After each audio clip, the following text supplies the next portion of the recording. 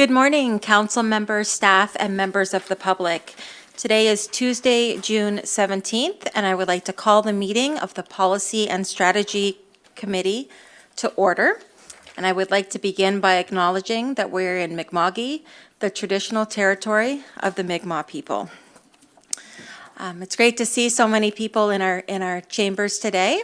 And for those that might be new with us today, I just wanted to let you know if you need the washroom, it's out the doors that you came in and to the left. Are there any announcements, acknowledgements, or recognitions from council? Seeing none, we're going to go down to public input, and I have a brief statement to make for anybody that is new and is not familiar with our proceedings. Public input is one of several opportunities for the public to engage with council. Residents are welcome to use the public input portion of the meeting to share their thoughts with the council on municipal topics that are important to them. We ask that all statements be respectful of other members of the public, staff, and council. We ask that you provide your name and civic address. If you have a question or concern that you would like to have addressed, then we ask that you also provide your email address so that we can contact you regarding your question or comment. The chair will respond to questions that can easily be answered. It is the discretion of the chair to make this determination. If your question or concern cannot be answered by the chair, then it will be handled as follows. We will email you with an answer to your question or a response to your concern. We may also contact you to get additional information for further clarification on the matter to assist us in responding to you. We will require that you provide your email address in order to do so. We will provide a summary of answers and responses at a future council meeting under business arising from the minutes, and this will form part of the public record. In this way, we will provide the answers or responses to not only the resident who brought this forward, but to all residents of MODL. Statements, questions related to personnel or operations can be emailed to the Chief Administration Officer, Tom McEwen, who's to my left. There are 15 minutes allocated for public input today, which are shared between the speakers. Can you please raise your hand if you wish to speak this morning so I can get a tally? Perfect. Okay, so we have 4 public speakers, so just over 3 minutes and somewhat, 3 minutes and a couple seconds each. When you do come to the podium, please raise or lower the podium as needed to reach the microphone and move the microphone close to your mouth. Please identify your name and community in which you live and your email address if you would like a response to your question or comment. So whoever would like to come first, you may come to the podium now.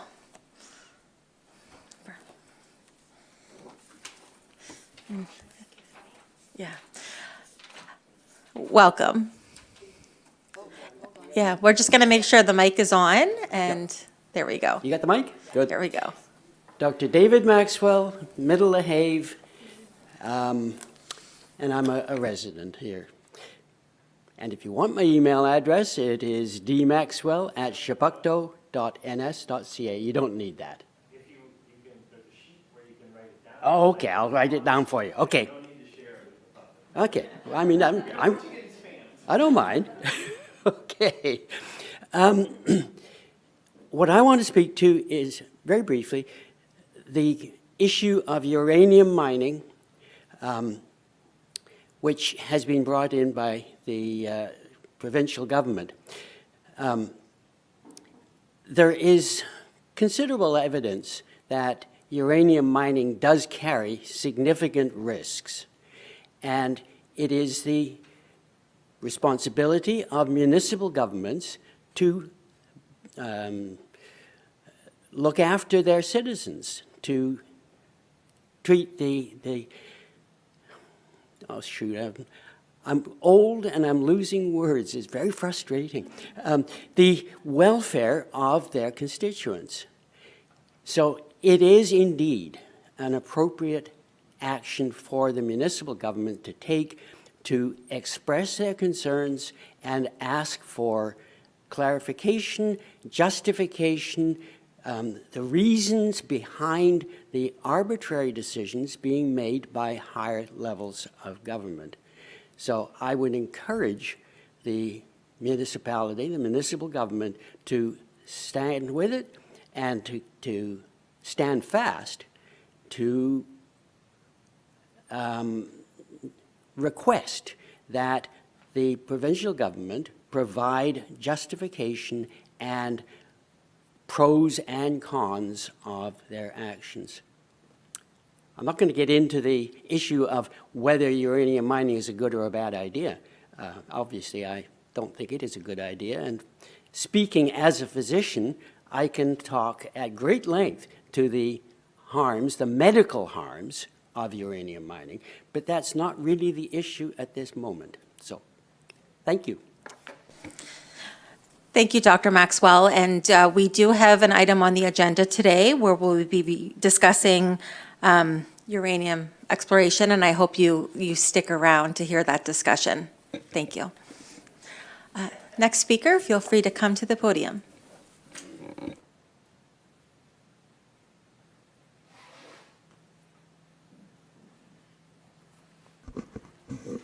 My name's David Wallmark. I'm from Kingsburg. A longtime resident of Kingsburg. We first moved there in 1974, so I just wanted to make that clear, and you can tell by my shirt my position on this issue. Actually, I was going to talk about the provincial government and so forth, and it seems like it's coastal protection all over again, you know. We're always bowing to the provincial government and that their voice is more important. I speak to Susan Corkum-Greek about issues, and it's just sort of, oh, well, you know, Linda Panazzo wrote that thing, but it's all rhetoric, and we really shouldn't be listening to that. I've lived here now so long that I don't consider myself from away. I am local, I love this area, and I'm passionate about thinking that some crap from East Dalhousie is going to come down and spoil our LaHave River. And I look to the local government because I think the local government, it's our issue. I know it's a provincial legally, but it's our issue, and it's bad enough that the LaHave River, which we've just been cleaning up, you know, now what's going to happen? And I understand too that there's somebody on this council who doesn't think it is a local issue, it's a provincial issue. Yes, in one way, but it's our river.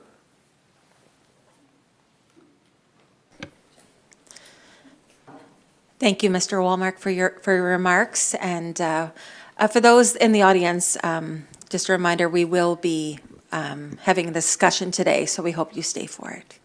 Please go ahead. Good morning. Thank you for this opportunity. I'm Marilyn Keddy. I live in Stonehurst on Southside Road.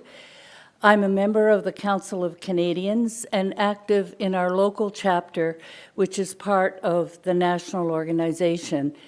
We, among other organizations, lobbied to get the original ban on uranium mining, and we're continuing to work on that issue today. We thank your council for passing the motion to pause the uranium exploration.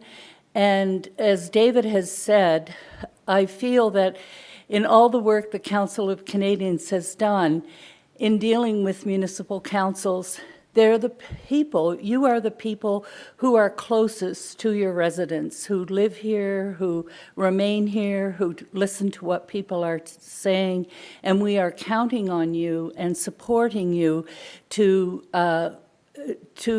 support renewing the ban on uranium mining. So thank you for your work. We appreciate the opportunity, and I refer you to the letter that we wrote. I believe it's a part of your package today, so thank you. Thank you, Ms. Keddy. And I believe we have one final speaker. Feel free to come to the podium.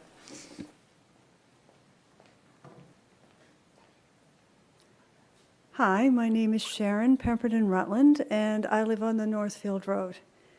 I moved down here just a little over a year ago, and I moved down because I know the area is beautiful. I've lived in Halifax all my life, and now I get here and find out that the government has reversed a ban on uranium mining, and that really concerns me.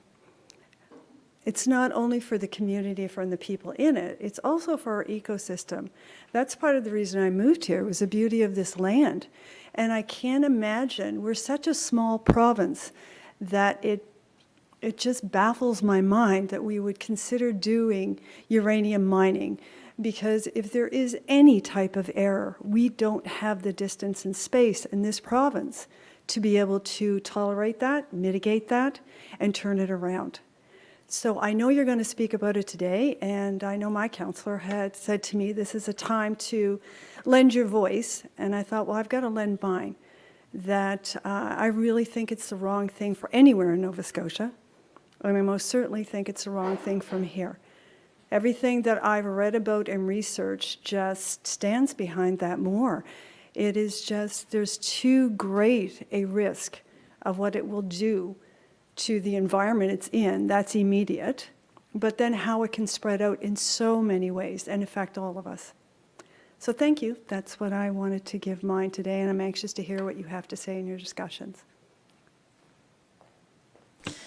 Thank you so much for sharing your thoughts, and to all of our speakers for using this opportunity to bring forward your concerns and address council. We'll move down to changes and approval of the agenda. Is there any changes that you're aware of? No? Can I get a motion to approve are you looking to approve the agenda or changes? Go ahead. Since we have so many people in the gallery for uranium, for that item, should we move that up? Could we move it up? Yeah, it'll be our next item because our first presentation is not until 10:15. Oh, So okay. it will be our first item for discussion for those that want to stick around and listen to that. Yeah. So motion to approve the agenda, please. Moved by Councillor Moore, seconded by Councillor Burns. All those in favor? Opposed? Motion is approved. Moving down to approval of the minutes of May 20th, 2025. Are there any errors or omissions? Seeing none, we'll call those approved. We do have some presentations at scheduled times, but the first one's not until 10:15, so we'll continue moving down on the agenda. There's no correspondence, so we'll move to staff reports and the administration department. And we have with us today to bring that forward, Jin Wan and also Jonathan and Abi from our planning department. And Alex is going to also provide some support in that. So thank you, everyone. And I know council is looking forward to this and many members of the public. So feel free to go ahead.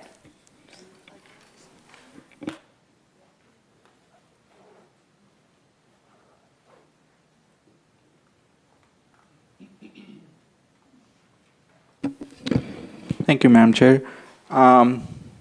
Today, as you all know, is presenting on the uranium exploration and mining.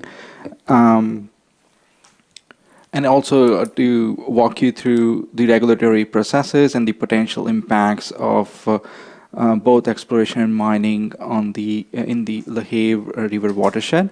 And this is essentially preliminary staff analysis. And as you all know, it's through council direction given to staff in reaction to the RFP released by the province, and also the recent lifting of the uranium ban by the province.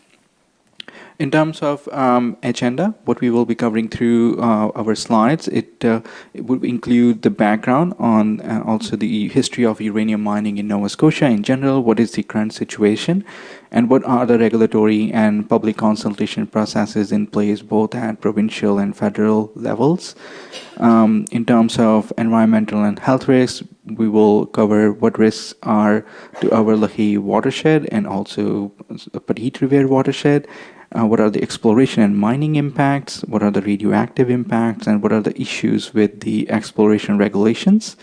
And then we will do some analysis, staff analysis, and discuss what is jurisdiction for each of those activities, analysis and preliminary recommendations to council.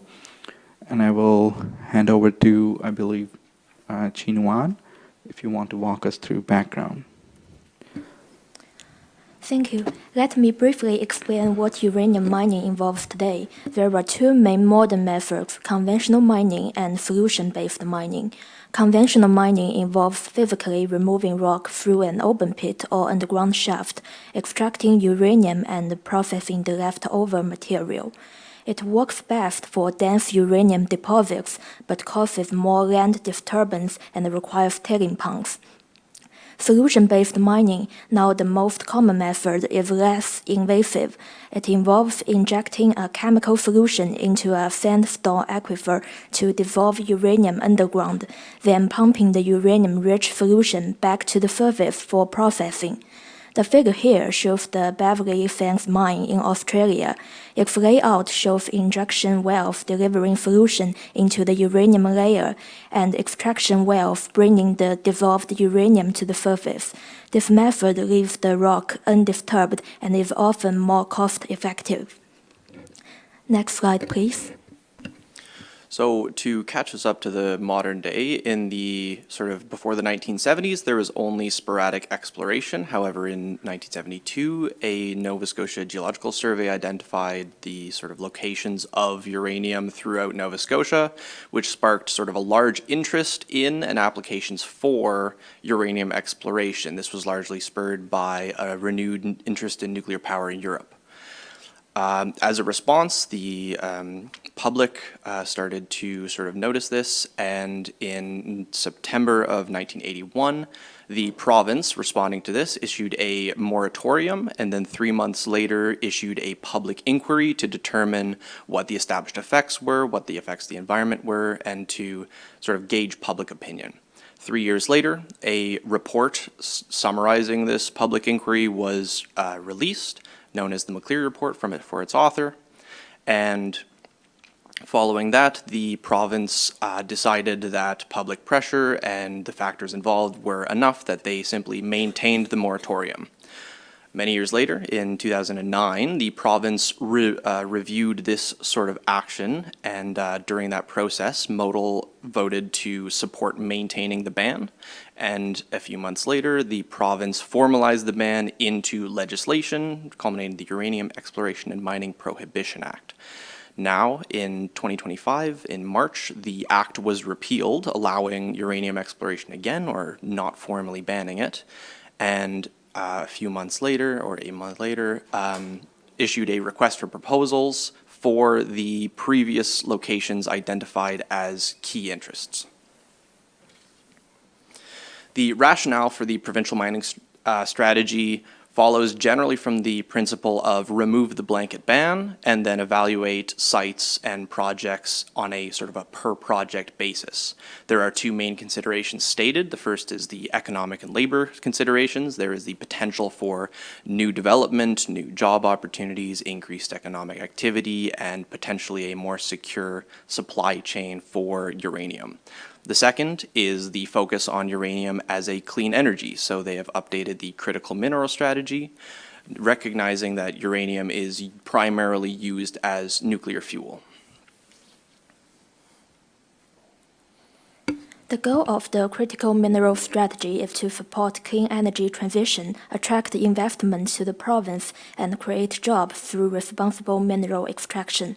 The strategy is built on 6 pillars, which range from geoscience and regulatory review to collaboration with Mi'kmaq partners, innovation, and increasing public awareness. These pillars guide how the province approaches the exploration and development of critical minerals. In November 2023, 16 minerals were listed as critical. On May the 14th, 2025, 4 more were added to the list, including uranium. Next slide, please. So it is important to note that the regulation of uranium is split between the provincial and the federal government. The province governs the exploration of uranium, and there is a federal body which governs the mining of it. So the exploration, which is provincial, is governed through the Mineral Resources Act, and it requires essentially 2 basic things: your status as a registered prospector and an application for a mineral exploration license, where you sort of say, you submit an application saying what minerals you're looking for, the area you're looking for in it, the sort of the rights you have to the area, and then information to keep track of who is doing it. This allows for exploration up to 1 meter in depth. You are not allowed to sort of remove large amounts of rock. And if you intend to do drilling or aerial scanning, you require additional permit, but that is meant to be supplementary rather than replace the process. The public engagement for the provincial process is in the Act fairly minimal. It simply says that it must occur in the prescribed manner, but the Department of Natural Resources provides sort of a general guide of how to approach this, where the size and scope of the project will determine the extent to which you are expected to engage with the public, where small projects may only require negotiating with the direct landowners and the Department of Natural Resources, where a large exploration effort will include many community partners, indigenous groups, the local communities, many landowners with many sort of public hearings. So the size and scope of the project determines the exact way that the engagement will occur. Uranium mining and milling activities fall under the jurisdiction of the Canadian Nuclear Safety Commission. The licensing process includes 3 main stages. First, there's the environmental assessment, which evaluates potential environmental risks. Depending on the project scale and complexity, it may follow either a screening track or a comprehensive study track.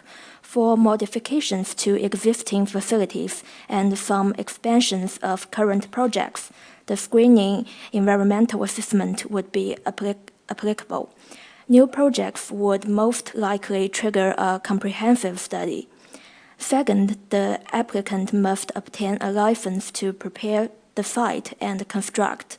At this stage, detailed technical and environmental information must be submitted. Third, a license to operate is required before production begins. It includes submitting commissioning results and detailed plans for site operation and risk mitigation measures.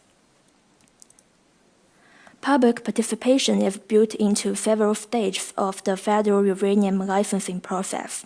During the environmental assessment, the public can review and comment on technical documents and draft guidelines. Later, during the license to construct stage, the Commission hosts public hearings, typically over 2 days within a 90-day window. On day 1, the applicant and staff present their case. On day 2, interveners are invited to submit comments and speak directly to the Commission. These hearings provide a formal opportunity for the public to raise concerns and suggest conditions. On March 26, 2025, Nova Scotia made a major policy shift by repealing the Uranium Exploration and Mining Prohibition Act, ending a ban that had been in place since 2009. The following day, a ministerial order lifted the final legal barriers under the Mineral Resources Act, officially allowing uranium exploration to proceed in the province. On May 14, 2025, the Department of Natural Resources and Renewables issued a public RFP inviting proposals for uranium exploration in 3 areas: East Dalhousie, Lower Vaughn, and Louisville. The deposit of East Dalhousie was assessed to have low grade and insufficient tonnage, and the exploration was discontinued in 1979. Next slide, please. So from there, the very recent developments. On June 10th, Modal Council sent a letter to the Premier requesting a pause to the uranium exploration at the East Dalhousie location. And in June 11th, a day later, the conclusion of the provincial RFP occurred, and it was revealed that sort of no applications to that RFP were submitted. Information about this and sort of moving forward can be found on the Nova Rock, which is the Nova Scotia Registry of Claims, which currently lists no new exploration applications as of June 16th. But due to the removal of the ban, future explorations may occur, and if that's the case, those claims and issued licenses may be viewed on the Nova Rock website. In regards to the impacts on watersheds, we kept our research mostly confined to our local watershed. The site, one of the three proposed sites is the East Dalhousie project area, and it is within the Lahave River watershed. As can be seen in the map on the left, highlighted with red dot, is the proposed approximate location of the proposed uranium exploration site, which sits just outside the MODL boundary. And the Lahave watershed flows south to the Atlantic Ocean, and it supports over 4,500 plus households, and most of whom rely on private wells for drinking water. If we speak about the interconnection between Lahave River watershed and Petite Riviere watershed, so both are distinct watersheds, as if think of it as like two separate water bowls, which have opening at the bottom, like a common outlet, but separate outlets.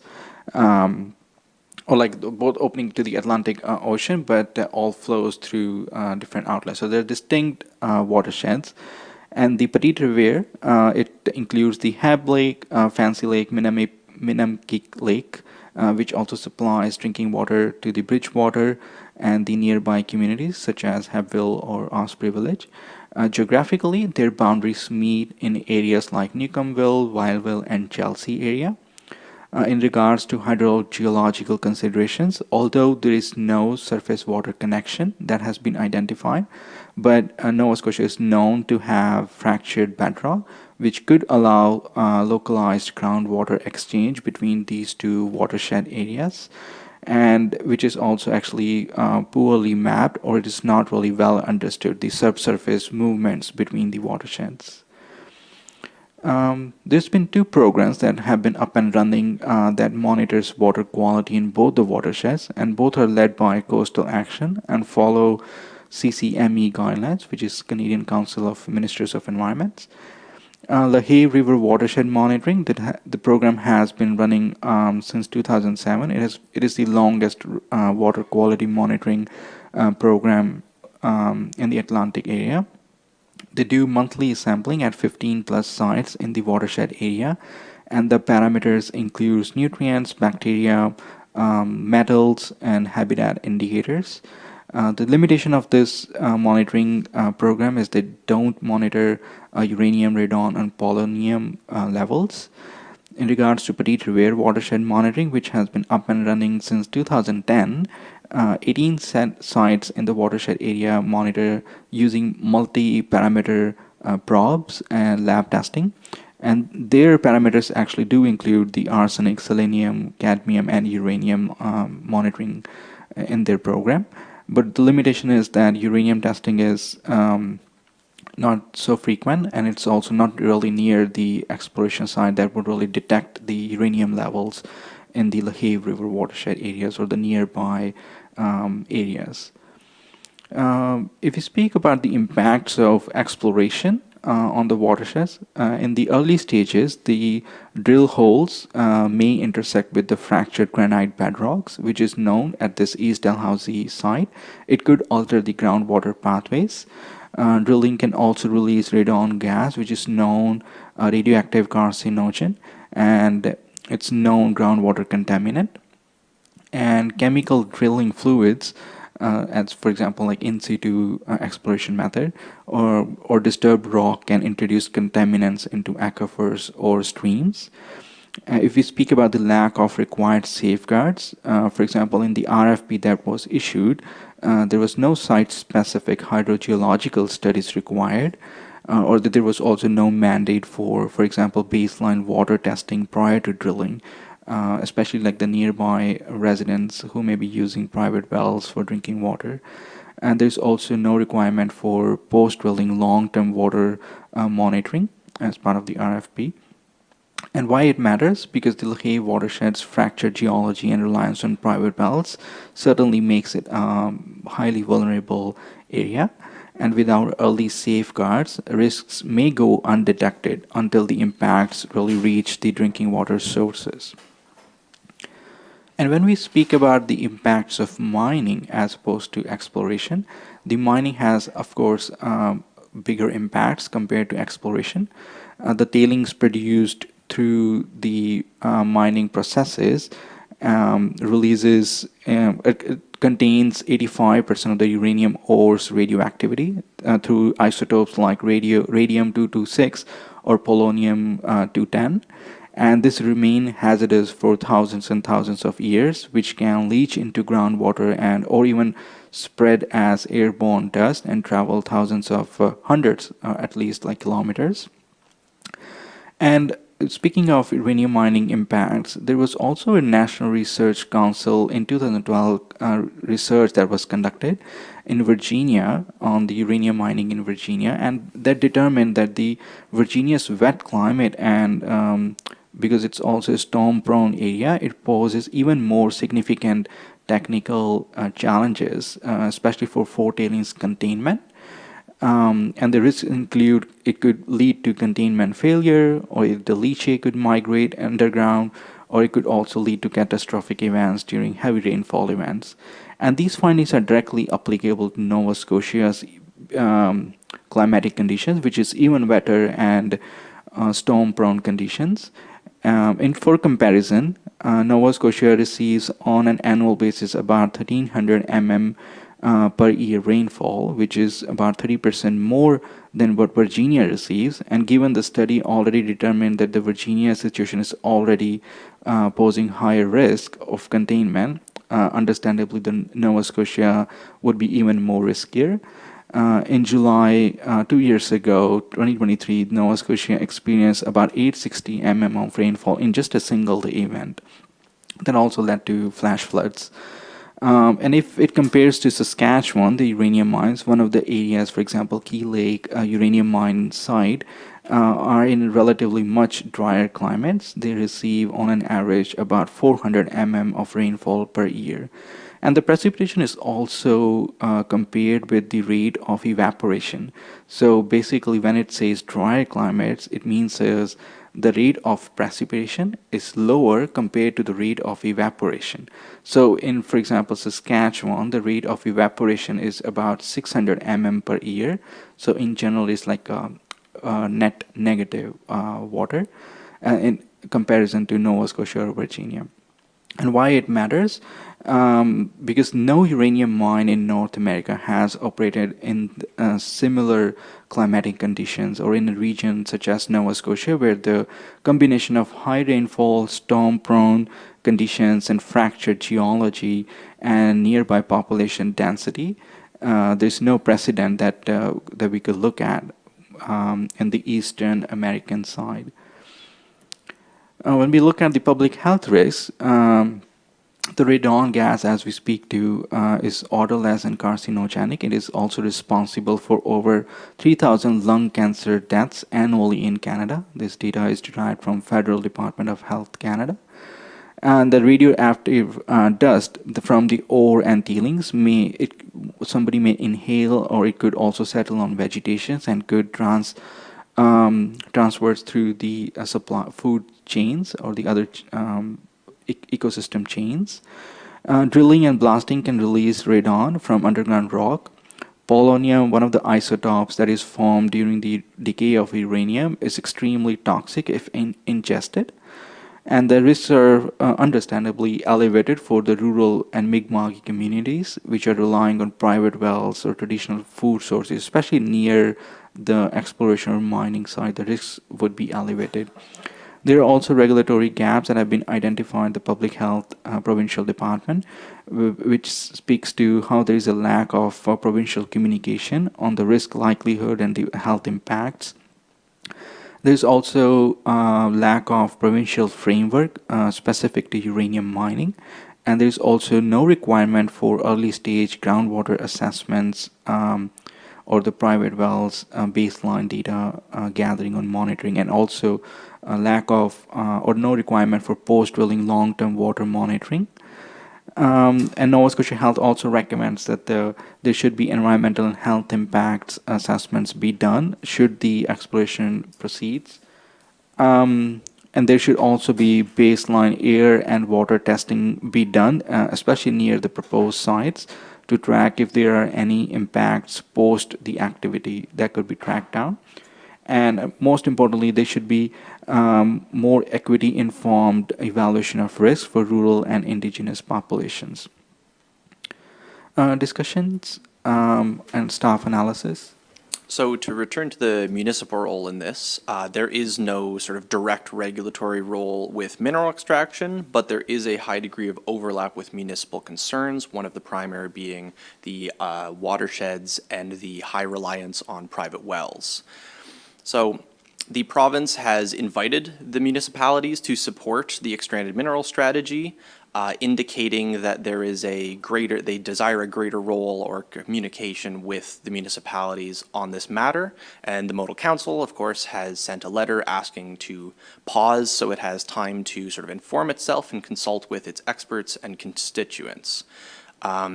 As some have mentioned, the municipal role is to represent the constituents, so they may also wish to direct concerned residents to directly address their provincial MLAs or the folks who are sort of directly involved in regulation of exploration and mining. So far, responses to uranium exploration have reflected both urgency and caution.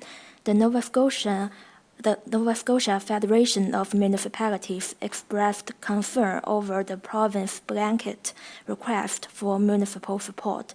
They've taken steps to enhance municipal capacity by hiring 2 new policy analysts dedicated to mineral resource development and environmental sustainability.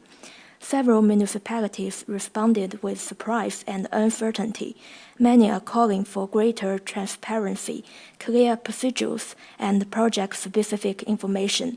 Pictou County was the first to formally request a provincial pause, and they were soon joined by West Hants, Annapolis, and the District of Lunenburg. The Assembly of Nova Scotia Mi'kmaq Chiefs have raised concerns as well. They object to uranium exploration and fracking without prior consultation, citing treaty risks and environmental risks. The South Shore chapter has formally opposed the uranium exploration and have asked the District of Lunenburg to advocate against it. The mining industry supports updating Nova Scotia's critical mineral strategy and wants a streamlined regulatory process. However, no bids were submitted for the recent uranium RFP that closed on June the 11th, 2025.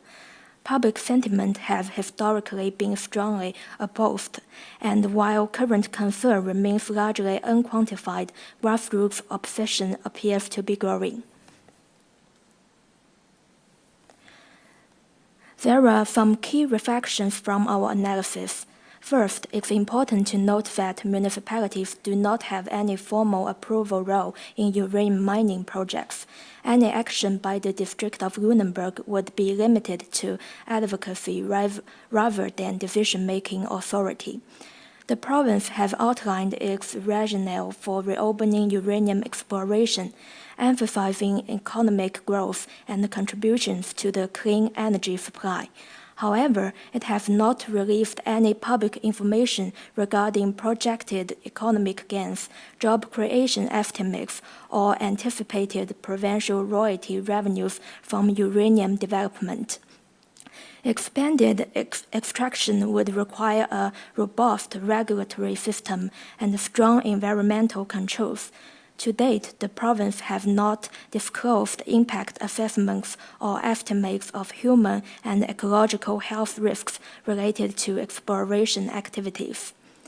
While provincial strategy pillars include Mi'kmaq partnerships and public awareness, the province did not engage in advanced consultation with Mi'kmaq communities or municipalities.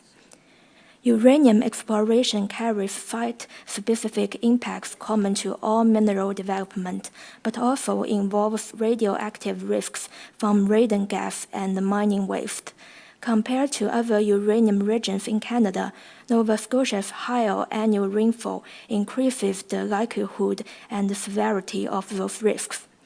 Finally, since the province has no prior uranium industry, the current regulatory framework may struggle to manage the specific risks associated with uranium exploration and mining. So, in conclusion, the big takeaway is that more information is required for communities to properly engage with this issue. Even determining whether mining is appropriate simply requires additional highly specific, highly specialized information. It would be important to establish baseline environmental data and to have enough information to fairly assess both the risks and potential benefits of engaging in these activities. As one of the municipalities who would undoubtedly be affected by this, it is important that the District of Lunenburg would be consulted during the regulatory process, especially considering that enhanced public awareness is one of the 6 pillars of the critical mineral strategy. The staff's formal recommendation is that the Policy and Strategy Committee recommends to Council that the Municipal Council write a letter to the Premier of Nova Scotia and the Minister of Natural Resources requesting the province undertake robust public engagement on whether to proceed with uranium exploration after publicly sharing a risk assessment and cost-benefit analysis. Alternatively, the committee and council may choose to take a stance on uranium exploration directly, whether supporting or opposing. Council may also provide conditional support contingent on environmental standards being met or adequate regulatory frameworks being developed. Or finally, council may simply choose not to act. This is largely in recognition of the fact that council does not play a direct role in the regulation process. Thank you. Now we invite questions. Just wanted to say thank you for preparing this, and also by having such a quick turnaround, because this has definitely grown substantially since it first came forward by Councillor Smith a few weeks ago, and you were able to take that and provide the information today.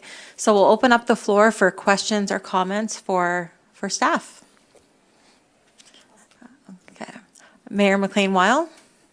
Could we go back to the slide that shows the critical mineral strategy for the province?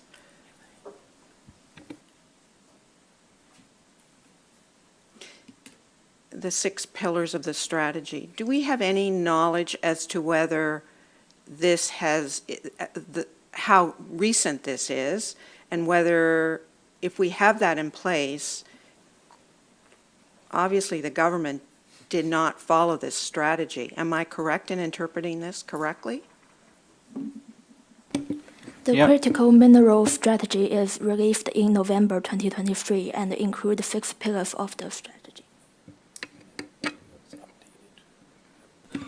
To add to that, yes, and clarify, the 6 pillars were added ever since the strategy itself was developed back in 2023. And clearly seems like the province didn't follow their own pillars before they repealed the ban and also as part of their issuing RFP. If I may, this worries me a lot for lots of reasons, because the first knowledge we had as a municipal council around resource development was a letter from the Minister of Municipal Affairs asking us to endorse essentially a process from the government to explore resource development. We were asked that with no knowledge of what resources it included, nor the process they were going to follow. Yet, here it is. This is a process which was never outlined to us. The uranium situation and the focus on uranium, again, came out of the blue. Clearly, it was added recently. And again, the pillars weren't followed. And so we have heard from lots of our residents about their concerns, given the history of uranium. What concerns me, even more than that, is that we've been asked on resource development. This is an example of the government not following their own strategy around this. And I think as a council, we need to be positioned well to recognize that uranium is not the only one. There are other resources, everything from wind to woodlands to fish to waterways. The Bay of Fundy are all resources. And I think we need to position ourselves carefully to ensure that government follows their own strategy. And if we're advocating for uranium, it is an example of what's gone wrong with the government's not following their own strategy. So I think we need to be careful in our positioning that we don't exclude the other aspects of resource development, even though this one is critical right now, and we've heard from residents very strongly about it. But it is an example of the bigger issue around how we want to see resource development in this province. And I think the public consultation on this, the public consultation along with our First Nations community is critical in any discussion around resource development. So I wanted to lead the discussion with that because I think the uranium is literally the canary in the coal mine. Through Madam Chair, I think you're, Mayor Weil, you're absolutely spot on, and I think that is what also alludes to the staff's recommendation. If you would see that this is where we emphasize the required province to undertake robust public engagement on whether to proceed with the uranium exploration, and also to share publicly what risk assessment is and the cost-benefit analysis, because they haven't really shared any of that. They speak to it like there are economic benefits, but there are no details put out, or no engagement has been. So there's certainly a gap. And by means of also including other minerals, are you suggesting we amend the motion a little to also not just speak about uranium, but also in general? But maybe that is a discussion for other time. I'll continue with the list of speakers, and we'll see where that discussion leads. Okay, so I have Councillor Hubley, then Smith, then Bell. Thank you. Well said, Mayor McLean-Weil. I agree. I'm actually disgusted as I sit here that the province and the federal levels are going to consider this type of mining.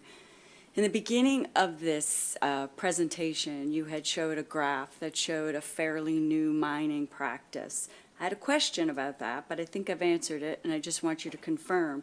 Because of the fractured bedrock, we are still at risk, correct?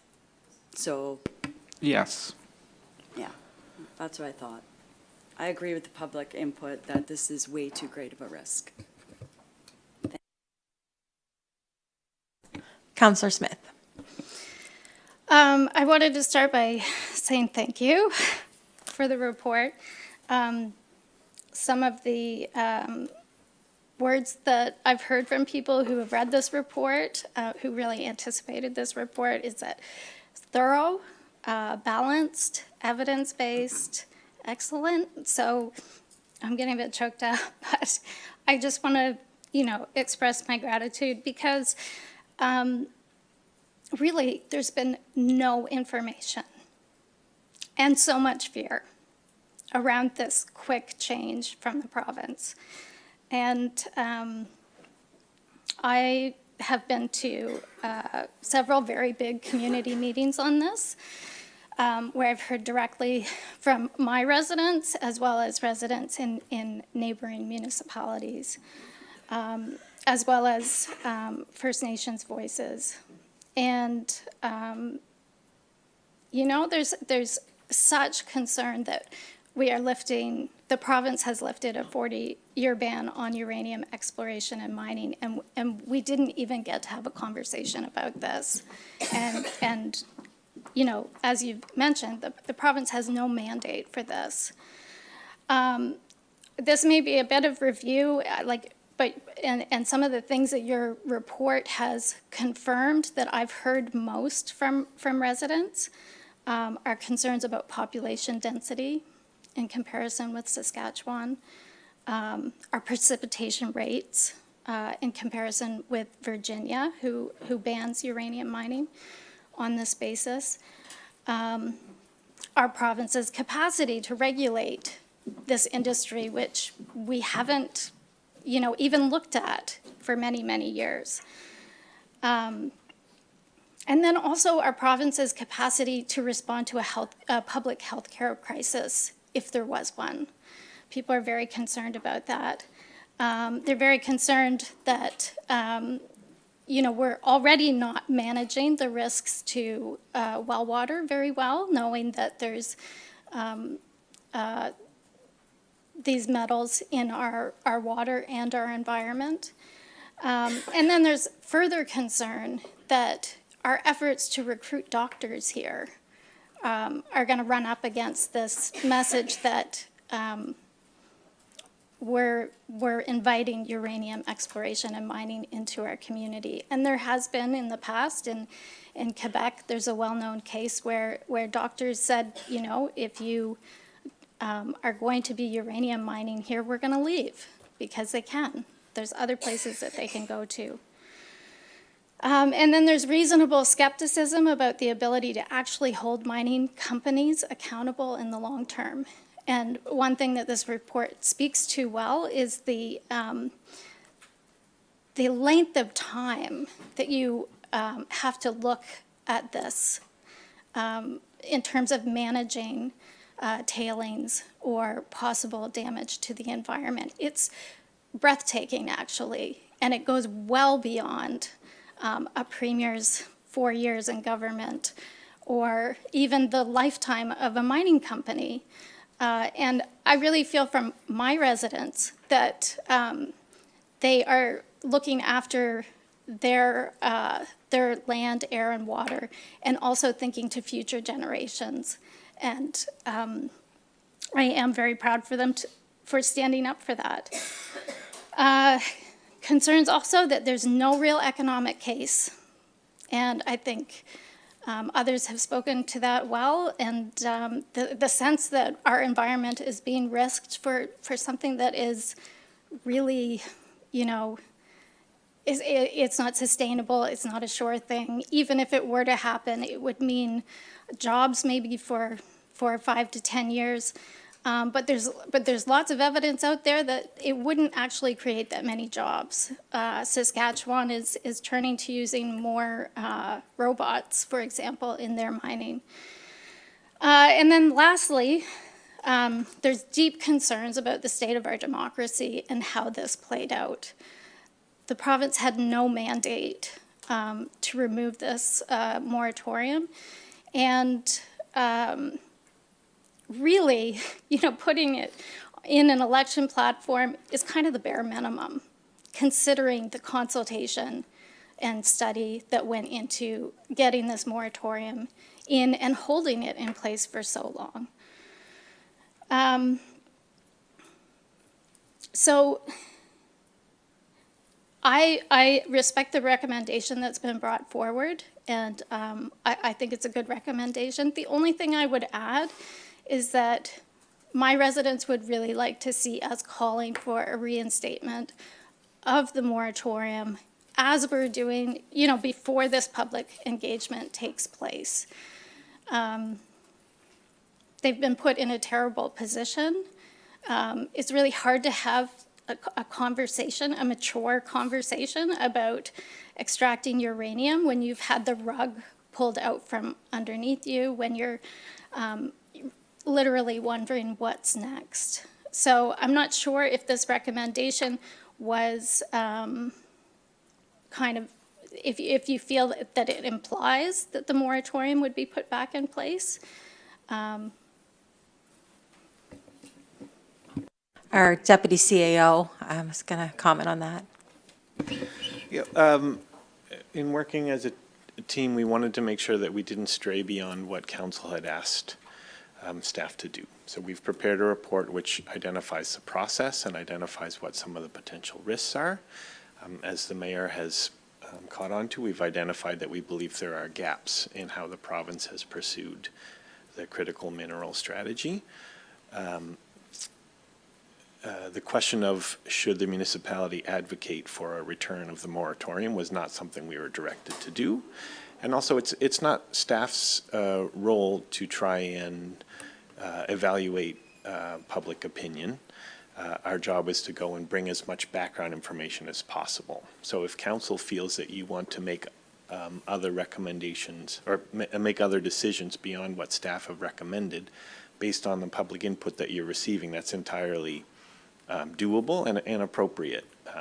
But as a staff group, we felt that we can only comment on what we've been asked to comment on and what we can find evidence to support for. So that's where we left it. If you are interested in modifying the recommendation, what I'll suggest is we'll come back. We have a couple other speakers. I'd like to hear what everybody has to say on this topic before we put a motion on the floor for this specific case. Councillor Bell, and then Councillor Burns, and Councillor Moore. Thank you, Madam Chair. First, I want to thank staff for this review and report. For many people living in MODL, this is far more information than they'll get from the province. And I think that they'll be appreciative that we took this time to at least start the dialogue. On March 26, the repeal of the long-standing Nova Scotia ban on uranium exploration came as a surprise to me. On June 10th, I supported MODL's motion to pause the request for proposals on uranium exploration until there was meaningful consultation. I still maintain that this is a provincial issue, not a municipal issue. So why are we asked to be the voice of the people for those who take offense to open pen salmon farming, no mussel farming, coastal protection, and the lack of a Coastal Protection Act provincially, no fracking, no uranium mines? It seems like the municipality is having a lot of stuff downloaded on us to do the work that the province should really be taking a lead in doing themselves.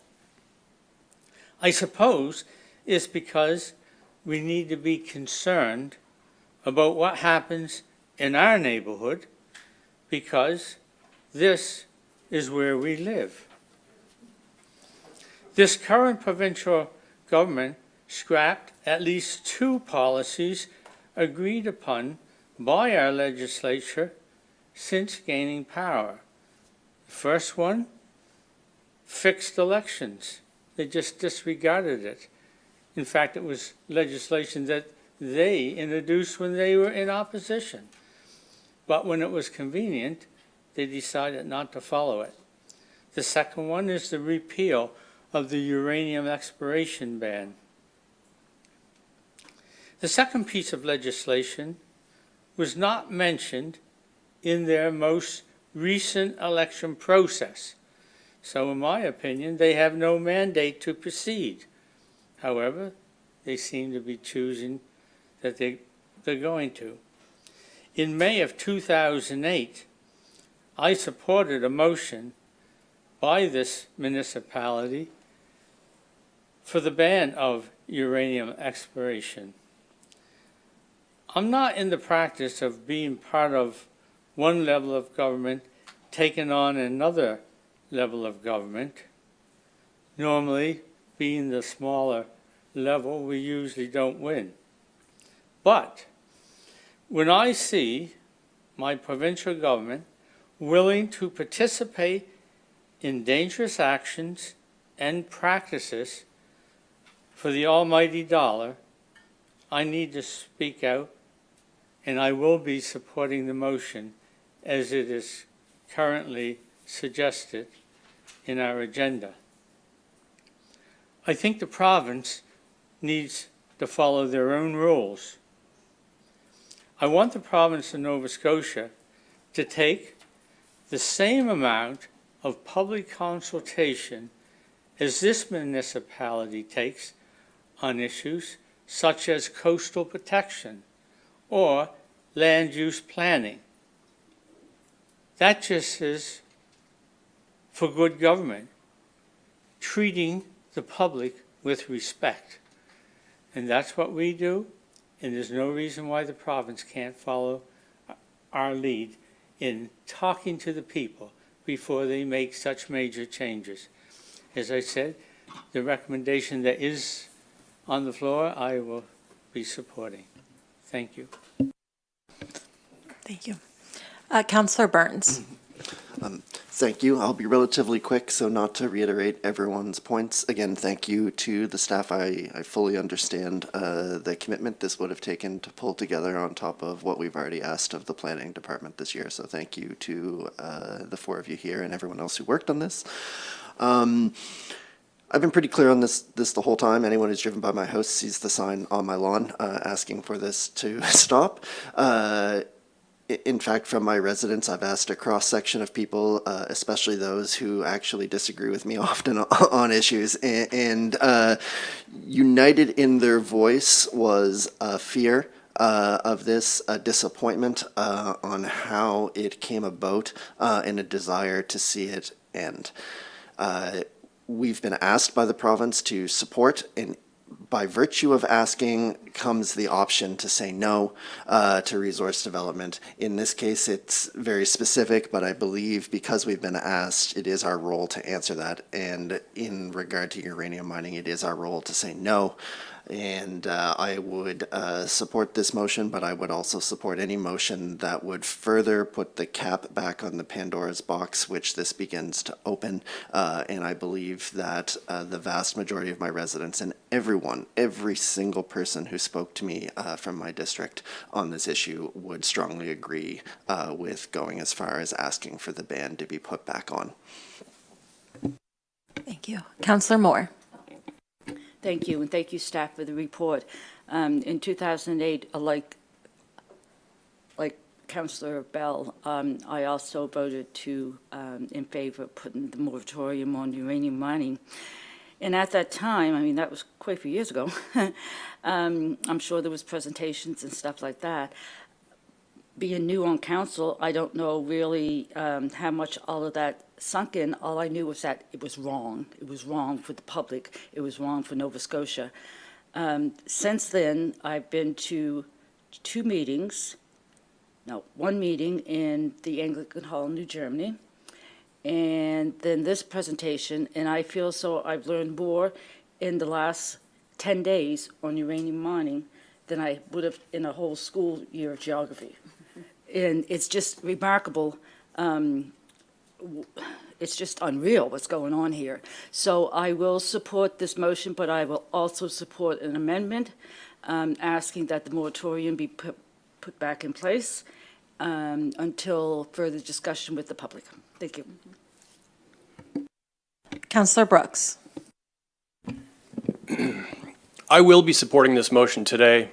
And had this been the first motion that went before our council, I would have supported it because it puts the onus back where this needs to be with the province to create a document that we can come to our community with knowledge and actually say to them, this is what we're basing this decision on. My pushback since I've started on this council has been against provincial download and to try to help this council myself and our community to understand what's often asked from us from the provincial government.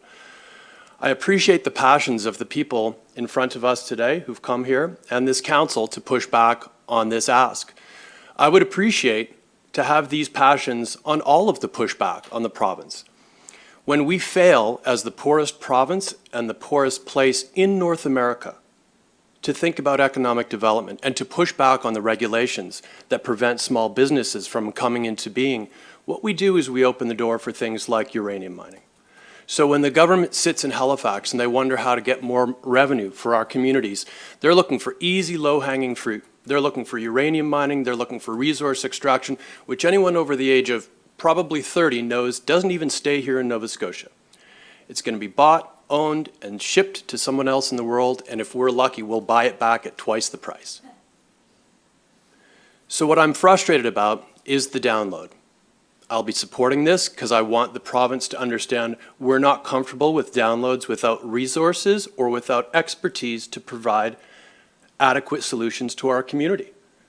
But this is, don't turn your eye away every time it's coastal protection, we're on board, but we like coastal protection, so we're okay with the download. Well, we can't get money from the province for transportation because they want an electric bus. Are we all pushing back on that? Are we calling our members at the province saying, what's with the hypocrisy of this? Where's the hypocrisy?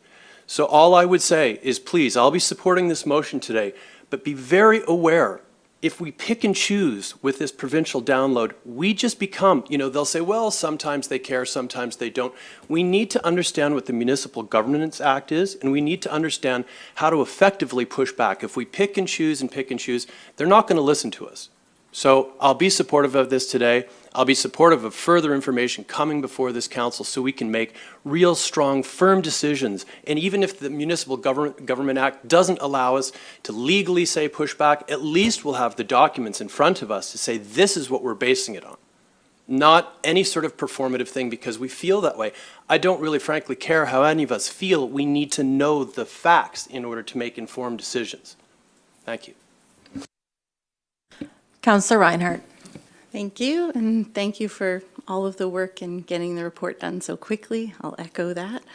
I won't speak too long because a lot of what I agree with has been said, so just I'll echo a lot of the concerns from the gallery and from members around the table.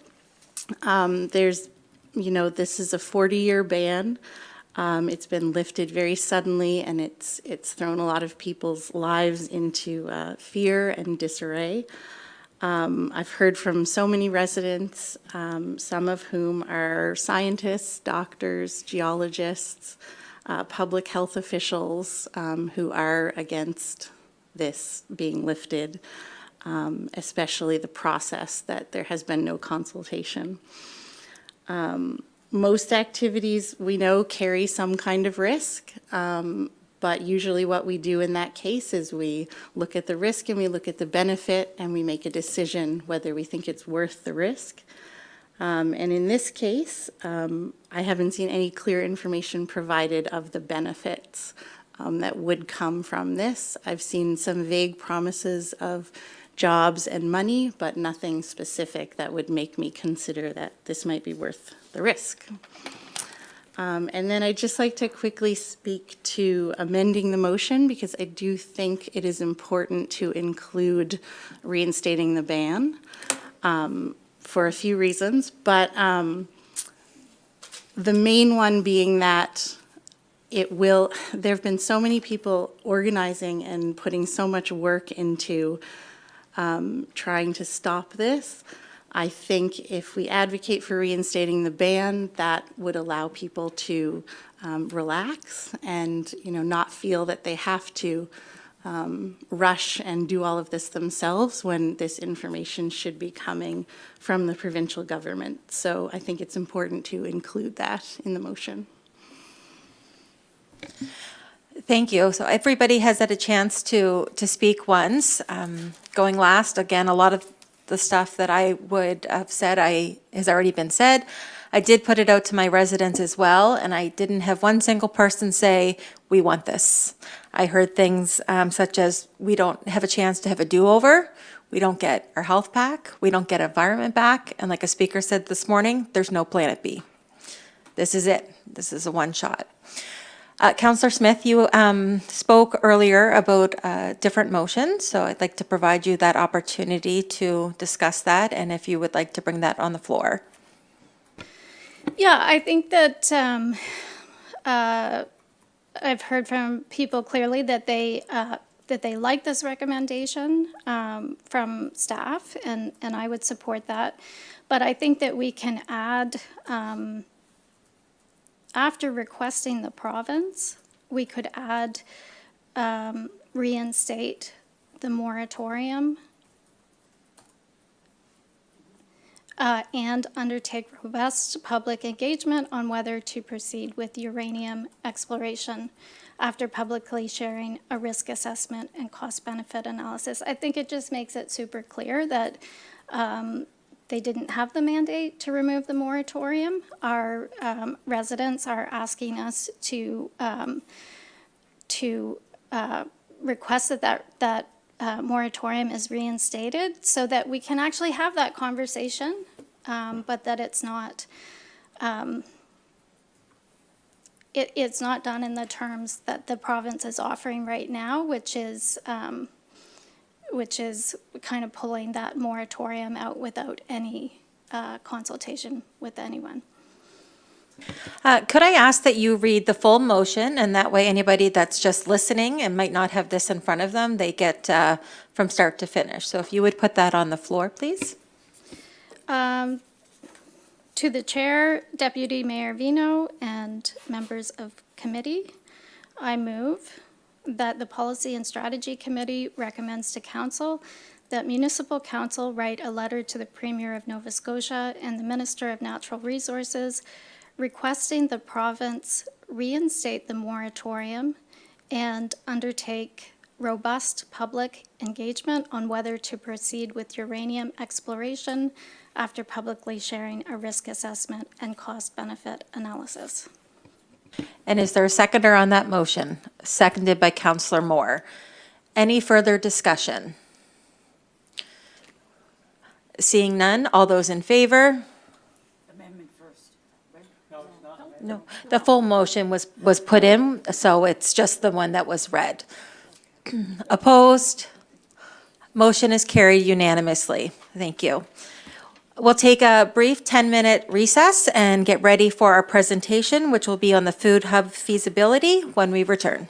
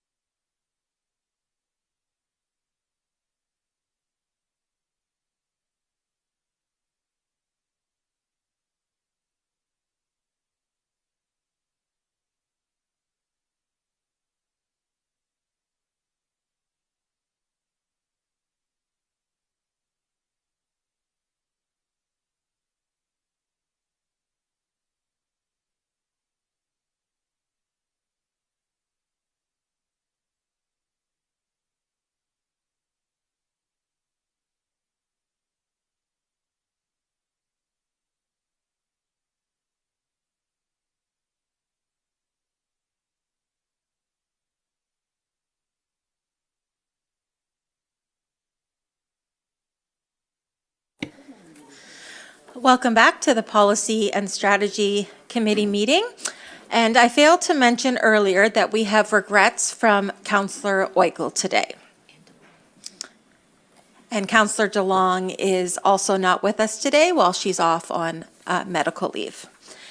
So continuing on in our agenda, we're actually going to go back up to presentations, and we have a Food Hub feasibility report. And I'm going to ask those members to come forward and introduce yourselves.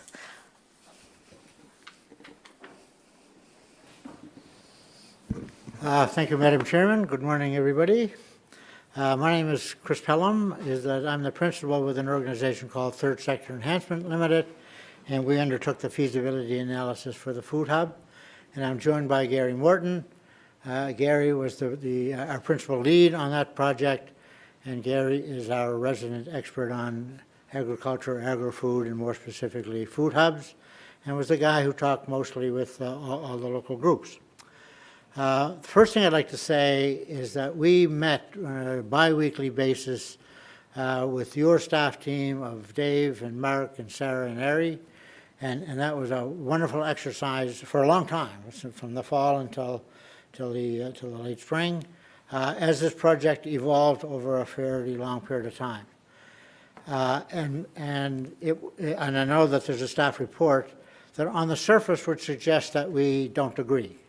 But I want to clarify is that we do agree. We do agree that a commercially based food hub at this point in time is not a feasible economic initiative to pursue.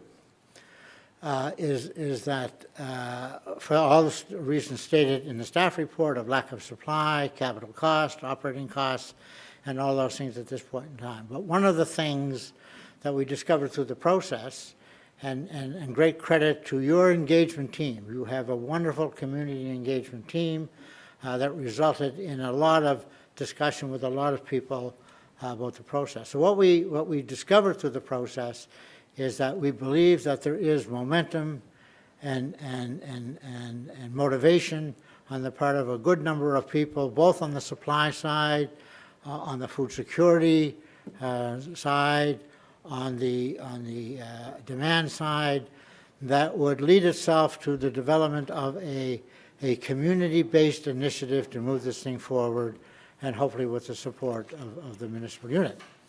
And I'm going to ask Gary to go through our rationale for that conclusion that, as we say up there, yes, we believe it's feasible, but there are caveats attached to that approach. So, Gary, up to you. Thank you, Chris. One of the confusions we've had through this whole process is what is a food hub? And there's so many definitions of a food hub, and it tends to focus back quite quickly onto a facility, a building, and those kind of things. But if we look at most of the food hubs that have developed that I've seen and researched out and in the province, a lot of them have started at a kitchen table, and they have evolved over time as groups of people have been able to come together with their ideas and to make something work. And they've progressed step by step as they could afford to do it and as they could make it happen. So how could a food hub contribute to modal security? I think actually one of the things I should step back first is probably one of the biggest challenges I've seen in my history in agriculture as that people rush too quickly to build the factory before they build the market and they build the organization behind it. And it's not one of these things that if you build it, they will come. Okay. Next slide. There we go. So how can a food hub contribute to the modal security strategy, food security strategy? The aspiration is that, you know, by 2030, 20% of the local food that's being consumed in the province could be, or 20% of the food being consumed in the province could be local food. But that's only 5 years, and there's a number of issues that in the county and the region that make that a challenge. One is the development of the producer's ability to supply the product that would be necessary to support something like this. Most of the people that are producing products now are pretty much maxed out.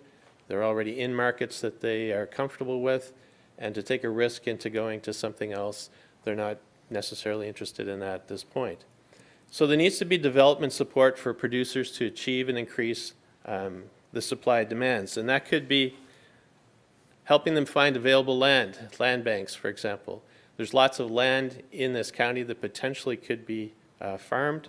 It's just connecting those people up with that opportunity. Technologies to extend seasons to allow people to grow longer to produce more product.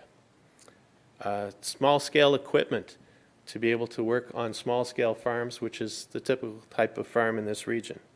And then labor is another big issue as well. People will say, okay, if we're going to produce more food, who's going to harvest it, who's going to do those kind of things. So there's issues there. And the support needs to be around that as well. There's also the need for access to markets, to more local consumers.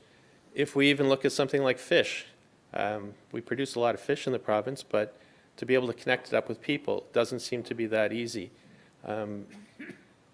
We need more connection of local food with local food consumers, which a food hub potentially could be doing. Developing the resources to expand that local supply.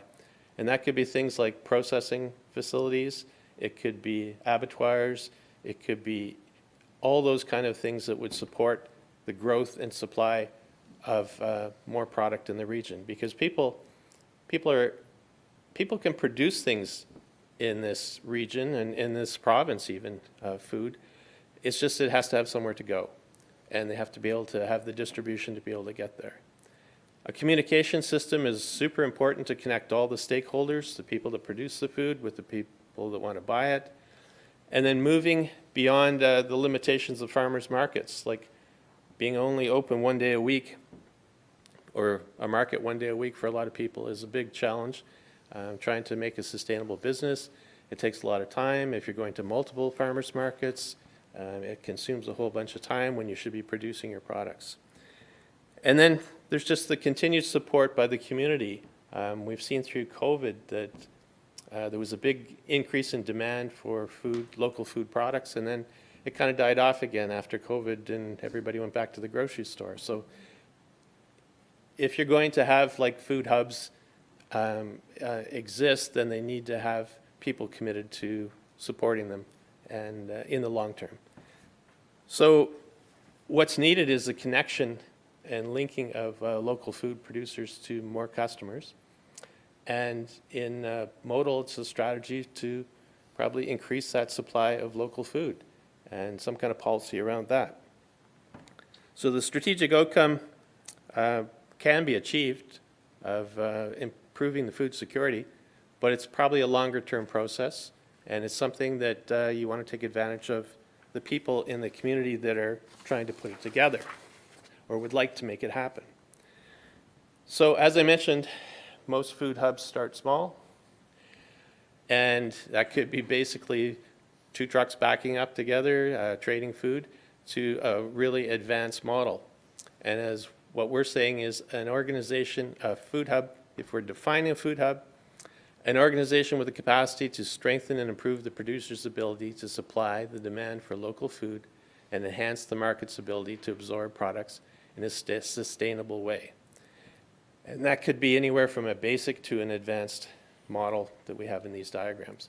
We're suggesting that probably where this needs to start in this community is between basic and intermediate somewhere.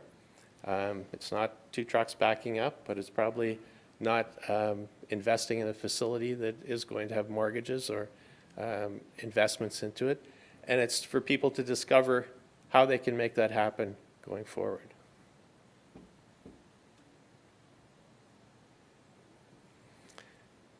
In our engagement snapshot, what we heard, we had 60 digital surveys completed. We had in-person community engagement session at the Best Western with 90 people came, and we captured information from those people as well. We had over 60 completed collaborator interviews where we talked to people directly. And some of the comments that we had out of this were, and they'll maybe help you understand a little bit more of what the people are thinking and the frustrations there. You know, having to order from 10 different people, we spend a lot of time traveling to vendors, need an online component where we can order from a website and get everything from one place. So basically that's people, restaurants, or wanting to have local food are looking for a one-stop shop and one invoice instead of having to deal with 10 people trying to do it all the time, which a food hub could actually help them do. There's trying to have regular sales. If they're selling off the back of your truck and it takes away from the time of what you're doing, sometimes the supply doesn't always align with the market that's out there. You know, access to new and larger markets. I mean, there are people out there that need to have access to restaurants, institutions, and to the wholesale markets. And there's people that don't want to bother at all going to those markets. So you have to sort of sort some of those people out and let them come forward that want to go to these other markets.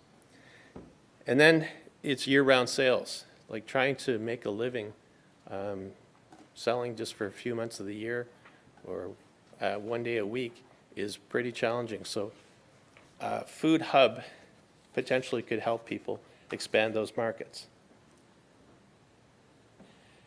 People interested, involved, and we've listed a few people here. There's people that are interested in helping and developing and mentoring the operation of a food hub. And those people include the people that have stepped up are the 644 Revitalization Society. They actually have put a member already in charge of trying to put a food hub together. The Lunenburg Queens Federation of Agriculture has also supported this. And then you can see the list of other people going down there. The Wolfville Farmers Market to Go program is willing to mentor and work alongside. The Mobile Food Market in Dartmouth. Select members from the different farmers markets. And what's interesting there is most of those people already have their markets established, but I think if the opportunity was there for them to expand their markets through a food hub, you'd see more people come on board at some point. But it's more of a wait and see. And then there's people that are interested in exploring the opportunity to supply a food hub. And most of those people, again, if the opportunity is there, we'd be interested in having a look at it. But no one's really committing that we're doing this right now. And then there's lots of interest in exploring the opportunity to buy from a food hub. But again, that's going to depend on price, availability, and the opportunity. So the process is kind of moving along and moving forward there. For the group to be able to do this, there's lots of if it's a not-for-profit organization, there's numerous grants that are available to help a group get going. And there's also, if it's a for-profit operation, there's financing that's available to these kinds of organizations as well. And one of the ones that sort of popped out is the Community Economic Development Investment Fund, which allows the community to invest in a business to make something happen. So there's different ways to finance this going forward. So what we're suggesting is the role of the municipality, decide if Modal wants to proceed to incorporate a food hub into the food security strategy. If yes, provide staff resources to help facilitate the creation and identification of an organization to operate the food hub using existing contacts. So we're basically saying the people that have stepped forward and said, we'd like to further explore this, then we need help maybe organizing, and potentially there could be a little bit of seed money needed at some point to help access some of this other funding. But it's the step-by-step process to take this forward. And then if it's no, then I think you need to advise those that have participated that this is something they're going to have to try on their own. The organization type and structure we're basically recommending is the creation of a community enterprise incorporated as a nonprofit or a social enterprise. Social enterprises can be structured as for-profit or not-for-profit organizations. And nonprofits are eligible for grants, where for-profits are usually more for things like CEDA funding. The decision will be made by the organizing group on the next steps and phases and the investments that are required. But I think there's an energy out there in some of these communities of people wanting to do something, and they want to explore it, and they need help, versus saying that, well, we need a big building, we need infrastructure in here. I think that at this moment would be setting up people for failure, because the opportunity to fund that, unless so much of that is, unless there's no mortgage, unless there's basically grants to help it go, starting off big would be very difficult. So the next steps that we're suggesting, confirm the champions and organize the support. So bring people together, the stakeholders, and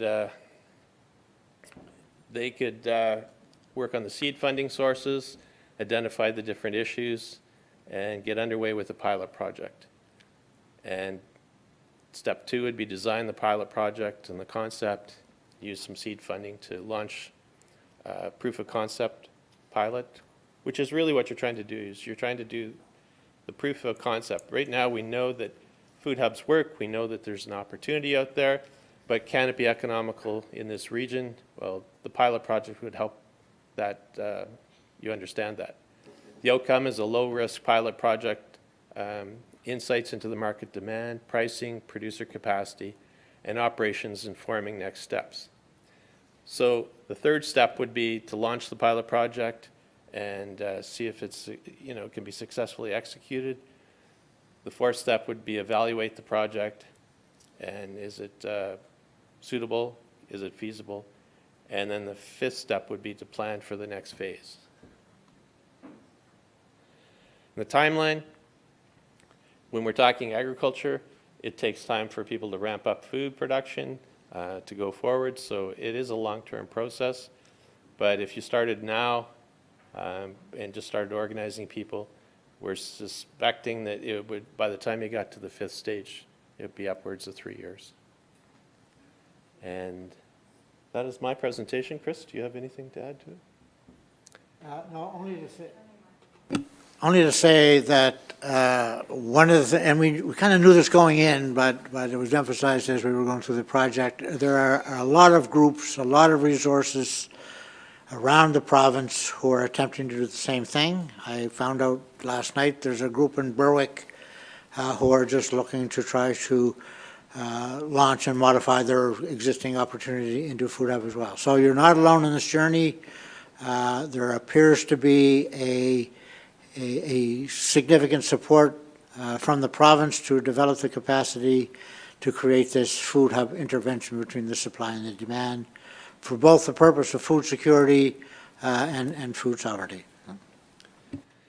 And through the process, we have gathered a lot of information, presentations, which we'll make available to this group, and that could help them go forward. So. Thank you very much for your presentation, and we'll open up the floor for questions or comments. And we do have another item coming up on the agenda, which will be the staff report, which might provide more questions. But for right now, we'll start with Councillor Moore and then Councillor Brooks. Thank you. This is a good presentation. I see in a lot of the groups that are interested, there's one prominent one that's from my area in Councillor Smith's area. So am I taking it right that you're suggesting it not be our project, but if somebody wants to take it on, a not-for-profit take it on, that we provide staff resources? Well, yes, we're suggesting that staff resources could maybe help them organize and help them take those next steps. Okay. Yes. Okay. I guess if I can just interject there a bit, is that, yeah, the staff resources to help them organize and move forward. There's probably a step before that, is that, we, the two of us, are quite convinced that there is that level of support and there are those champions in the community, but they really need now talk is easy, action is not so easy, and that needs to be confirmed. So to work with the groups that have been identified and people who have identified and confirm that level of support and interest in being a champion for this. If I could, through you guys all, to staff, if this was to come about that a not-for-profit was needing our help and things in the future to take something like this on, do we have the staff resources that would take? I think perhaps we'll just hold that question after the staff report comes forward, so Gotcha. that they can speak to that. Gotcha. Councillor Brooks. Yeah. Thank you, gentlemen, for coming in with this report today. I think it's really fascinating, and I think there are still some needs that are going to be left unmet until we connect some of the dots. One of my questions with this is I've lived at times in my life in very dense urban cities that were absolutely food scarce in terms of fresh produce. And what wouldn't have worked in those communities was a food hub. Many of those individuals were also transit scarce and didn't own cars and couldn't come to a place to do that. So what did work in some of those communities was individuals who had contracted with the farmers, and they came in with in essence, a bookmobile, but with food. And they would come in on set dates, and they would come to those communities, and it was a good phase one because it really tested the model, tested the theory for not a brick and mortar scenario, but something to start to build up that membership. The farmers and the fishermen were not on that vehicle taking their products into the community. That was contracted by another individual who had a job to do that. So before we scrap the whole thing or wait till a decade comes where we're going to have a brick and mortar, I hope that we'll look at some other solutions, because I think there are individuals in our community who would like to have access. They don't have a car and they don't presently have transit. So, we sometimes miss by inches and not by miles, and I'd like to see maybe this is something that's potentially even as a beta test. Find an individual who's got a bread truck, and how can we convert it, and how can we try that as a beta test? Because we're not miles away, we're closer than we may think. So thank you, gentlemen. And I think those are the models that we would be suggesting that this group would potentially test and try. I mean, if you're buying a commercial food truck now, they're pretty expensive, but like you said, you can find an old bread truck maybe to start that whole process. But it's a step-by-step incremental thing to make it happen and to bring these people together. And the ingenuity of what people will do is pretty amazing. And there's so many models out there and ideas. But again, like I said, so many of these have started at a kitchen table with an idea and passion, and the people keep going, and it does take a long time sometimes to make it happen. In Cape Breton, at the food hub up there is to deliver in Sydney, they're using Uber. So it's just ideas. Mayor McLean-Weil, and then Councillor Smith. I think, Gary, you said something that I think underlies an important point for me on this, is people and passion. And I don't think that the municipality has a role to play in this, to be frank. I think that the issue of food security, there was no doubt at the public meetings that I attended on this issue, there was more eaters than there were farmers. So and there's a gap in the understanding from the consumers to what it is to be a farmer. And the Statistics Canada report issued last week said there was $41 million loss in the farming community, an annual loss. 8 years of losses. In the list you've given, labor, equipment, access to markets, access to farms, linking the customer to the farmer, you didn't mention economics. Yeah. And that is fundamental to some of our problems here in getting these projects underway.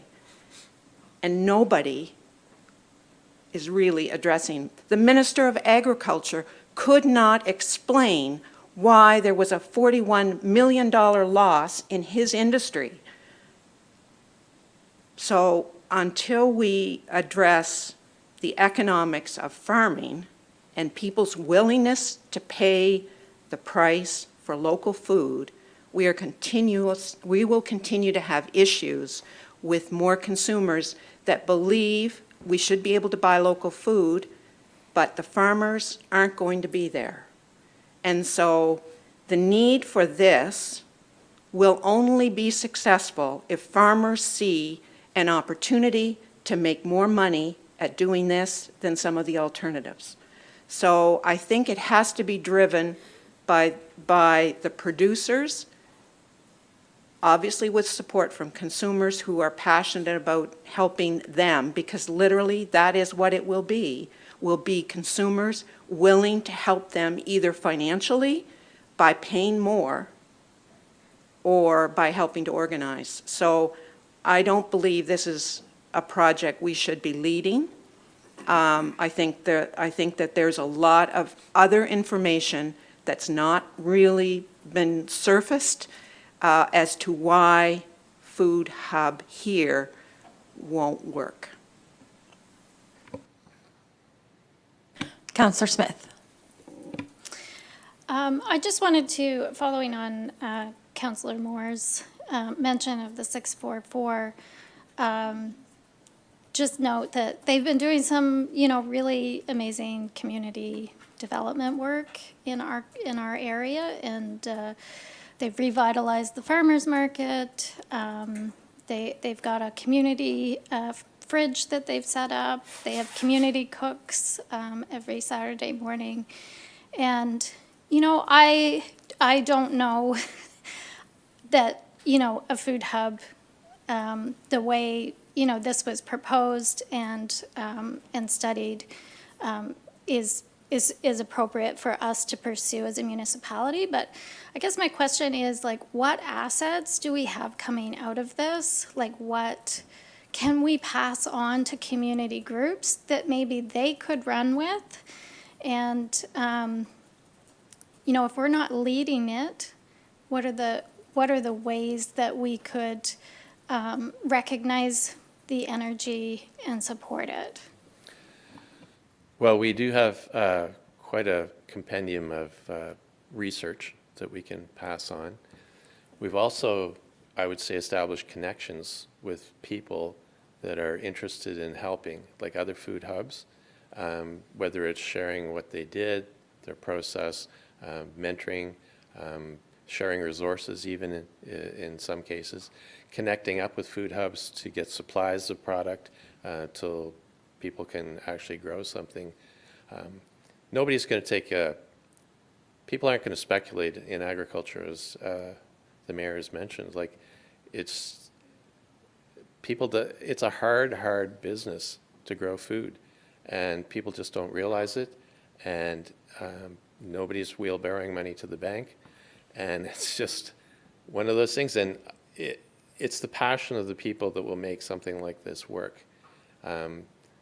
Building a large facility is probably a recipe for disaster to start off with. You may get there at some point, but it's got to be from the passion and people seeing the opportunity to make money. Because, as the mayor pointed out, farmers aren't making money in Nova Scotia, and it's pretty much the only province that really showed that big of a gap. And that's a big question because, probably prior to that census, the census was saying we were the growing sector of the country, and but we've also lost a lot of farms over that period of time. We're still making the same kind of production overall, but it's the loss of so many farms in that process, and the land. There's 20,000 acres in your county alone that aren't being farmed anymore. In Kings County, there's 100 square kilometers that aren't being farmed between those two censuses. So it's a big issue. And when you talk to a lot of the consumers, they don't think people should make money growing food. But if we don't make money, there's not going to be anybody here to farm and to make something like this happen. So even if the county has a role of just helping to get these people organized to get started, that might be a help. Can I just add a bit to define what is leadership in this case? Is that I think it's clear that leadership is not the municipality owning and operating a food hub. Leadership may very well be, though, the calling together of those folks who have already expressed an interest. One of the things we discovered is that as we evolve, what does a food hub really mean? It's not just a building, it's not just a warehouse, it's not just a truck. It's that organization that makes it all work, that contribute to information flow and communication and that kind of stuff. So I would suggest that the leadership of the municipality would be to bring those people together and to support a facility by which they can organize themselves to go forward. And there's lots of, as Gary mentioned, resources around the province, whether it's financial, whether it's governmental, or it's other folks who are in the same journey, that would be very helpful to establish this at this stage. I don't see any other speakers, so I want to thank you both for coming today and providing this update. And we are going to continue in our discussion on the Food Hub with our staff report next. If you'd like to stay and listen to that, you're more than welcome. We will. Thank you. Oh. Looking at the time went faster than I thought. We actually have a presentation scheduled for 11 o'clock. So with respect to our presenter, we will have that presentation first, and then we'll move down to the next item on our agenda. So the presentation is the Bio-Innovation Hub with SW Nova Scotia BDO Zone Update. And I'll let Dave Waters, our Director of Economic Development, introduce our speaker today.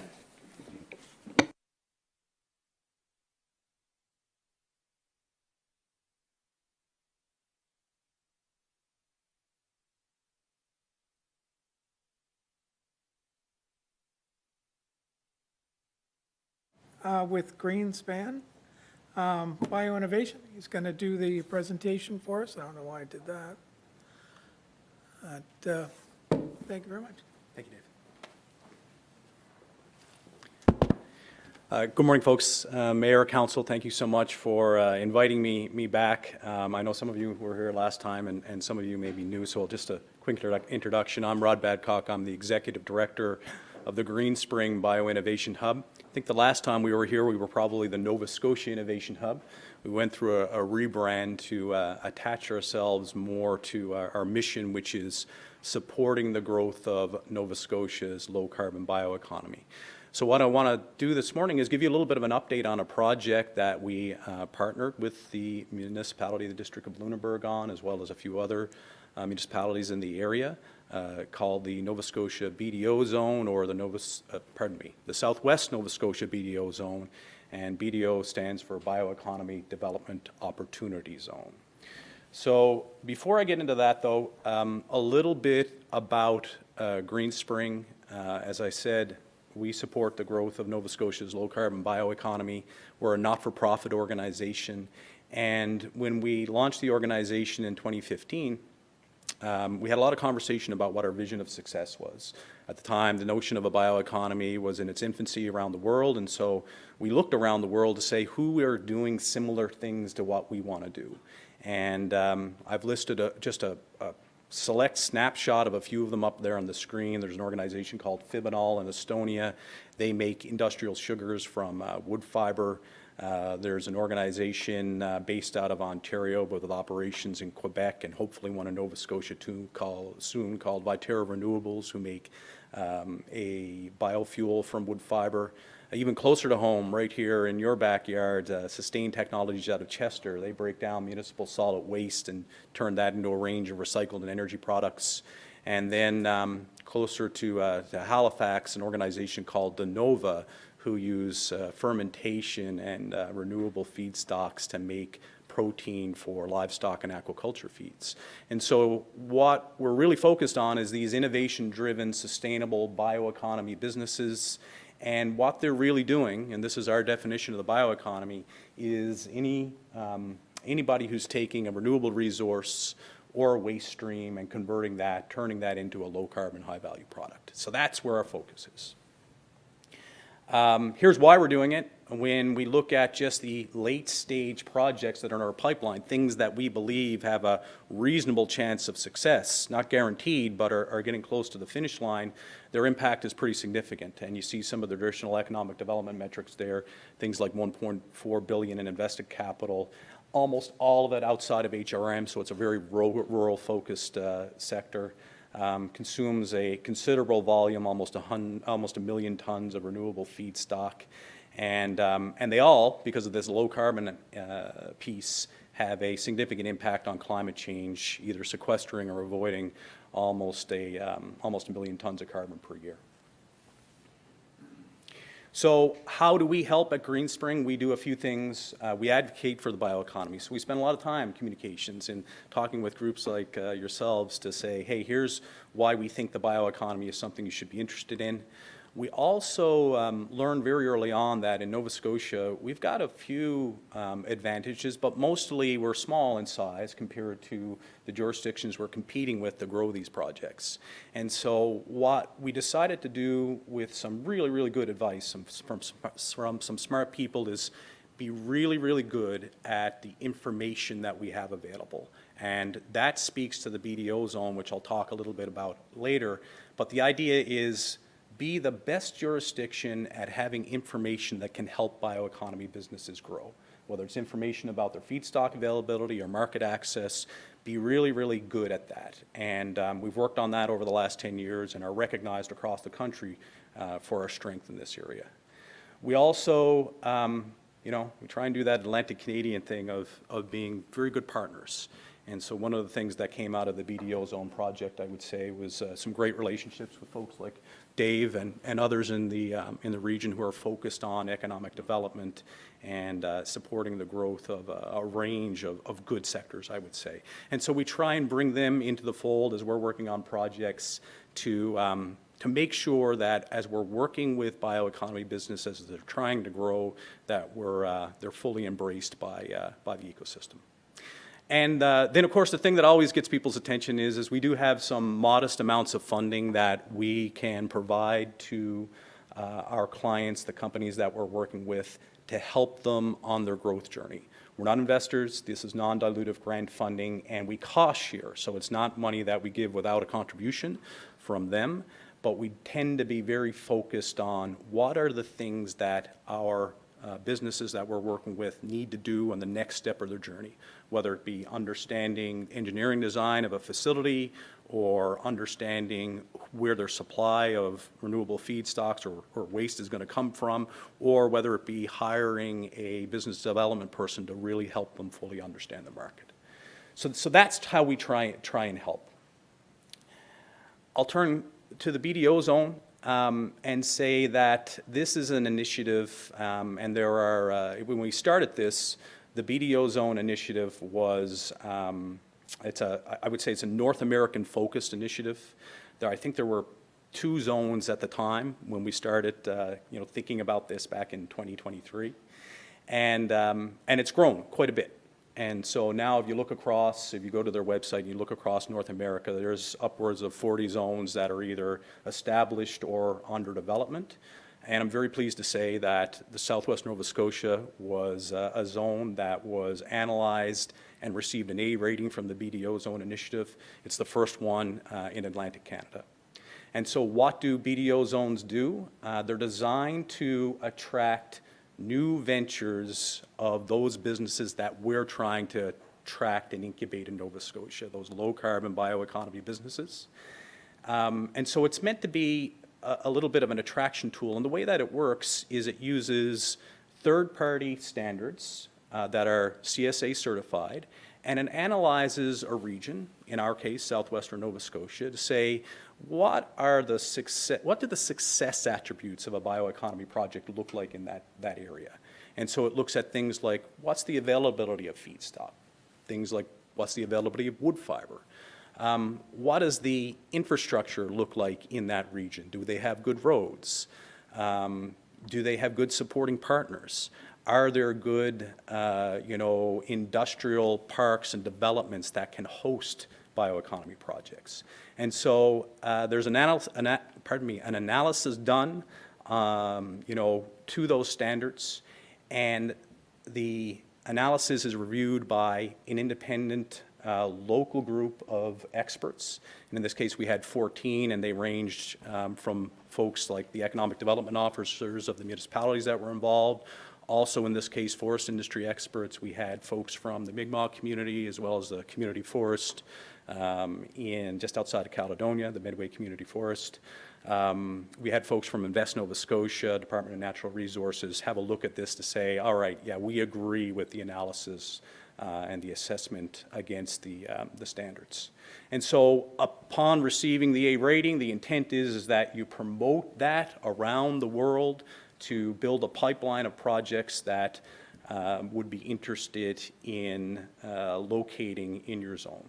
And so as the BDO Zone Initiative says, the objective is to make the phone ring. And so in southwestern Nova Scotia, we did this. I would say there's already a fair volume of work that has gone on developing bioeconomy projects in Nova Scotia. So we're the innovation hub. We did this as a little bit of a trial to see, hey, would this thing work? Does it help? Would it be worthwhile doing in other parts of the province? And we were very fortunate that we had folks like Dave, as well as the town of Bridgewater, Chester Municipality, Queens, come along for the ride as well and be supportive. So we certainly appreciate all of their support, and as I said, this is the second time I've presented here, so we certainly present the support of, certainly appreciate the support of Mayor and Council here. So we received that A rating, that, as I said, first of the kind in Atlantic Canada, and I wanted to give you a sense of why did we receive an A rating. That is a good thing. That is something to be proud of. And so there was a few things. One is that the rating and the analysts and the independent review committee recognize that we have a fiber basket in southwestern Nova Scotia that has supported a vibrant forest industry for a long time, right? Predating even the construction of the Bowater Mersey paper mill in 1929. That fiber basket supported that facility until it closed in 2010. And so we have a long history of sustainable forest management in southwestern Nova Scotia. The other thing that it recognizes is the evolution of ecological forestry. And if you don't follow the Department of Natural Resources closely, you might not know that they have recently implemented ecological forestry practices on Crown land in Nova Scotia. This is the first, to our knowledge, and we do look across the world for these things, the first of our knowledge where it's been done at that scale in the world. Nova Scotia is a leader in implementing ecological forestry practices. So our BDO zone recognized those two important facts as being, hey, this is a good place to locate bioeconomy projects, good history of supporting forest management and evolving forest management practices. The second thing it recognizes, we got a very supportive ecosystem. Folks like Invest Nova Scotia, ACOA, the local economic development groups, Versuren Center, the universities, Nova Scotia Community College. We have an abundance of supporting partners in our ecosystem that can help with everything from investment to workforce development to project development and so on. And then the third thing that it recognized was that, and we were unique in this respect, this is the first time they had done a zone with so many engaged partners. And when I say engaged partners, we had, the industrial park in Bridgewater. We had the Cadre Metals landfill site in Chester Municipality. We have the Port Mersey Commercial Park down in Queens. And we have Freeman Lumber, all of them saying, hey, we are interested in being here and helping support and hosting bioeconomy projects. And so on those the rating document is very long. If you're interested in going to sleep at night, I'd encourage you to pick up the 60-page analysis. But those are kind of the three key things that came out of it. So having received an A rating and getting the blessing from our investment, the independent experts, we started with the communications piece, and this slide right here shows you the communications timeline through 2024 of all the things we did. And you can see that we did an initial media blitz to promote the BDO zone. You can see that we presented in Europe as well as locally with the Canadian Woodlands Forum. We presented through a platform called the Digest, which is a global platform of bioeconomy project developers interested in understanding where they could build projects. We did some local stuff with folks like the Western Woodlots Services Group here. And then we were in Ottawa, presented at the Scaling Up Conference, presented at the Atlantic Canadian Bioeconomy Conference as well in Halifax, and more recently here just 2 weeks ago in St. John. And this continues through 2025. This was kind of our formal communications plan. We've now integrated the BDO zone into every kind of time we talk with somebody about the opportunity in Nova Scotia, we point to the BDO zone. And as a matter of fact, at the Atlantic Biocon Conference 2 weeks ago, we didn't even have to do it. The analyst who did the rating and is, talking about the various ratings around the world went to St. John and talked about the great work that had gone on here. So we continue to, to promote that. And your question very reasonably should be, well, what were the results? Like, you did all this work, what happened? And so, a little more than kind of a year and a half into this, here's what we're able to say. This issue of making the phone ring and driving businesses towards us, if you recall, I said that it's a little bit of a test, a little bit of a trial for us. There's already a lot of great work going on in Nova Scotia through folks like Invest Nova Scotia and ACOA to attract these types of businesses. So we didn't get the volume of direct inquiries that we had hoped for. And that's what's on the left side of this screen, is the direct inquiries, people who reached out to us and said, hey, we saw the BDO zone, we'd like to learn more about it. But we did get several, as you can see. And they're at various stages. Many of them kind of went through an assessment and, were they either parked themselves or we parked them because we didn't think they were a good fit. A few squeaked through into, oh yeah, maybe these are opportunities we should continue to try and foster. And that's what's on the right-hand side of this screen, is what we call the project enabling connections. Many of these were projects that we had already in our pipeline and we were working on. And what we learned is that the BDO zone was really helpful to help them think about what the opportunity might be in southwestern Nova Scotia. So you can see that all of these are still active, and in brackets, you can see they're either in assessing or they're in a more advanced stage of assessment called feasibility. They're actually spending money to understand, can we execute this project in southwestern Nova Scotia? And then we've got a few that have answered that question, yes, we can do it, are in project development phases as well. So I think my conclusion, or our conclusion from this, is the BDO zone was a helpful exercise in terms of, somewhat getting new inquiries in the door, but really helpful in terms of informing the projects we were already working with to help them build their business case. I'm going to close there, and I will say that we didn't get exactly what we wanted from the BDO zone in terms of, I would have loved to have seen 20 more inquiries that we had never heard of. And I had a suspicion that we might not get that. However, there were some benefits that we hadn't anticipated. One of them was the opportunity to work with more closely to the local communities with folks like Dave and his economic development partners. There's a really strong group. And to have these types of conversations and the conversations with them about what was going on in the bioeconomy and what the potential is something that we just hadn't found a way to do before. So it was really enabling in that respect.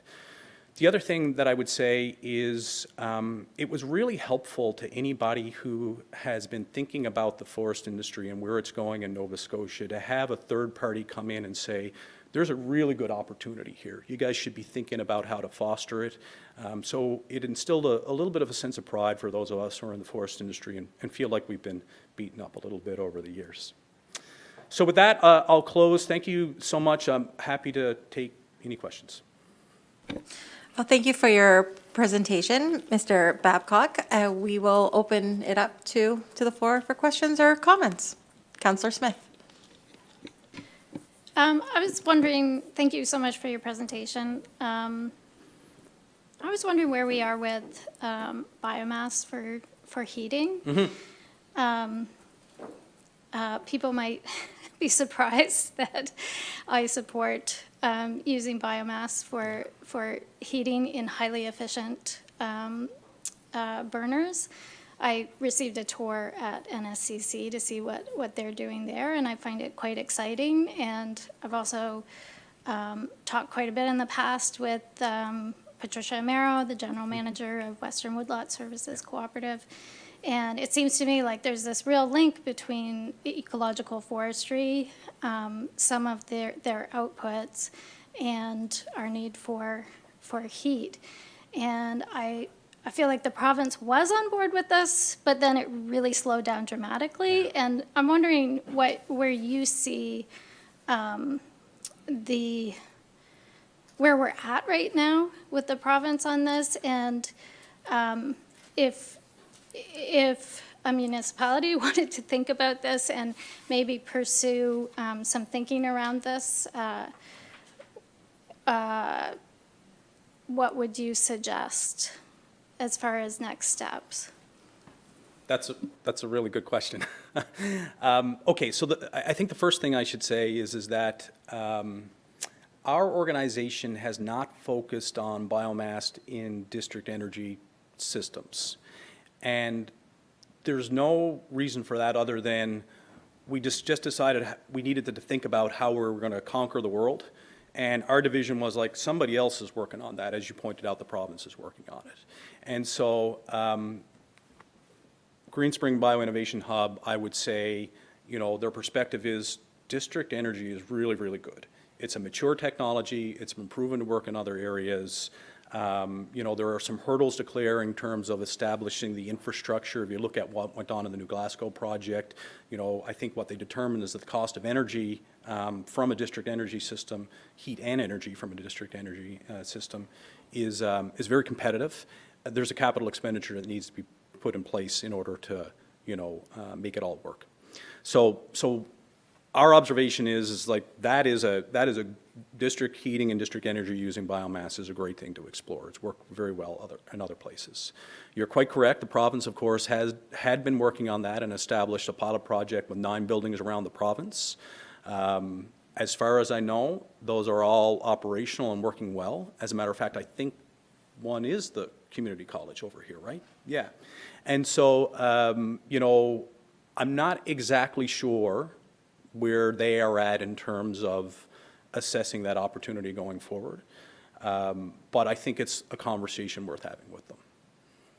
I'm sorry, I have other opinions, but that's kind of my thought. Mayor McLean-Weil. Thank you for the presentation. A couple of questions.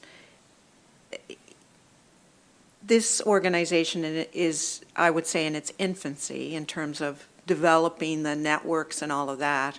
So it's kind of 2 parts. One was your push last year was to create an understanding of what is possible through the rating system and what we had here as part of that. I'd like to hear your comment on what you think are the next steps, given what you've learned, because you said it didn't really achieve what you thought. It developed which often in new things, particularly startups, you end up with different outcomes than what you had anticipated. But what do you see as the next steps? I just, and we had this conversation earlier today talking about resource development and one that we don't want here, but I'm looking at trees and, many of us here around the table own woodlots. Yeah. Most of our residents own woodlots. We have had a long tradition here of forestry. We've got some very innovative approaches to forest management that are now being implemented by private woodlot owners, and still in this area, the largest percentage of land is owned by private woodlot owners who are looking for better returns.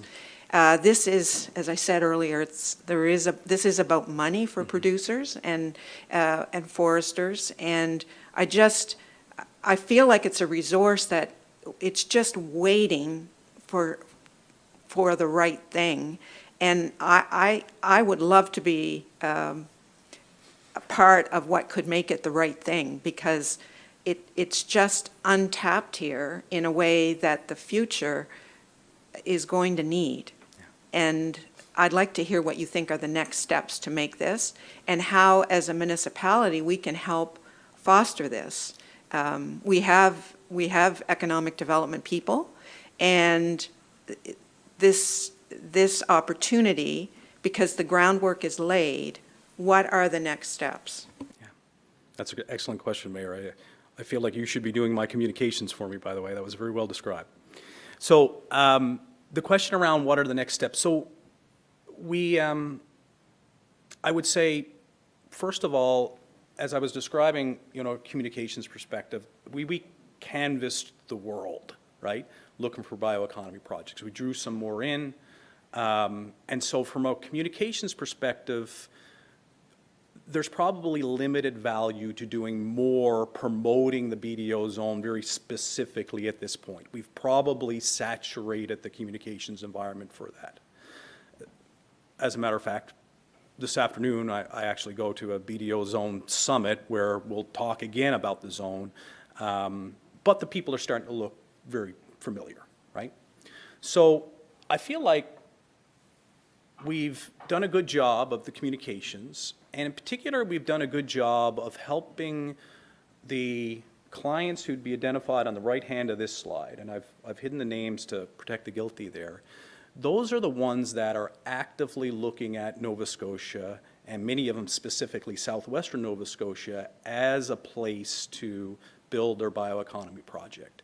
And so I think what we've done is moved from we need to promote the BDO zone to we now need to start working with these businesses here to help them establish and grow in Nova Scotia.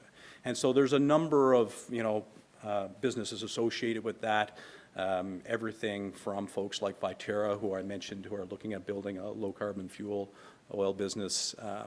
They would be on the edge of the zone, located with Ledwidge lumber, but would draw on a lot of fiber from the zone. And so some of your woodlot owners that you mentioned should benefit from that. And as they grow, maybe they could come into southwestern Nova Scotia as well. There's a few others who are, I would say, later stage that are very seriously looking at Nova Scotia, southwestern Nova Scotia in particular, as a place to set up. And one of the things we learned is that the importance of having a partner like Freeman Lumber can't be understated. Can't be overstated. It could be understated. Can't be overstated. They were really, really valuable in terms of they have a good site. It's industrial. They have access to wood fiber. They've got a lot of assets on that site, and they are a huge draw for bioeconomy projects that are like, look, we need to find ourselves a good co-location partner to set up with that takes the burden of building these projects, and Freeman's are it.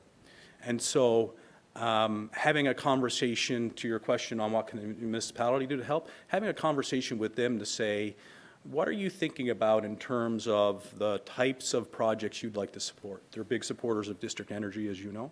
They're big supporters of bioeconomy projects. Having a conversation with them about how can we be helpful, I think would be valuable. They're a great partner. I realize they're not in this municipality, but they're in your neighboring municipality, and they have I would imagine, have a big impact on this one.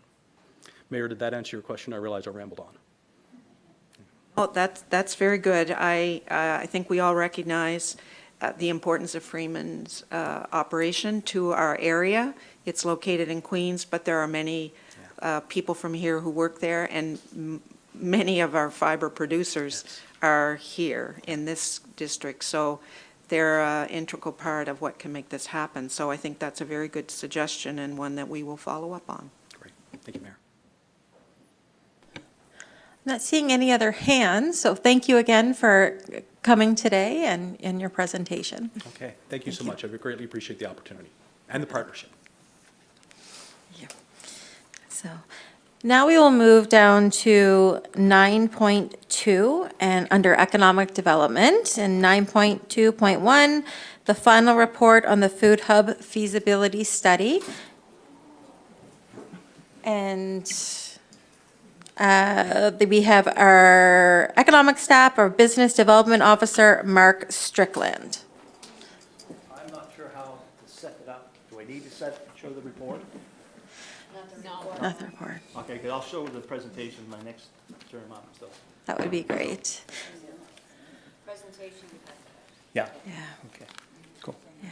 I'm on. Everybody can hear me. Thank you very much. Good morning, everybody. I'm here to present the request for a decision for the final report on the Food Hub feasibility study.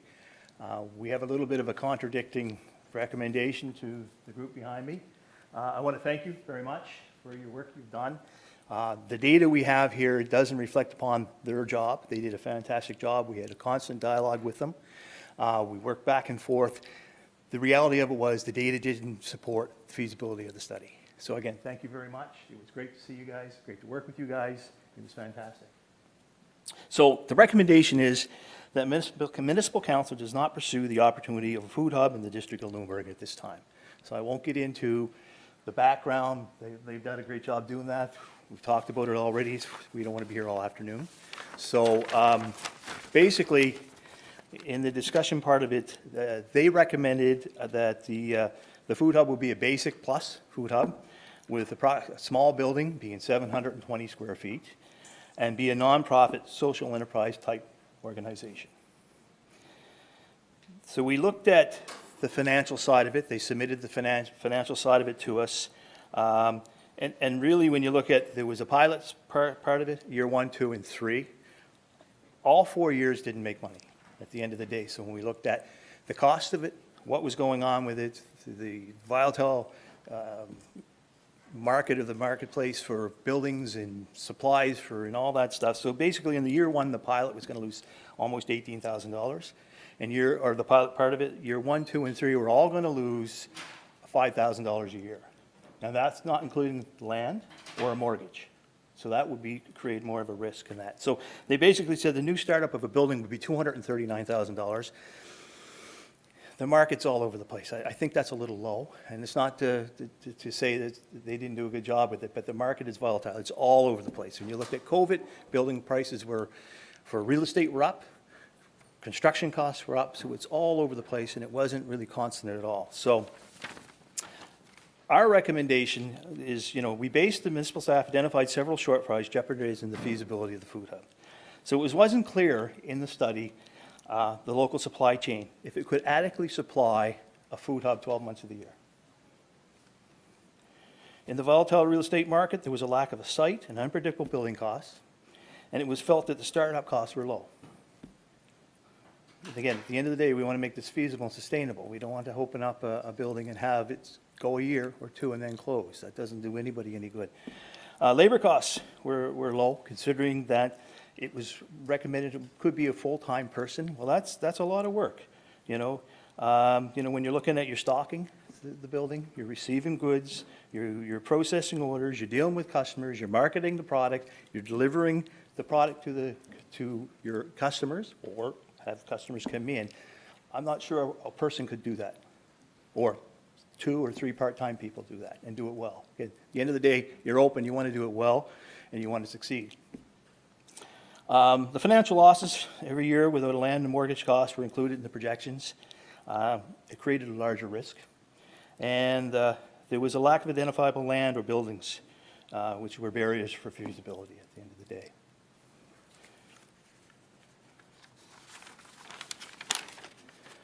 So, the alternative is that the municipal council instructs staff to further pursue the opportunity of a food hub in the district of Lunenburg. In conclusion, the feasibility study performed well overall, but with some deficiencies in the data, which led to staff recommending that pursuing a food hub in the district of Lunenburg is not feasible at this time. The study results could be shared with potential champions and stakeholders, because they're going to be important. And if there was an interest from them, the Economic Development Department would work with them to explore the opportunity further.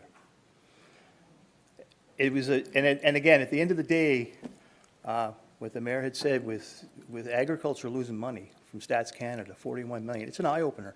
And I think no one was prepared for those numbers, to be honest with you. And I think, hopefully, the Department of Agriculture will really look at programming to help farmers grow their business and make profit. And that's it.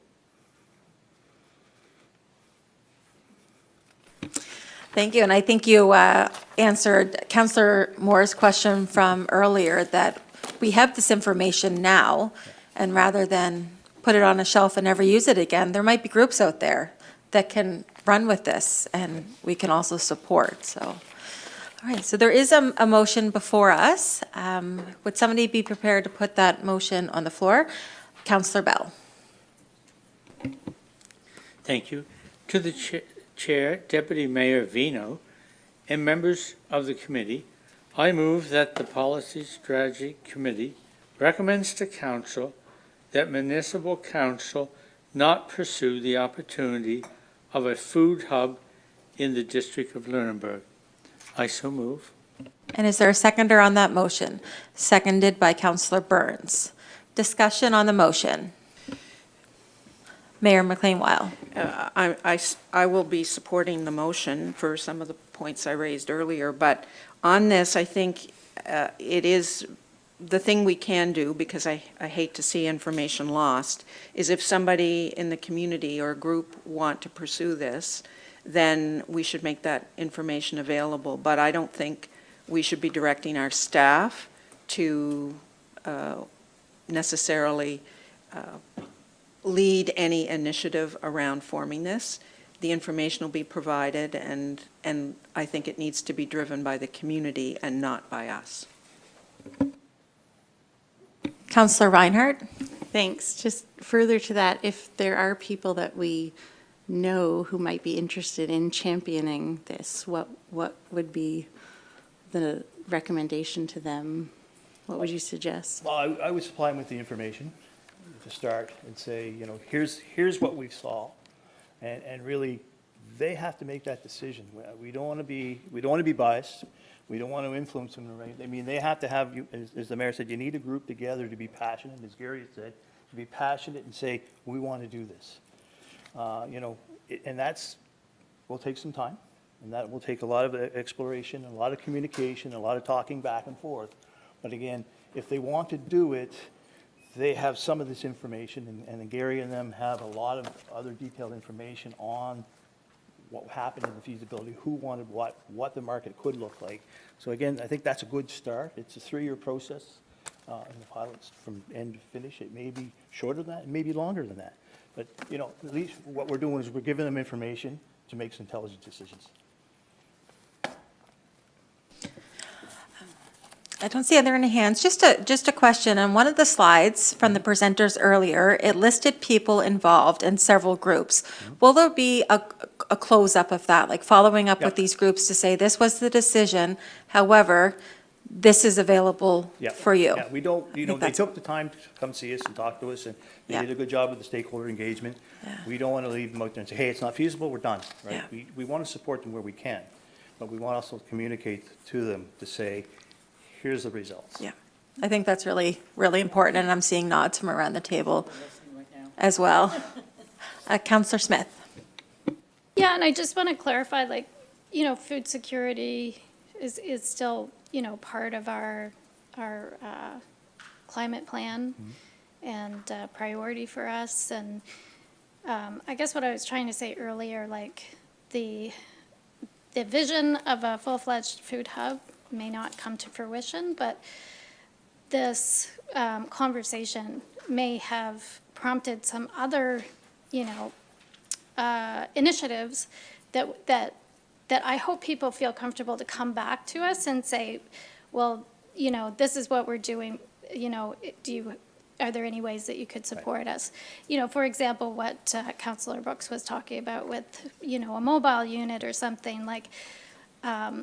I just think sometimes with these kinds of projects, you don't know what is going to come down the line from it. And we may have sparked something just from the engagement that we did. And I have to say that, being in those in the the room at the Best Western for the engagement that I attended.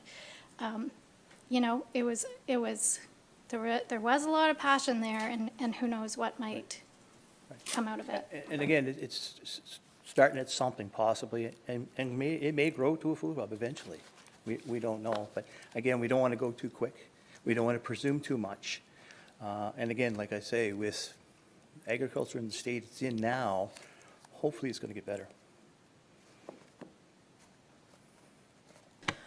Any further discussion? Not seeing any. All those in favor of the motion? Opposed? Motion is carried unanimously. Thank you. All right, we've jumped around the agenda a little bit, but we're going to go back up and continue along, and moving back to Administration Department. 9.1.2, update on strategic priorities work, and Alex Demerick, our Deputy CEO, will take that. Good morning, committee members. Just make sure I'm properly sharing the content. Tina will double check that I did the right thing. Okay. So I'm here to give a quick update on the project list that council endorsed in April. I don't intend to take too much of your time, but I'd be more than happy to answer questions on specific projects. As a quick reminder, after the 2024 election, council approved some new strategic priorities. They're illustrated on the left of your screen. And then after the budget, staff returned with a list of work that had come out of both those new priorities and questions that had arisen during the budget process. So what we're doing today is looking at the first quarter and some of the progress that was made. And just to be clear, we're not looking for a decision at this point, just updating the committee. So in terms of projects that have been completed, we have now implemented the lenses that council asked. So you've likely noticed a new template. Staff have been given training on how to consider those when preparing reports for council to make decisions. The Pine Grove Park engagement is now complete. Council gave direction to pursue some video surveillance to try and address some of the vandalism that's occurring there. Our neighborhood nuisance bylaw is now passed, and also our cluster development regulations have also been passed. Paved shoulders in Wildville, this was an issue that had come up during the budget deliberations. There was some research that we had to do just connecting with the Department of Transportation. They don't have any work scheduled there in the next 5-year capital plan, and it would be a significant investment because of the state of the road. So it's not something that could be pursued on its own. We are suggesting that we include it in the next refresh of the AT strategy. And it's also important to note that our transit proposal includes service along this stretch as well. So we are looking at different ways that we can address the concern that was brought up. We've just completed a discussion on the food hub study, so I don't need to update you on that. And I believe next week we have the analysis on the washrooms and the local procurement question and our recreation capital program coming. So that excellent report, and I'm excited for council to have that conversation. We have some other projects on the go in the second quarter, which will be making their way back to a council or committee. So as part of the quality of life, we have been working, the quality of life priority. We've been working on a report on how the municipality does and can look at other options for supporting the volunteer sector. And we are targeting next month's policy and strategy meeting for that report. We're hoping to stimulate some good discussion at the committee level, which can then formulate some of what staff will be doing on that front. And we do have a grant supporting some of that work as well. We received a presentation from a civil society group looking for a municipal response to the gender-based violence epidemic. Staff have been analyzing that and identifying where we're already engaged. and where we might want to do some additional work, both with our regional partners and locally. And also in the second quarter, we have the e-bike loan program. So the work in the background has been ongoing on that. The procurement is nearly complete, and the Parks and Recreation staff are working on the program design. So they're still optimistic we will launch that in the summer of 2025. The last area I wanted to highlight was just a quick check-in on some of the highest priority projects, which generally have a longer time span than the first and second quarter, but were very important to council, so I wanted to make sure you were getting a quick update on those. First, on the comprehensive land use planning, our MODL 2040 project is ongoing. We've had extensive public engagement over the last couple of months. This phase of public engagement is now almost drawing to a close. Council has already started the discussion on several priority topic areas. We have another one this afternoon on agriculture, and staff are busy preparing a second draft of the municipal planning strategy and land use bylaw, which will come back in the fall for council discussion. There will be another round of extensive public engagement following the preparation of that draft. Under transit service, on direction of council, our municipality has submitted a route proposal to the town of Bridgewater. They have received that and have started working at the staff level with us on analysis of their route and the objectives included in the route that we had proposed. So that work is going well, highly collaborative, and in addition, the CAO is working on the URB process, looking for opportunities for us to streamline and not run into regulatory issues that you can get into when you have a transportation service that spans municipal boundaries. So the project is still currently on track for launching in 2026. Our housing strategy, we have our term staff hired and onboarded. You saw their evidence of their research abilities this morning. They've completed a scan of different municipal approaches to addressing housing issues, currently engaged in some extensive research on different case studies and unique examples of housing approaches, working towards a council discussion session in July. Sort of an opportunity for council to see some of the background information and look at some of those examples so that we can start to get a sense of where council's head is at, leading towards draft strategy coming in the fall. Our regional growth management project is also progressing on pace. We now have an approved terms of reference for a intermunicipal committee with the town of Bridgewater. I believe their first meeting is scheduled for a week from today, and so all the appointments have been made for that. The Collaborative Health Center and the municipal community space on the ground floor. As you can see, site preparations are underway. The design work is also underway for the community space that the municipality will be leading. And we continue to have discussions with a potential management partner for that space when it opens. Under advocacy around cell service, council has launched a campaign now encouraging residents to go to the Build Nova Scotia survey to identify where the gaps in the service exist, and we are working on a series of advocacy meetings for the mayor with the relevant ministers and senior staff at the provincial level. I understand it was also discussed at the mayors and wardens meeting yesterday, and there was support from the other units there. So we'll look to include those mayoral voices as well to add some additional punch to our case. So as I mentioned, we will come back regularly with updates on the projects. The complete list is in your package, but we will be back in the fall with another update, and that status report will form the basis of your strategic priorities planning for the 26-27 budget year. And I'm happy to take questions.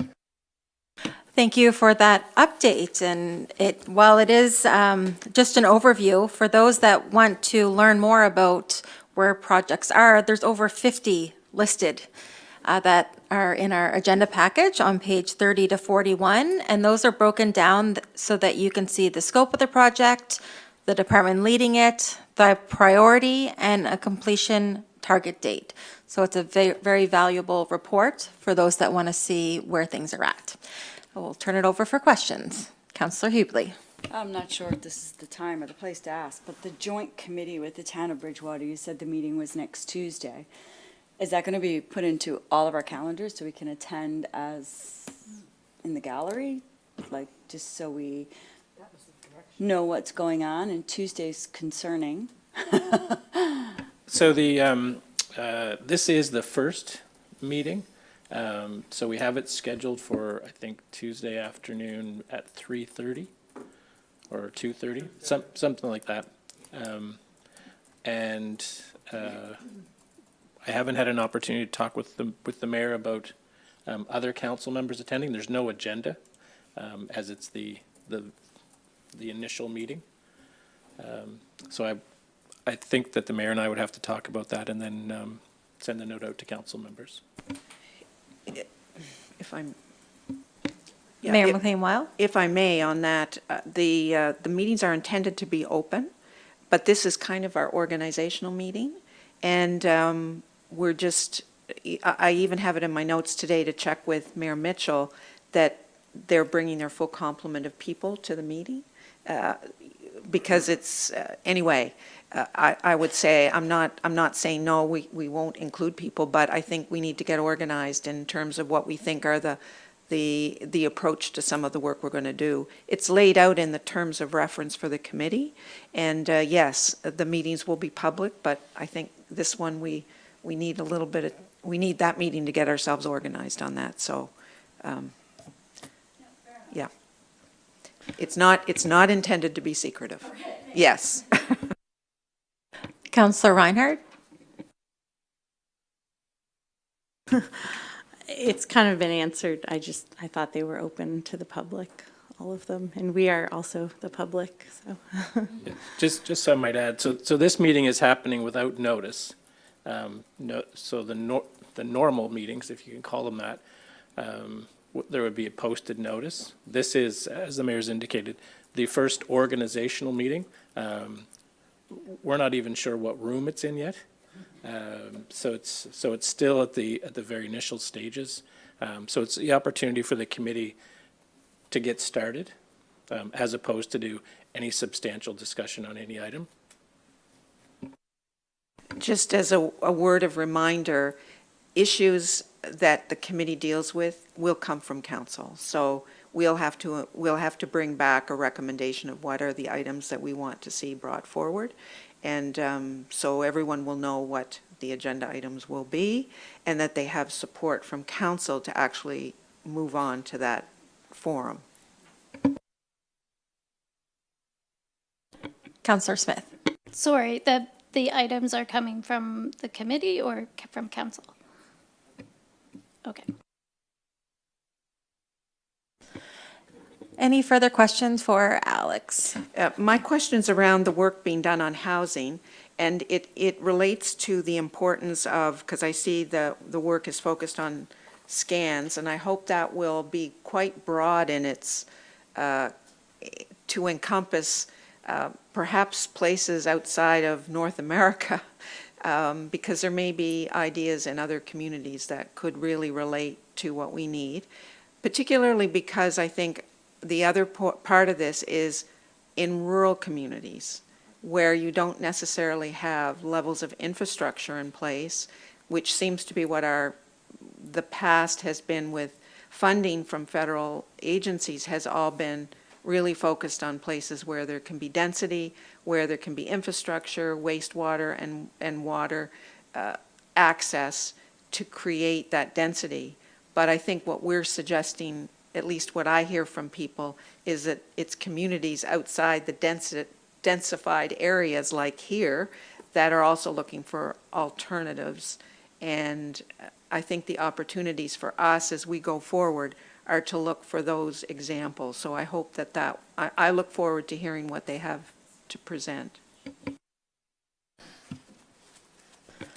Just to confirm, initially, we began with a scan of what's happening in Nova Scotia, but then we have expanded to make sure that we're looking at other rural examples and looking at other issues rather than solely just the creation of additional units on centralized services.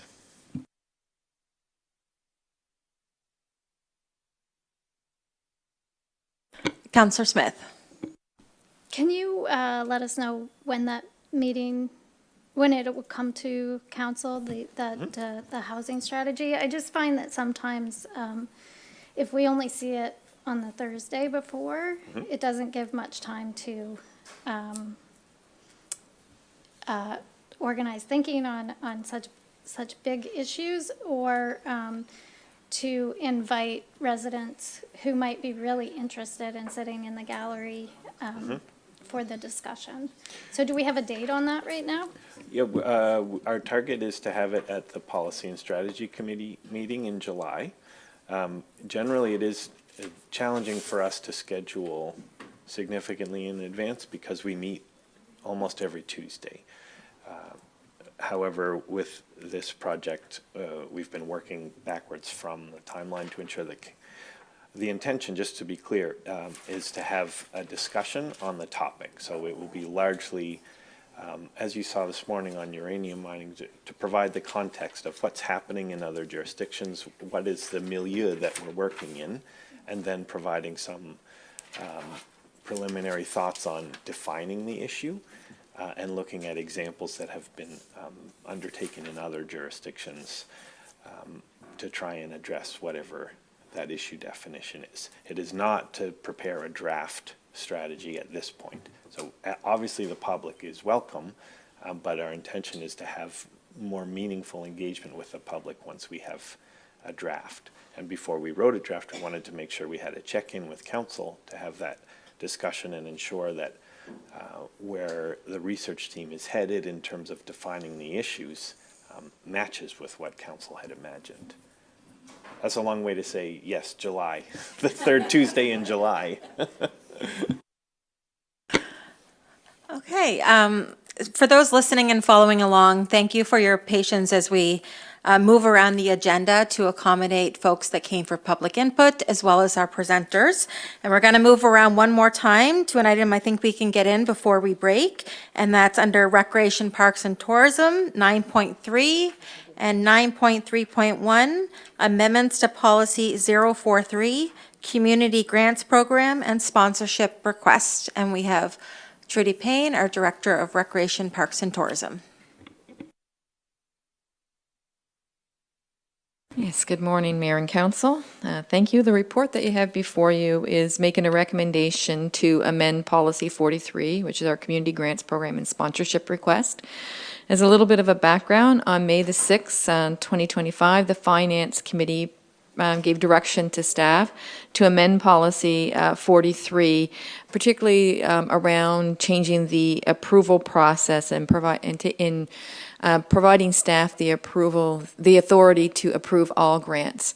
In the current policy, there are 3 grants that still require council's approval, and that's the annual operating, the major events, and the major recreation capital grants. So one of the changes that's being recommended today is to provide that approval to staff with the caveat that council is always updated on the grants that are approved. And of course, as you're likely aware, we have to post annually what grants we do approve in all categories, not just in these 3 categories, but in all categories, so that the public is aware of what funding has been awarded to groups. The other recommendation around the changes for the Policy 43 is to include a statement around inclusion, diversity, equity, and accessibility. Council has made these as values. We have an idea committee, and so including this in our grant language would demonstrate to community groups the values that the municipality supports, and would give them the opportunity to just demonstrate to us when we're assessing grants what community groups are doing around IDEA, which is inclusion, diversity, equity, and accessibility. So it's just another lens that we would be using when we're assessing grants. Doesn't mean to say they won't get funding, I just want to make that clear. Council has made changes, as Alex had spoke when he was giving up the strategic updates on the priorities. We made changes to our staff report to include this lens when we're doing our staff reports. So it seems like a good next step to include it in our grants policy. And it just reflects to community groups the value that we have. I know that it's been a long morning, so I'm going to stop there. The recommendation is before you. If there's any questions, I'll certainly try to address them. Is there somebody willing to bring the motion forward, put it on the floor? Councillor Moore. To the chair, Deputy Mayor Vino, and members of council, and members of the committee.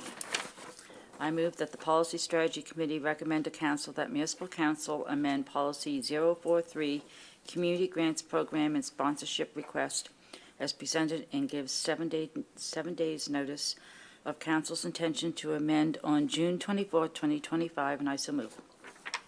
Is there a seconder on that motion? Seconded by Councillor Hubley. Discussion on the motion.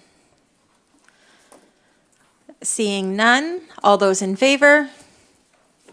Opposed? Motion is carried unanimously. And I'm getting guidance from staff that we can squeeze in one more item. And that, so moving around again, under Economic Development, 9.2.2, Retail Market and Accommodations Analysis. And if staff could come forward, we'll get you in now so you can continue on with your workday this afternoon. And it's Mark Strickland coming forward, our Business Development Officer. Or do you want my computer and just plug it in?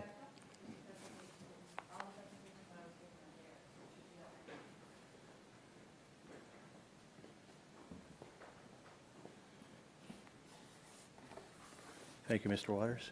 You're helping me out here. You're saving my life on this one. Oh, okay, I see.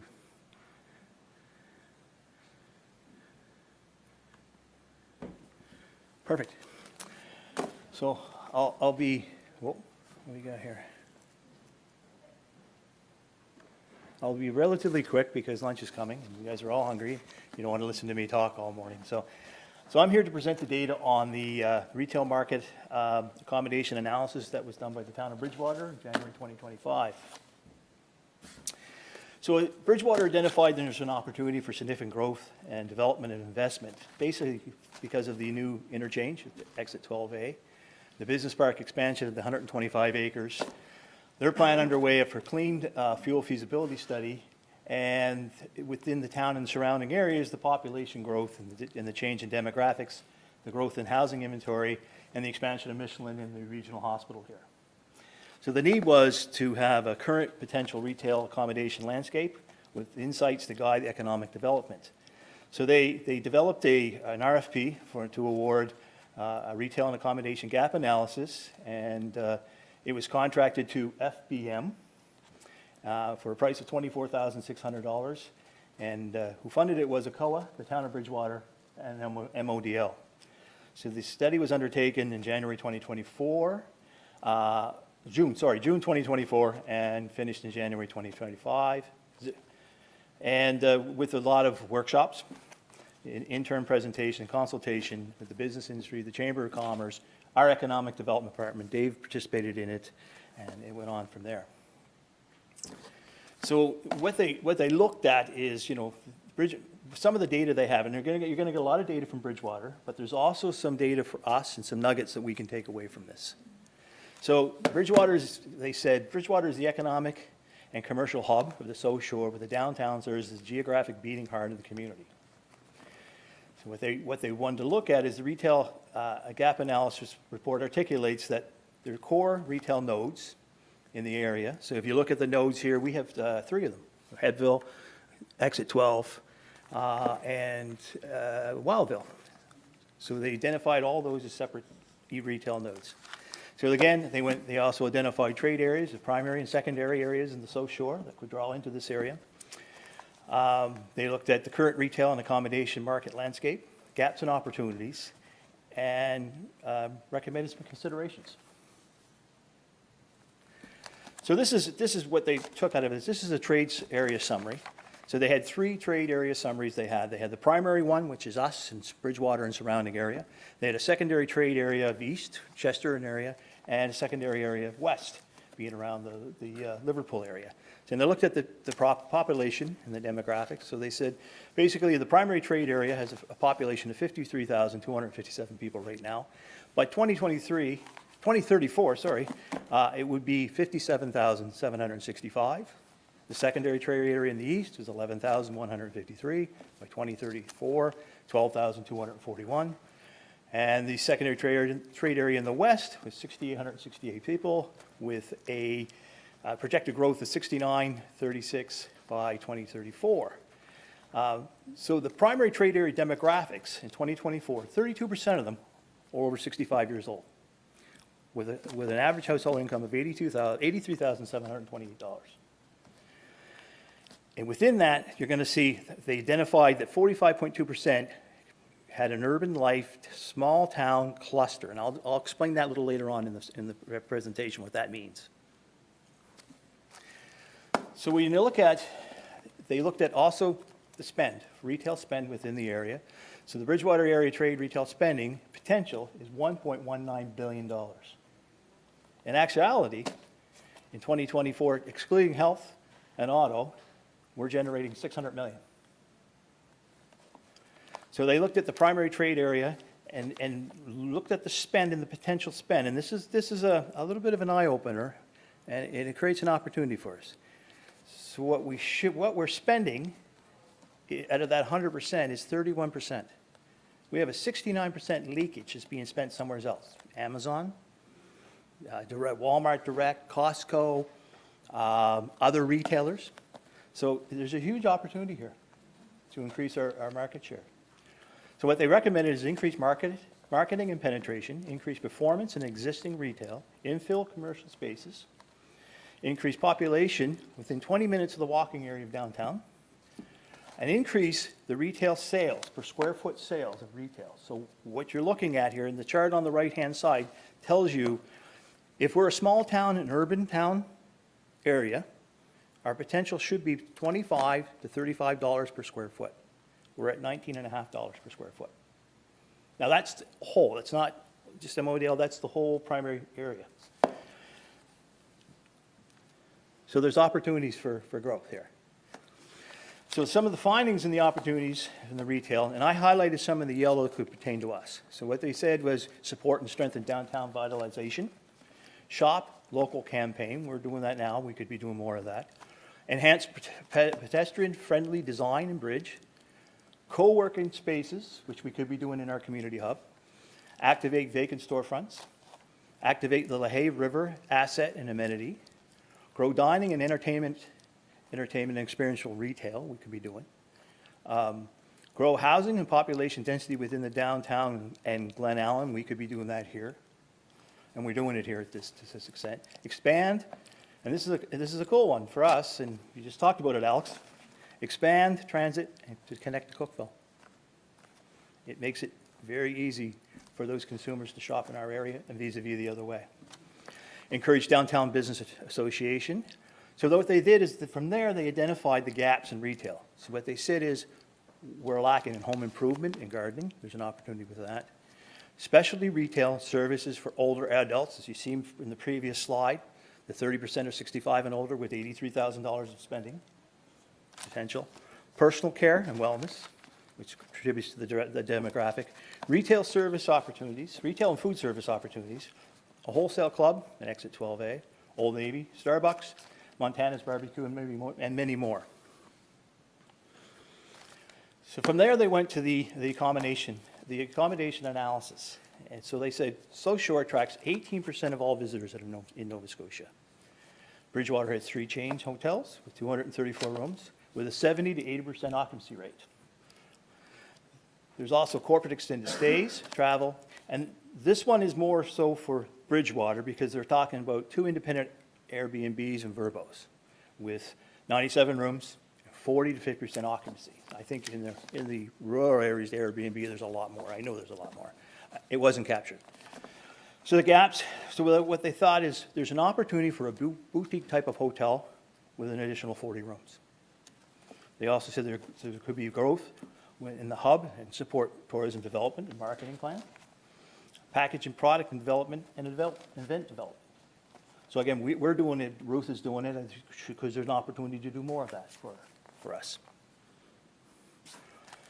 So the key findings and consideration summary, so the retail demand allocation, so the increased market share and penetration to new market retailers, boutique and larger formats of retail, infill vacancies in underperforming vacancy lands, the housing diversity and density in retail ecosystem within 20 minutes of the downtown, density towards within Glen Allen, customer employed foot traffic attraction and transportation, economic development planning considerations is a lot to do with Bridgewater themselves, downtown vitalization, pedestrian access, river activation, and some of their planning recommendations to make it easier for them.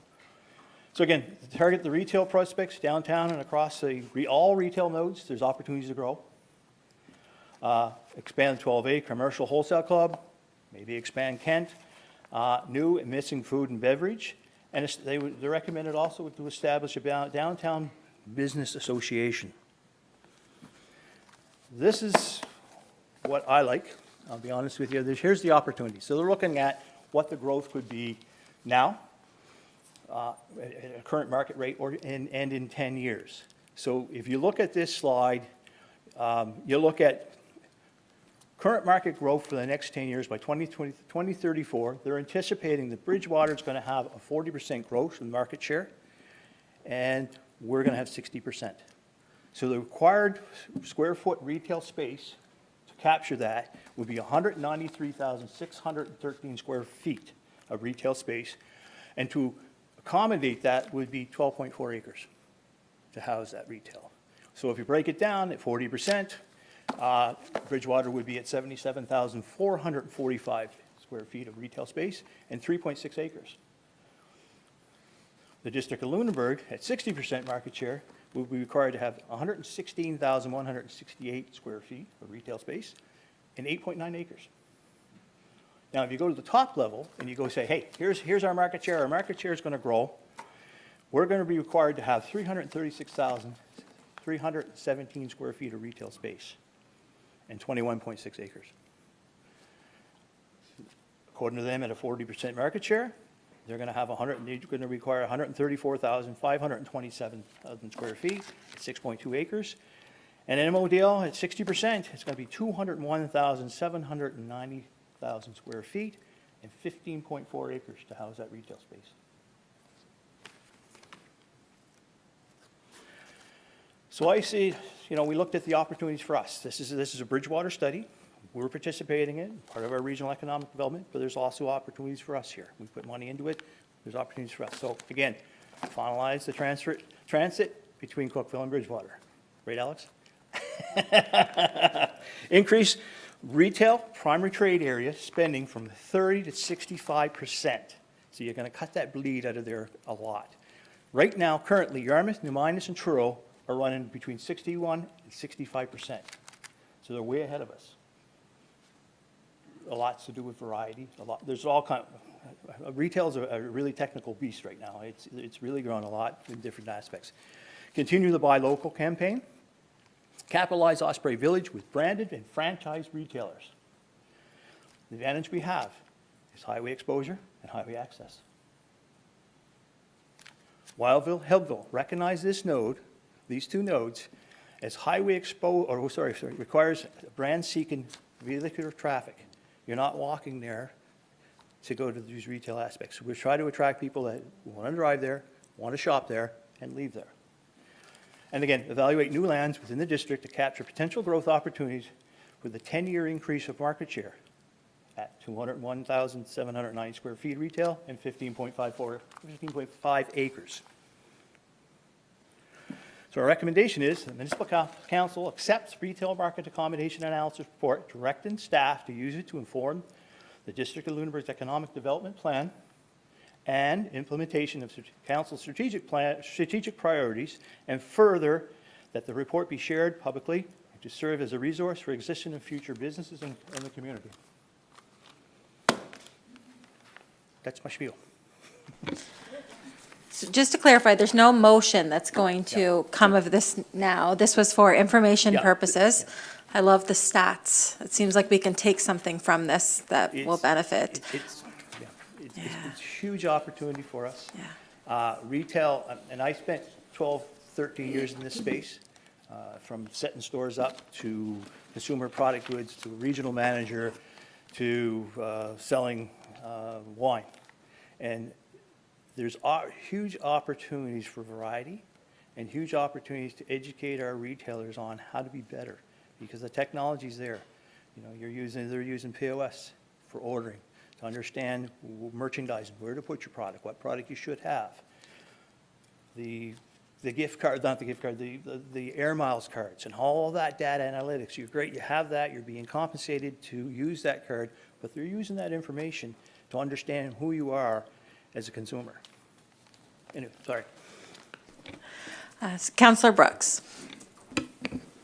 Thank you for your presentation. Could you go back a few slides to your gaps, your perceived gaps, please? Here? I believe it's a couple more before that. It was a slide, the information that I was looking for was gaps on the right-hand side of the slide. This one here? I think there was one with gaps on it, on the right-hand side. Maybe it was right in the beginning? No? This one? I guess that is it. Sorry. One of the things that I don't see in this report is reasons that are preventing those retail gaps from coming online. So I see, you know, it's simple. We just have these retail gaps, and we just fill them. Why aren't they being filled? So what I would say is that what's missing from this report is the feedback from the business community as to what prevents them from opening up these things. Right. Nova Scotia being the worst business community in North America has some catch up to do. Right. So another report that says we're missing these, frankly, doesn't really point to the reasons why we're missing these things. A detailed report that actually talks about some of the regulatory or financial or geographic challenges, I think would be a little bit more beneficial. So to me, this states some of the obvious and perhaps doesn't go deep enough. I agree. I can't speak for how they did the RFP and what they were looking for, but if you look at the cost of $24,000, it's not really an expensive study. So I'm saying this, you know, subjectively, that there's not a lot of endpoints that you should be looking at. It's just kind of that 1,000-foot view to where you should go next. Councillor Burns. Thank you. And I just wanted to make a few comments because I had seen this before at the Chamber of Commerce. It was presented there 2-3 weeks ago. And there was a lot of enthusiasm behind it. And what I wanted to point out was just a few of the actual really positive things in it that actually struck for me as someone who spent the last 3 years as a day job actually trying to build a business here and largely having come from Halifax building it from scratch. And I can tell you that when I looked at how they identified trade areas and the sort of the higher level methodology of looking at where opportunities are, I can tell you that aligns very well with the client bases at the law firms that I see around and how we transact. And if the stuff is coming into us to do other people's businesses from those areas, I suspect it also applies to retail and other forms of doing that as well. I also think for anyone listening or anyone who wishes to push this message out, one thing this tells me is the opportunity for new folks and younger folks who may be interested in coming to our area, as well as just from the firsthand experience of being able to start up as a younger lawyer in a way that I would never be able to in other markets like HRM that would be, I would suggest, oversaturated with younger folks starting up. So when I looked at this and I see the age demographics and I see how it's laid out, I think that's another story of how this is shaping this for us. And I also want to just speak to the retail space. When we look at this, it's not just another Boston Pizza. It also speaks to office spaces, spaces for professionals, spaces for the types of services we're going to increasingly build the economy on here. And I have made business decisions specifically because I couldn't find office space that really suited what we were looking for. So when this talks about a retail gap, I think people should also put in their heads there's a gap in space that is going to be applicable to the types of businesses. So as we look at economic development and we look at what people are trying to do, think of it as not just a Walmart or not just another storefront, but also a physical location where people are going to want to start different types of service-based businesses. So I'd really encourage everyone to take some time, spend a Saturday with a beer, read through this, and sort of turn your mind to it, because I think that this is one of the more positive conversation starters I have seen come out of some of the economic development stuff I've seen as a new councillor. So really, I encourage everyone to dive into this. Very well said. I don't see any other hands, so thank you, Mark, for bringing this forward. And we are going to break for lunch. And when we return, we do have well, we don't normally schedule times for the staff presentations. The thought behind this was if anybody from the public wanted to come, where this is one of our areas that are land use planning, that they would be able to come on time and hear that discussion. So we will return at 1 o'clock for the agricultural lands and uses discussion. Thank you.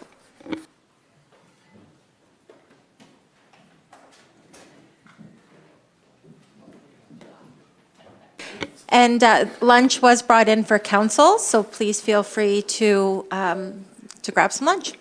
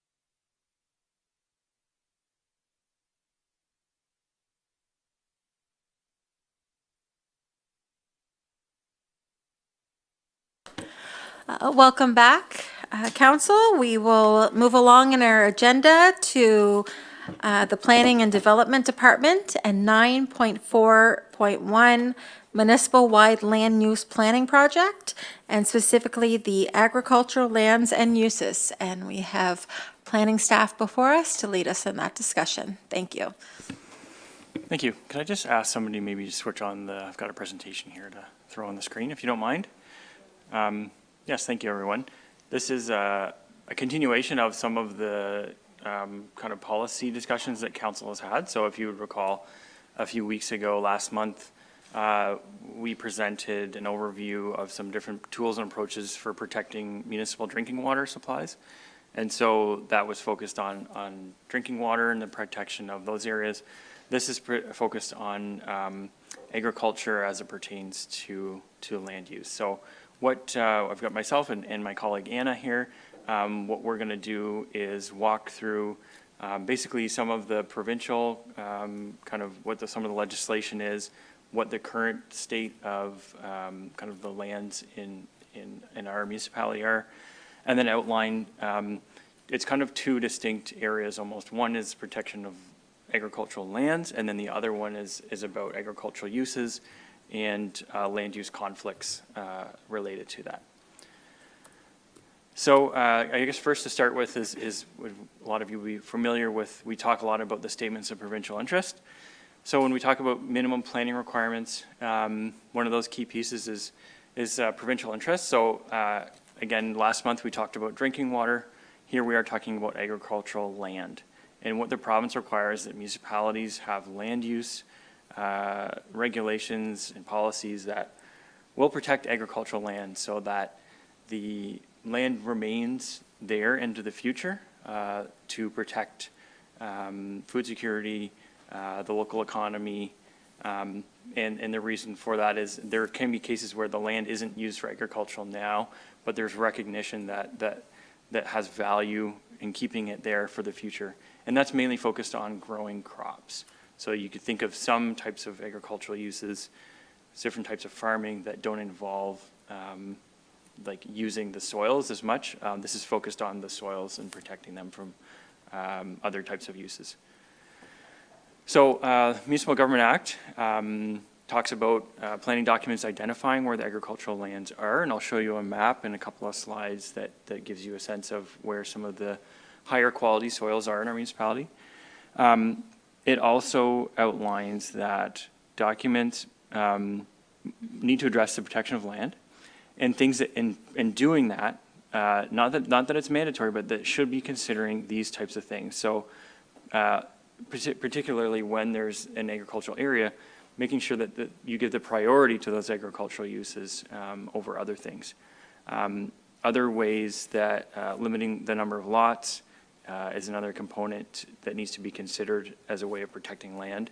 Another piece is separating types of uses that may cause a conflict.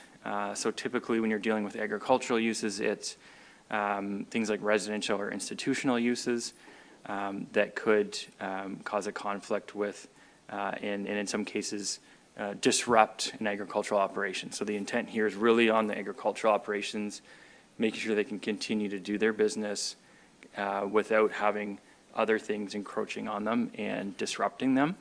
And then the last one is not allowing the removal of things like high quality topsoil from an area. That's more on the larger scale, like somebody could have a type of business where they're scooping off the topsoil and selling it somewhere. And the intention here is that if it's an area that can be producing crops in the future, that soil should be left there for the use of that in the long term. There are a lot of different legislative pieces here. Those of you involved in this industry would be a lot more familiar than us, but we've spoken with the Department of Agriculture and other colleagues in the province around kind of looking at what are the different pieces here, because I think there's often a lot of questions about, who's already doing what. And so the intention with municipal planning documents is that they're filling a gap that someone else is not dealing with. So oftentimes the province has guidelines on things, that aren't necessarily mandatory. In this case, the province has a couple of specific guidelines around how manure should be managed. There's one set of guidelines that pertain to most types of animals, and then there's a separate that relate to hog farms. Hog farms, we're not aware of any large-scale hog farms in our municipality, so that's not necessarily an issue here. When you look at the table that's there, there are recommended separation distances from either manure storage or a livestock facility or a barn, and then they provide some recommended distances from that. So the idea is if you have an operation, a farming operation, you wouldn't want necessarily a big new housing development to build right beside that, because those residents will start to complain about the noise and the odors from that farm. And the intention is that that farm shouldn't be inhibited by those, that housing development. So to create separation distances between that. Other kind of less related, but certainly notable legislation is the Animal Protection Act that's dealing with farm kind of welfare, Farm Practices Act, and I think Tom may have spoken about that recently as well. We have the Fencing and Detention Act, which is about fencing, obviously, and then we have environmental farm plans and nutrient management plans, which are primarily voluntary, and they, for those that participate in them, can help look at some of the environmental issues that they can address through this plan. Things like protection of water courses and wells and things like that on a property. Those can help kind of look at best practices for how to manage things like manure and manure spreading, so that they've kind of got environmental best practices built into that. So as I mentioned, we have mapping. That's the Canadian Soils and Land Inventory. I believe it's a national database of soils. It's not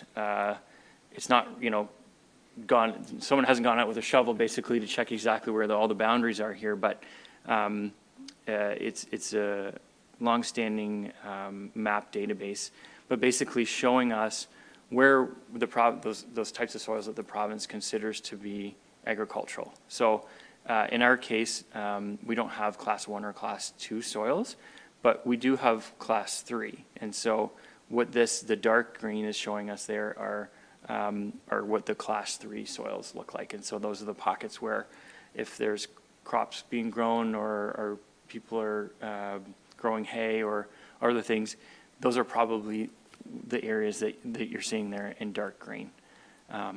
And then we do have other lands, of course, that are primarily class 5 and class 7, which are not as suitable for agriculture. That doesn't mean there aren't farms outside of this. And in a lot of cases, there's lots of farms that have very viable operations, particularly if they're livestock, because you don't necessarily need really high producing soils to be able to raise livestock or horses or other types of animals. You can certainly supply feed and that type of thing to animals in lots of different parts of the municipality. So we do have other mapping showing here's all where the different farms are, but the focus of this is to protect the lands, because those are identified by the province as being better quality for growing crops and need to have a higher level of protection in the future, so that even if they're not being used today, they could be used at some point in the future. In terms of the sector here, we have a large sector, and it's not broken out just to agriculture only, but we look at agriculture, forestry, fishing, and hunting as kind of the resources industries. It's a big component of our economy, not just in terms of producing local food and things like that, but in terms of employment, it's a big sector. Having said that, you can see some of the pieces at the bottom there. There is a decrease in the amount of land being used for crops, as well as the number of farms that have crops going down, and that's consistent, I think, with other statistics provincially and nationally around farming statistics. But the first point at the bottom there about development occurring on Class 3 soils. That's an important point to make because, for example, where we are today, of course, was once a farm. Those are the easiest areas to develop. As you can imagine, you know, a lot of those areas you can dig easily, you can regrade, and you know, there were settlements traditionally established around areas that you could grow crops because that's providing the food that people needed very locally originally. So high quality soils are also more susceptible to development pressures. I guess that's the message here. And I think that's the idea behind the protection of agricultural land, is because we know it's a more desirable and it's easier to develop on lands that are agricultural. So I just going to kind of summarize those two issues. One is the land piece about preserving lands, and then the second piece is about livestock and the conflicts in that. So what we'll first touch on here is the land piece and getting into what are some of those different tools and approaches that municipalities can use to protect those lands. So I kind of hinted at some of these already. This is a bit of a list of some of the different tools that municipalities are using to protect agricultural land. So number one there is around restricting the topsoil removal. When you look at other municipalities and how they've implemented that, it's really in the form of a large scale business that is removing topsoil, not somebody moving soil around on their property. It's really about you have a business that's taking topsoil away from a place and moving it somewhere else. So you can have limitations on that type of use. Limiting subdivision, that's where you can limit the number of lots, where you have, particularly in large blocks of farmland or potential farmland, and not allowing as many lots or any lots or different types of development to occur in those areas, allowing it to occur in the areas that are less desirable, or I should say lower quality soils, but limiting it in the higher quality soil areas.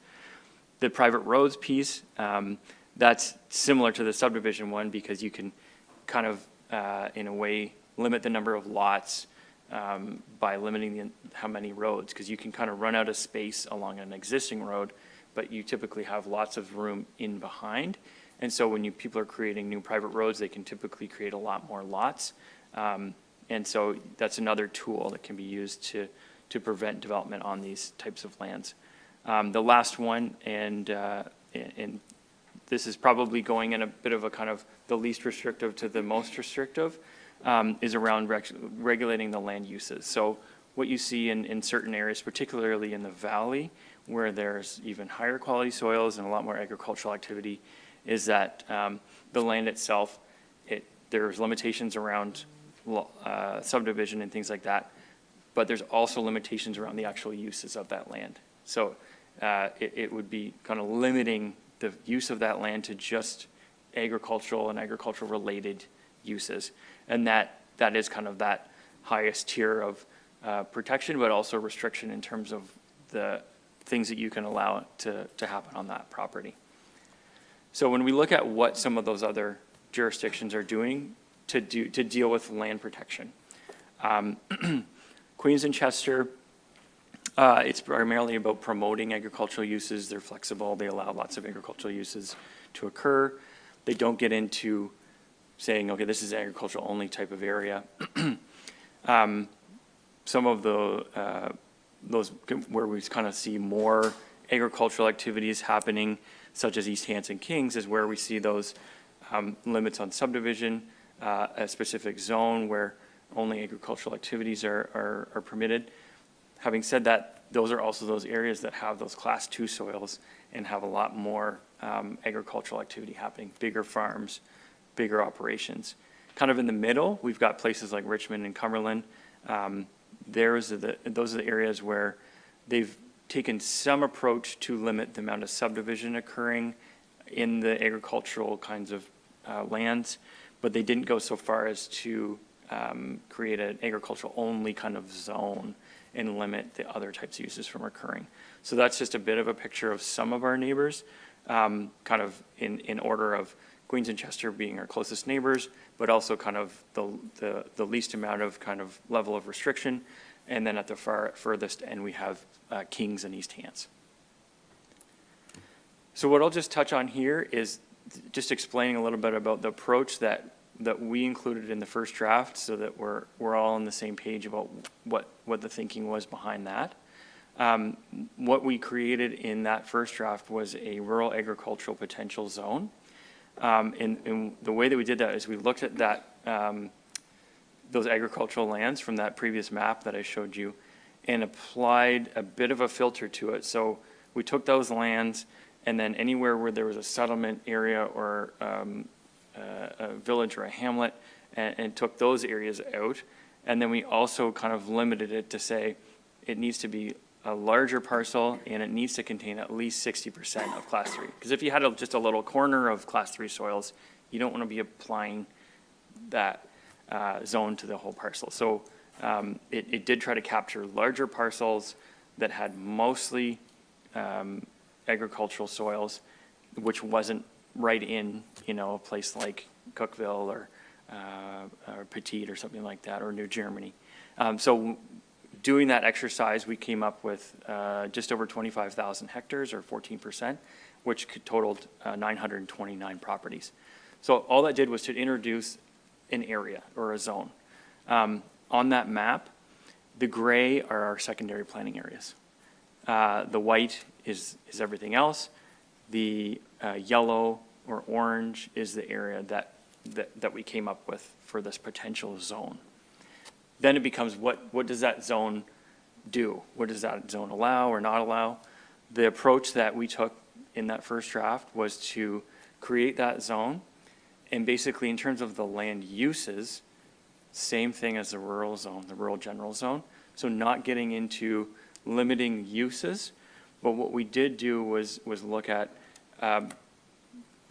some limitation on the amount of development through subdivision that you could do. So limiting the number of new lots to kind of make it so you could only do a few per year to a max that out of 6, limiting new roads, and then allowing some flexibility for those people who, for very kind of valid reasons, may have an agricultural use and need to separate lands, allowing that as kind of an exception to this, but really to try to limit the type of residential development that might occur through subdivision. So that was the thinking through our first draft.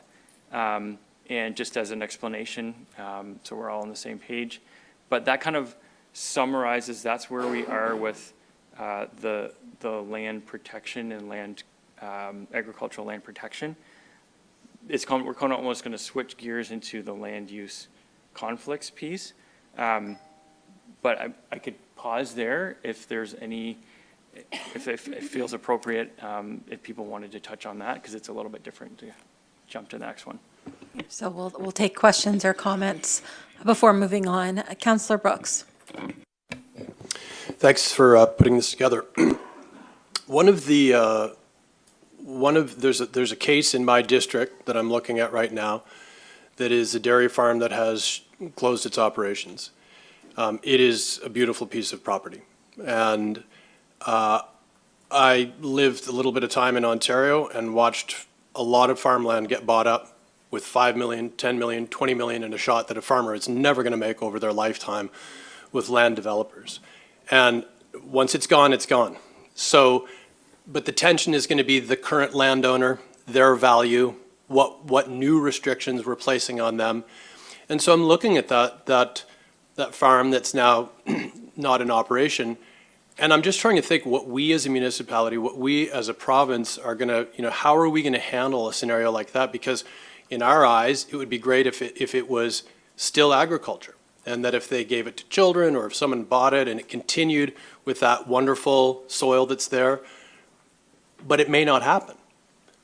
So I guess that's the crossroads I'm wondering, because do we incentivize the landowner other than just restricting the landowner? Because what we're saying is your land is extra special, but therefore your extra special land may incur you penalties because we want to penalize you because your land is so precious. Now, that's one way to approach it, but maybe we need to find other ways to approach it further than just restriction, incentivizing. So I don't know, but it's definitely, I pass that property every day, and my heart sinks because I wish it was still a thriving farm.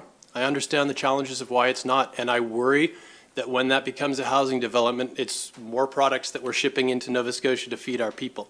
So I guess that's just a thought more than anything else, but I'm seeing the tension that's about to come up here.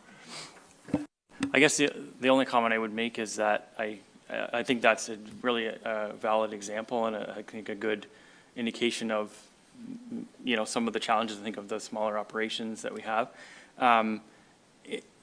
Looking at ways to kind of incentivize and give those, how do we kind of ensure that these things are viable going forward, are kind of tools that are outside of, where we live in this land use kind of planning world, other than making sure that the zoning and land use requirements are flexible and allow farms to do everything that they need to do to continue their operation and not inhibiting that. So there's certainly some things where you see, those areas where you have more strict kind of restrictions on zoning, and they've said, agricultural only. It's in those areas where you have to be very careful about how do you define what agricultural is, because a lot of times nowadays there's different types of, you have on-farm activities and markets, and you have implement dealers, and there's a whole ecosystem around farming that you can't ignore those things that you may not think of as a traditional farm, and making sure those are allowed. So certainly in that way, if somebody wanted to go down the road of kind of creating a agricultural only kind of focus, you do need to make sure that you're flexible enough to allow the various types of activities that farmers use to kind of either supplement their income or else just sell products and or have activities at their farm to continue to kind of support that as a business. But in saying that, it's primarily kind of the pieces there around support and incentivizing and things like that are primarily outside the scope of the planning world. But you did, I think, very accurately point out the challenge that's before you as council in protecting land. It's one of those things that can kind of restrict an individual's kind of options and freedoms for a greater purpose. The greater purpose is the larger use of that land in the future for future people.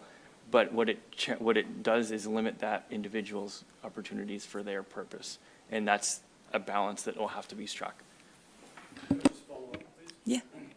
So, I don't know if this is also up on the provincial radar in terms of protecting this land, but maybe it falls on us to start to think about some sort of first right of refusal. We don't, I think, want to get into the becoming bigger and bigger landowners in this municipality. But this is, like I said, once it's done, it's done. So I don't know if both municipal-wide and province-wide, we need to have some sort of sense of land registry of what's coming and what's possibly just about to go out the door.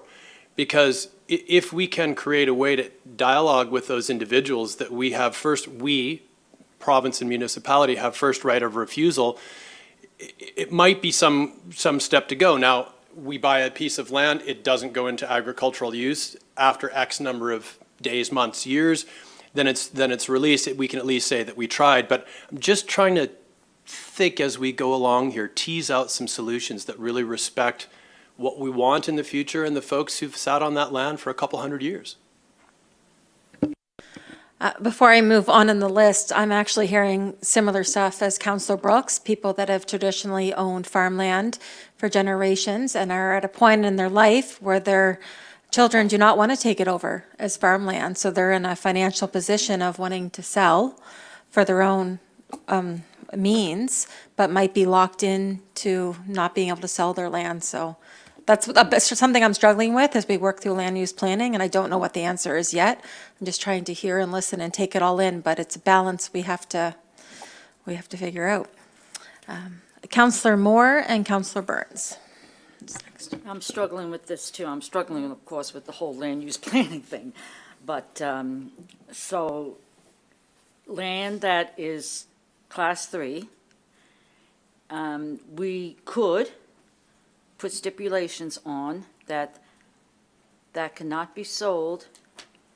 It can only be farmed. It cannot be sold, but you can have so many houses, but you can't sell the whole thing for housing or something like that. Is that what we're saying? Yeah, in some ways, yeah. So you could put a limit on the number of new lots Right. that you could create from that parcel. Okay. As it is today, yep. It's just the comment, and I'm sitting here thinking, it's like, oh, we're sitting right here on this land. And I was not here. It was the year before I came on council. I think it was 2003 that this land was purchased. And I'm just wondering if some people could, yeah, I'm just leaving it there. Because this was, I remember hearing all the complaints about, the Cook Farm and this should not be here because it was agricultural land. It should not have been done for industrial and, yeah. So I was just thinking that. It's just a comment. Councillor Burns? Thank you. My question comes down to the PIDs that would be protected, and it was about the 30% threshold.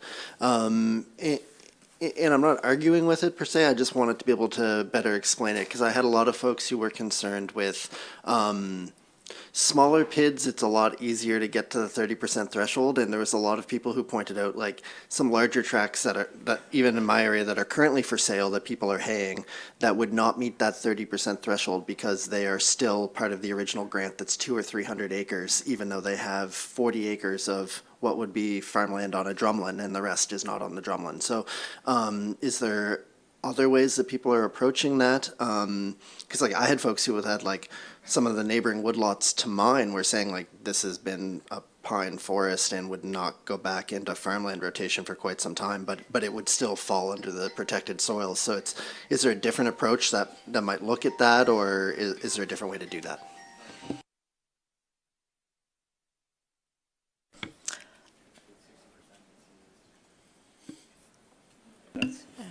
So, yeah. So the 60% threshold, Kings uses that. So that's an example that was pulled from that municipality. Like other municipalities have different approaches. Sorry to obviously. interrupt. I'll just maybe move the mic Oh, over. sorry. Then we can Sorry. hear you Yeah, really good. yeah. Thank you. Yeah, there's lots of different examples for like applying. Like the MGA says you have to include active agricultural lands and lands that have agricultural potential.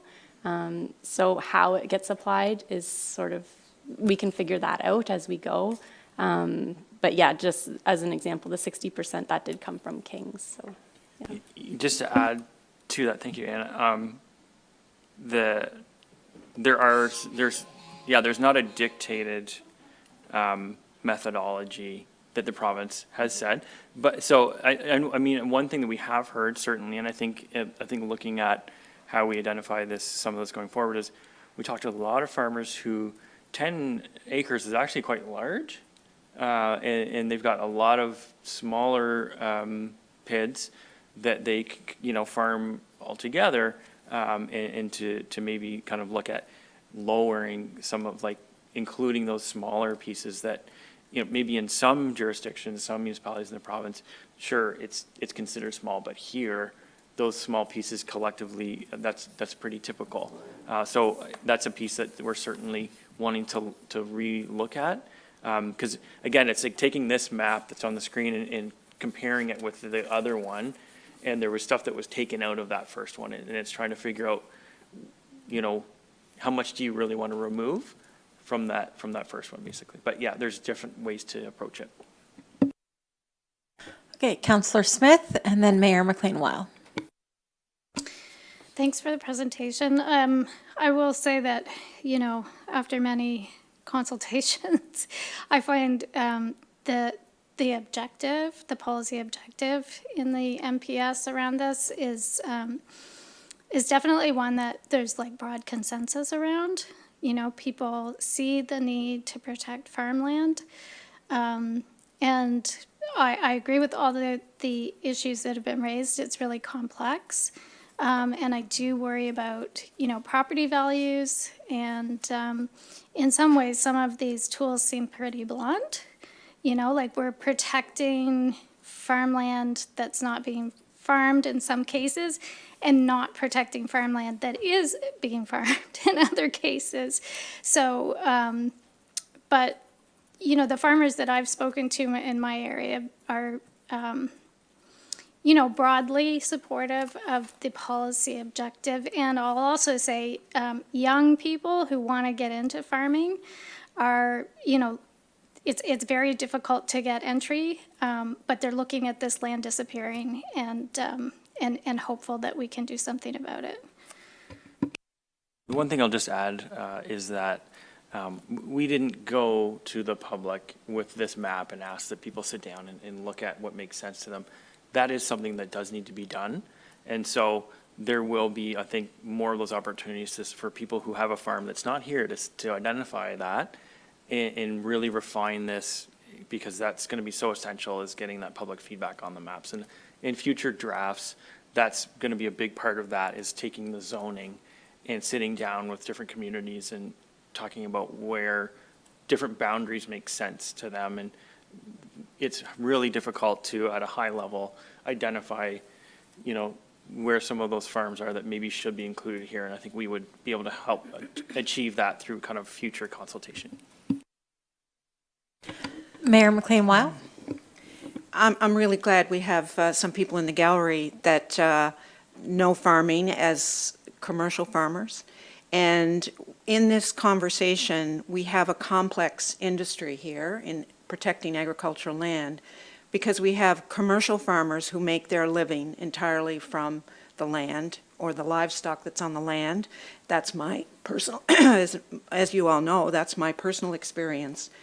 But we have a large number of what I would say describe as small-scale agriculture, who don't necessarily need the land base that you do if you're a livestock farmer, which Mr. Rodenizer and my family were involved in, where you need grazing land, you need land for crop production, primarily silage or corn. And the challenge here is to what Reed has said, is that if you had, as we did, 80 to 100 acres together is like really good. And if you went to Kings County or you went to Saskatchewan or Manitoba, they would go, you farm on that much? On that little? But the key is that farms, commercial farms, are putting pockets of land together, and I think the people we have in the gallery today can really speak to this, about the importance of the neighboring communities and neighboring farms and land that's not been used but needs to be protected, because that provides the acreage you need to support a livestock operation. Having said that, because we don't have many of those left, Mr. Rodenizer is the last dairy farm in Lunenburg County. The farm that Councillor Brooks spoke of, Alan Croft's farm, was the second to last. And in both cases, they border onto very beautiful waterways and beach frontage, very valuable properties from a non-agricultural point of view. The growth in the industry in Lunenburg County has been in the small-scale agriculture. Operations like Mr. Rodenizer, Alan Crofts, those larger dairy farms, the hog operations that used to exist here no longer exist. And there's lots of reasons, and that's another whole conversation.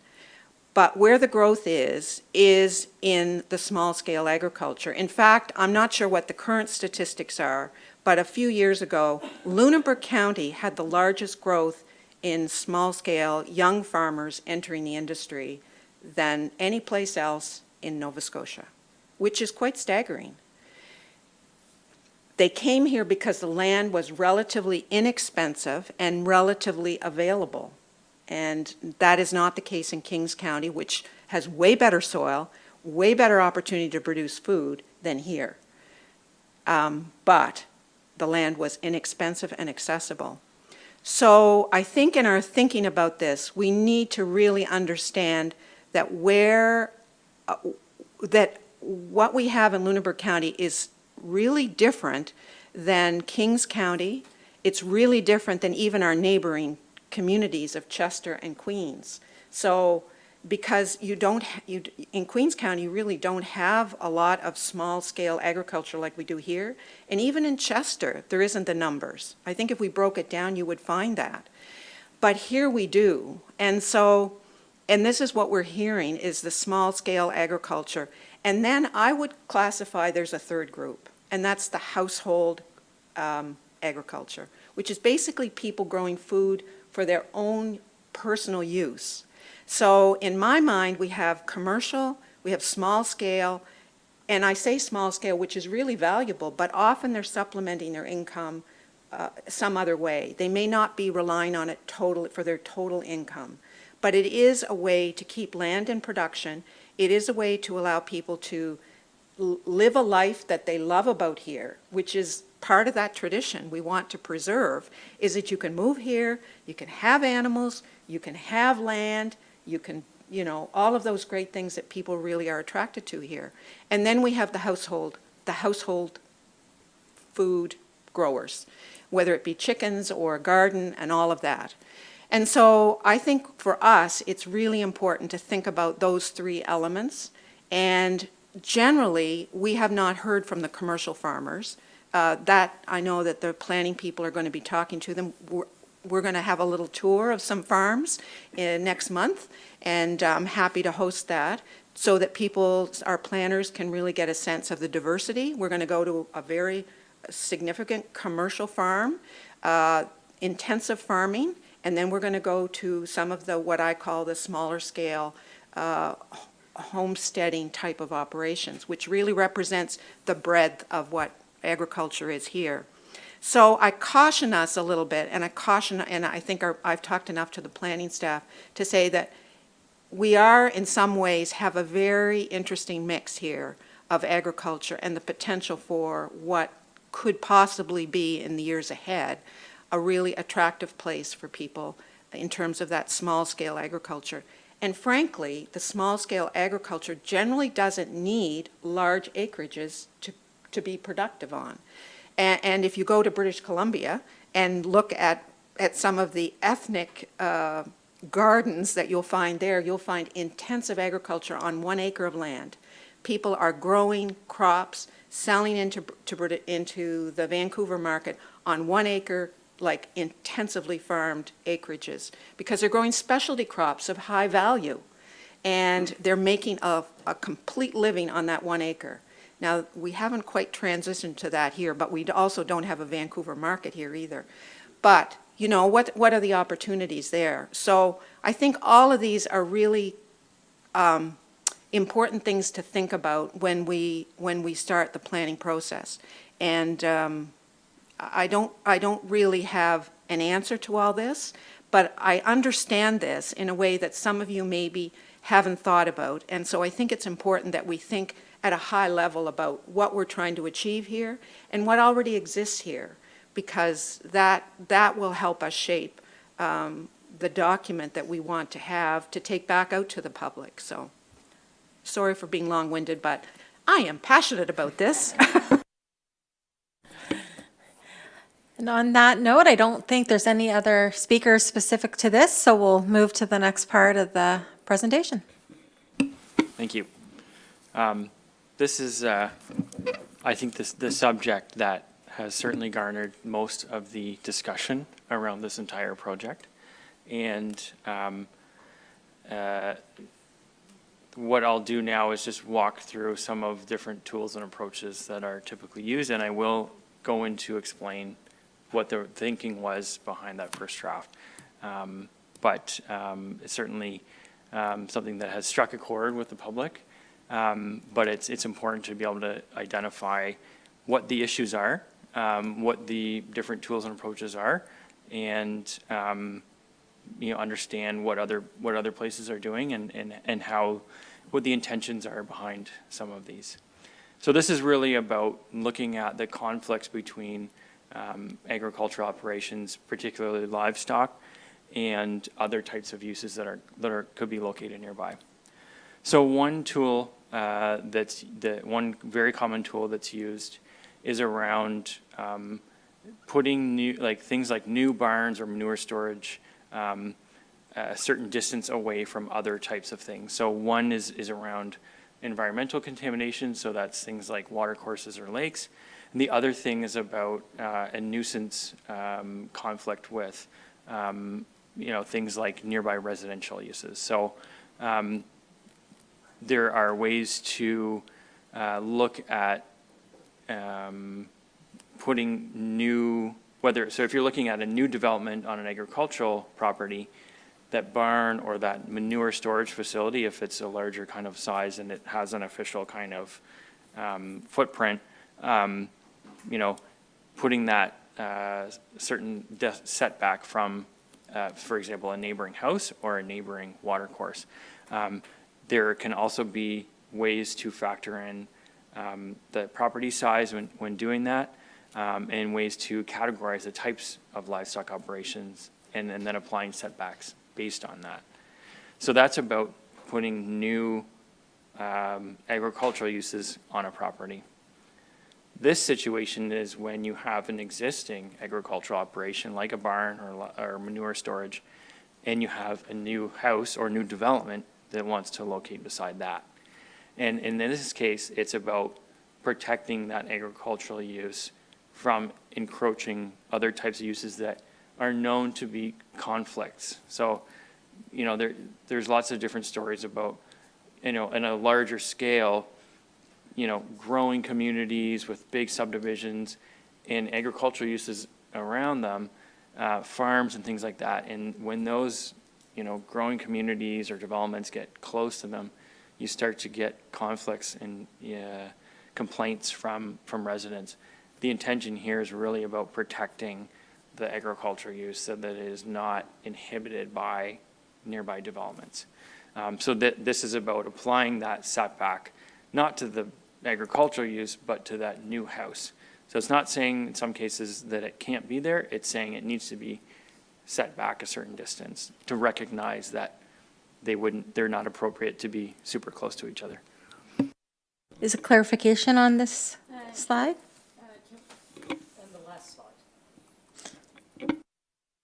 So when you say right there, categorizing sizes of livestock operations to apply appropriate setbacks, does that mean telling somebody if they have a half acre of land, they can only have this many cows or this many chickens? Is that what that means? It could, yeah. So that's how some places look at this, is they would categorize that. And is there any thought, and I know this was brought up at public meetings, is there any thought moving forward to make sure that different locations have different, if you live in Stanburn and you've got a half acre of land, I don't think someone's going to care if you got 5 cows on it. But if you got a half acre of land in New Germany, I think people next door might care if you got 5 cows on it. So, and don't even go with the chickens. We don't even want to go there. So, yeah, I'm just wondering to make sure that's still on the back burner. Yes. That be different regulations for different areas. Yeah, absolutely. Yes, 100% correct. Yeah. I think at this stage, what we're looking to do, we don't have a set direction yet for what that next draft looks like, because we need to bring you a fulsome report that basically summarizes what we've heard from that engagement. And then we will walk through the different topic areas and get the direction from council about what that next draft should look like. So we will have that discussion before we turn it into a second draft, Okay, to make thank sure you. that we're all on the same page, basically. Thank you. Yep, so we've got the kind of situation where we've got new development near existing barns. Some places get into regulating how, if you have a certain residential area versus, I think maybe you're talking about a New Germany versus somewhere kind of more rural, would place kind of limits on the size of barns or livestock facilities, depending on what type of area you're in, as a way of kind of limiting the influence of that. So they could say, well, you can have a barn, but it can only be so big if you live in the village. But if you live outside, then, you know, you can have a much bigger barn. So that's what some places do in terms of approach to that. When you look at jurisdictions around us and how they manage land use conflicts, particularly in controlling livestock, Chester has different kinds of zones that allow different types of animal requirements. The setback depends on the number of animals. Queens has kind of different categories of different types of livestock operations, and then they permit things in some zones where other zones it's kind of you need special permission. And then there's kind of more general stuff around things like rabbits and chickens. Kings, similarly, they kind of break it down into different types of categories, such as something that's in backyard versus a larger operation. Then you get into places like East Hants. East Hants is a bit different in that they kind of create a category that's the large stuff, and then everything else is kind of doesn't have the requirements. So you have certain requirements, but those, have certain rules that apply to that. And then those rules don't apply to stuff that kind of is below that threshold. Of course, we have our several secondary plan areas. Most of them have different types of livestock requirements. Hebbville, uses that kind of animal unit type of table. Blockhouse, Oakland, Princess Inlet. It's that approach is used here in most of our secondary planning areas as well. What we included in the first draft created kind of similar types of categories.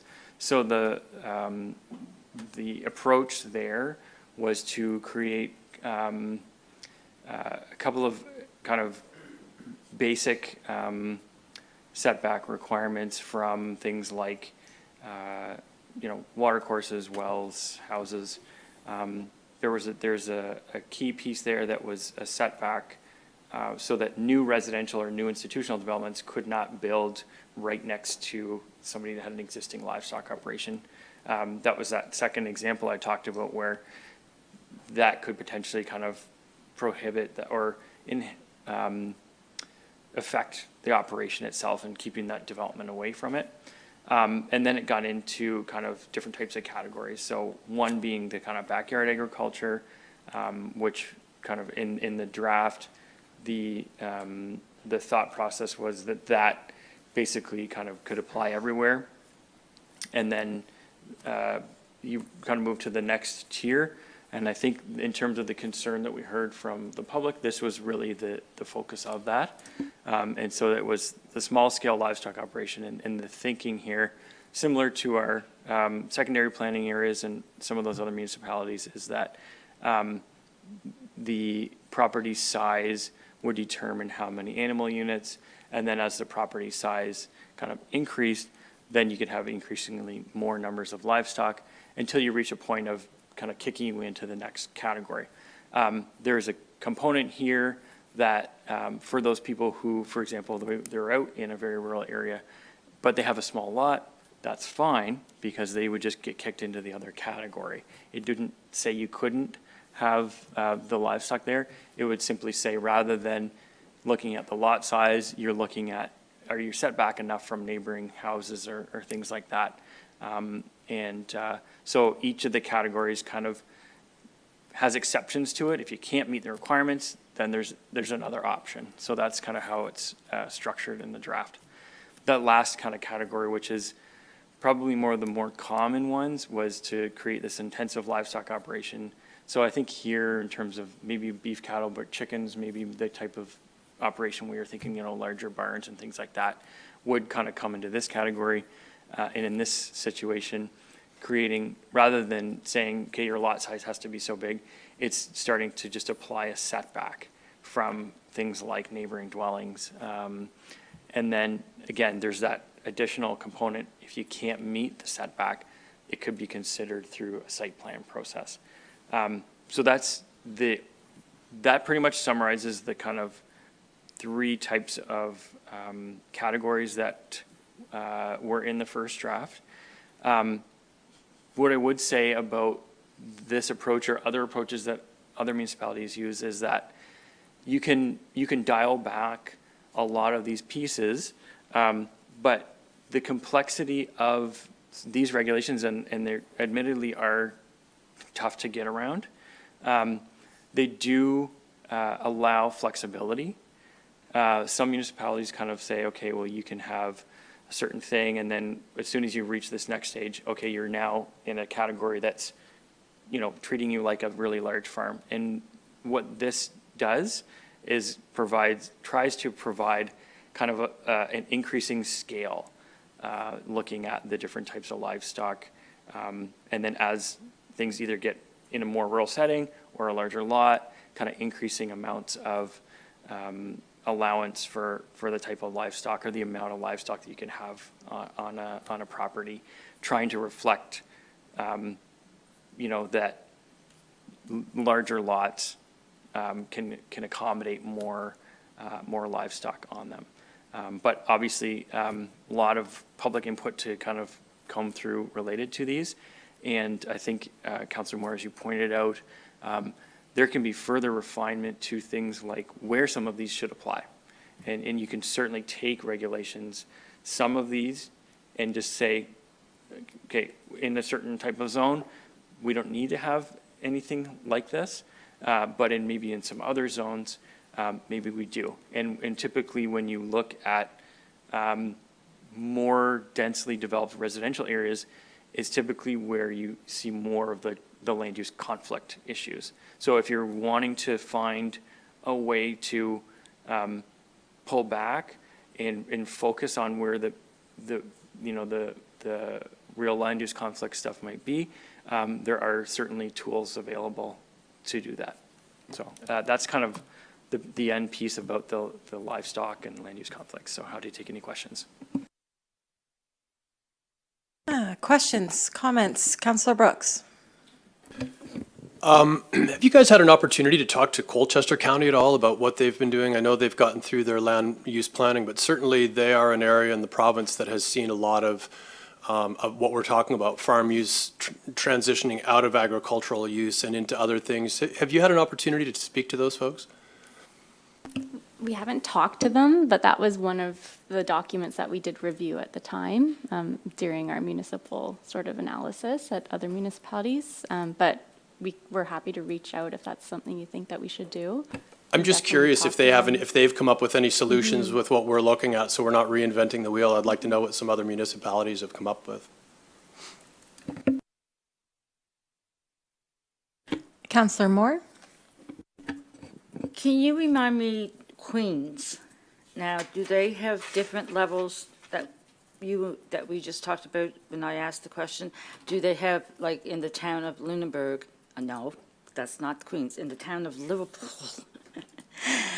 do they have stricter regulations when it comes to this land use planning than say Caledonia or outside Caledonia?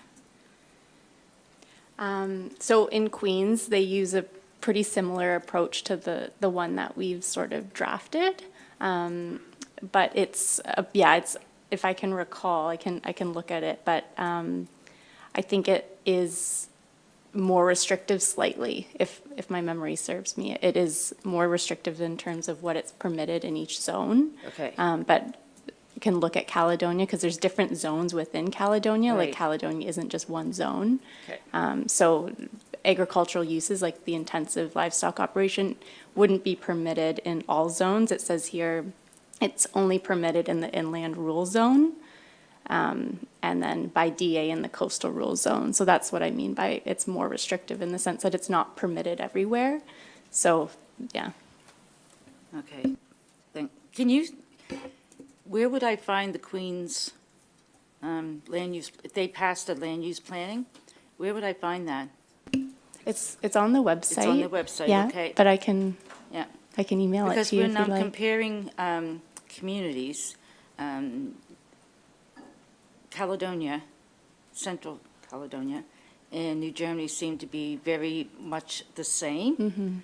And I just wanted to look to see what their regulations was, so that we don't have to be that restrictive in New Germany. Thank you.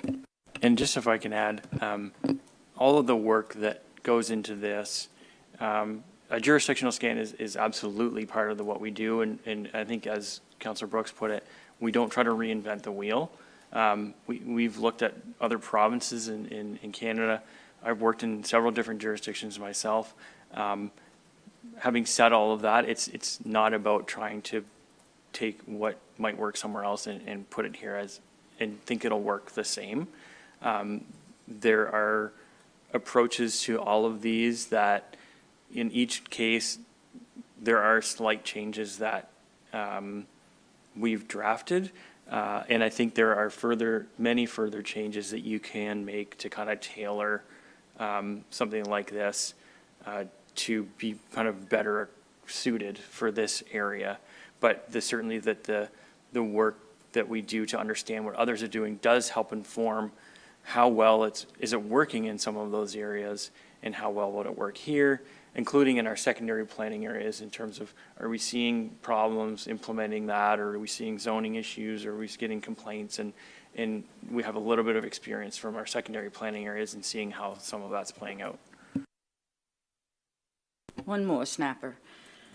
So when these are, what do you call them, points of interest, or statements of interest from the province, that the province wants us to look at all those different bullets of statements of interest. When it comes to agriculture, do we actually have to put animals in it at all, farm animals? Not really. So we have an option of not putting farm animals in this at all, just, you can have, make sure your manure pile isn't this close to a waterway, and if you're going to put it next to your well, you're kind of stupid anyway, so, but we do have that option as a council. Yeah, to clarify, the land protection is probably the more key one that they're very specific about, and they've told us what soils and things.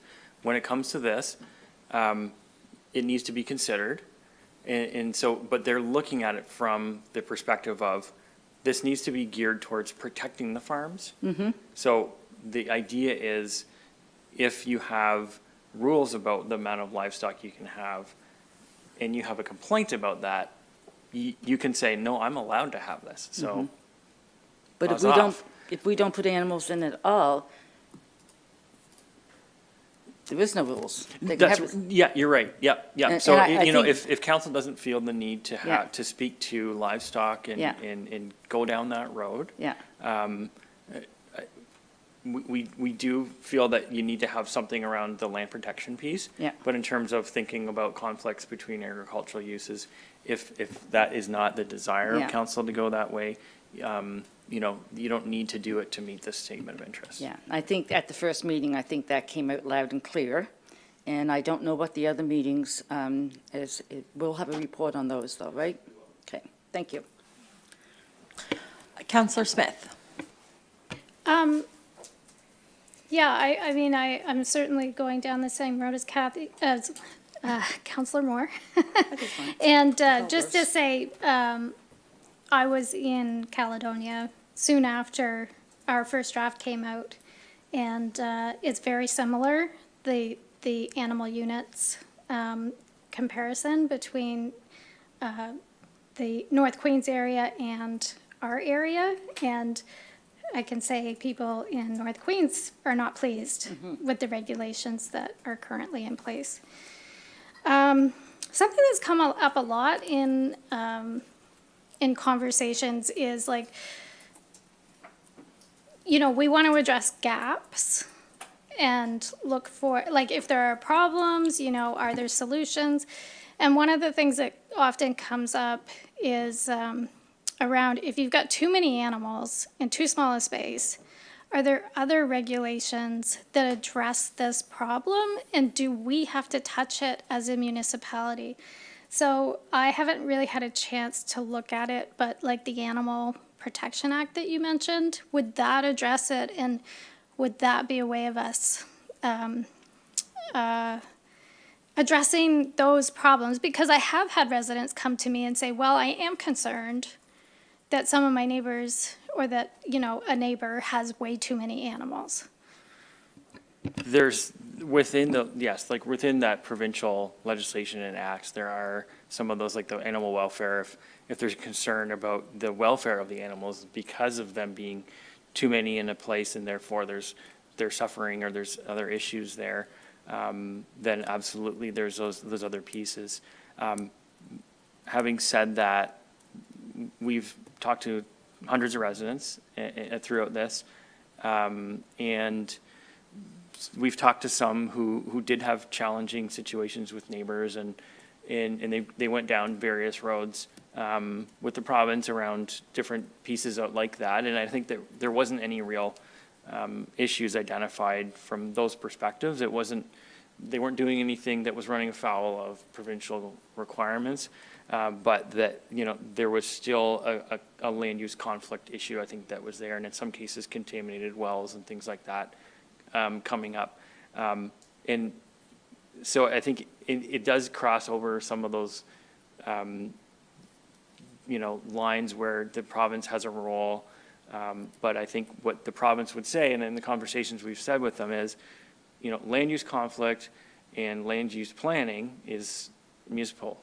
And so they do tend to kind of come to a point, but they say, well, it's over to you. If it's a conflict about the different types of uses that are in an area, it's your jurisdiction.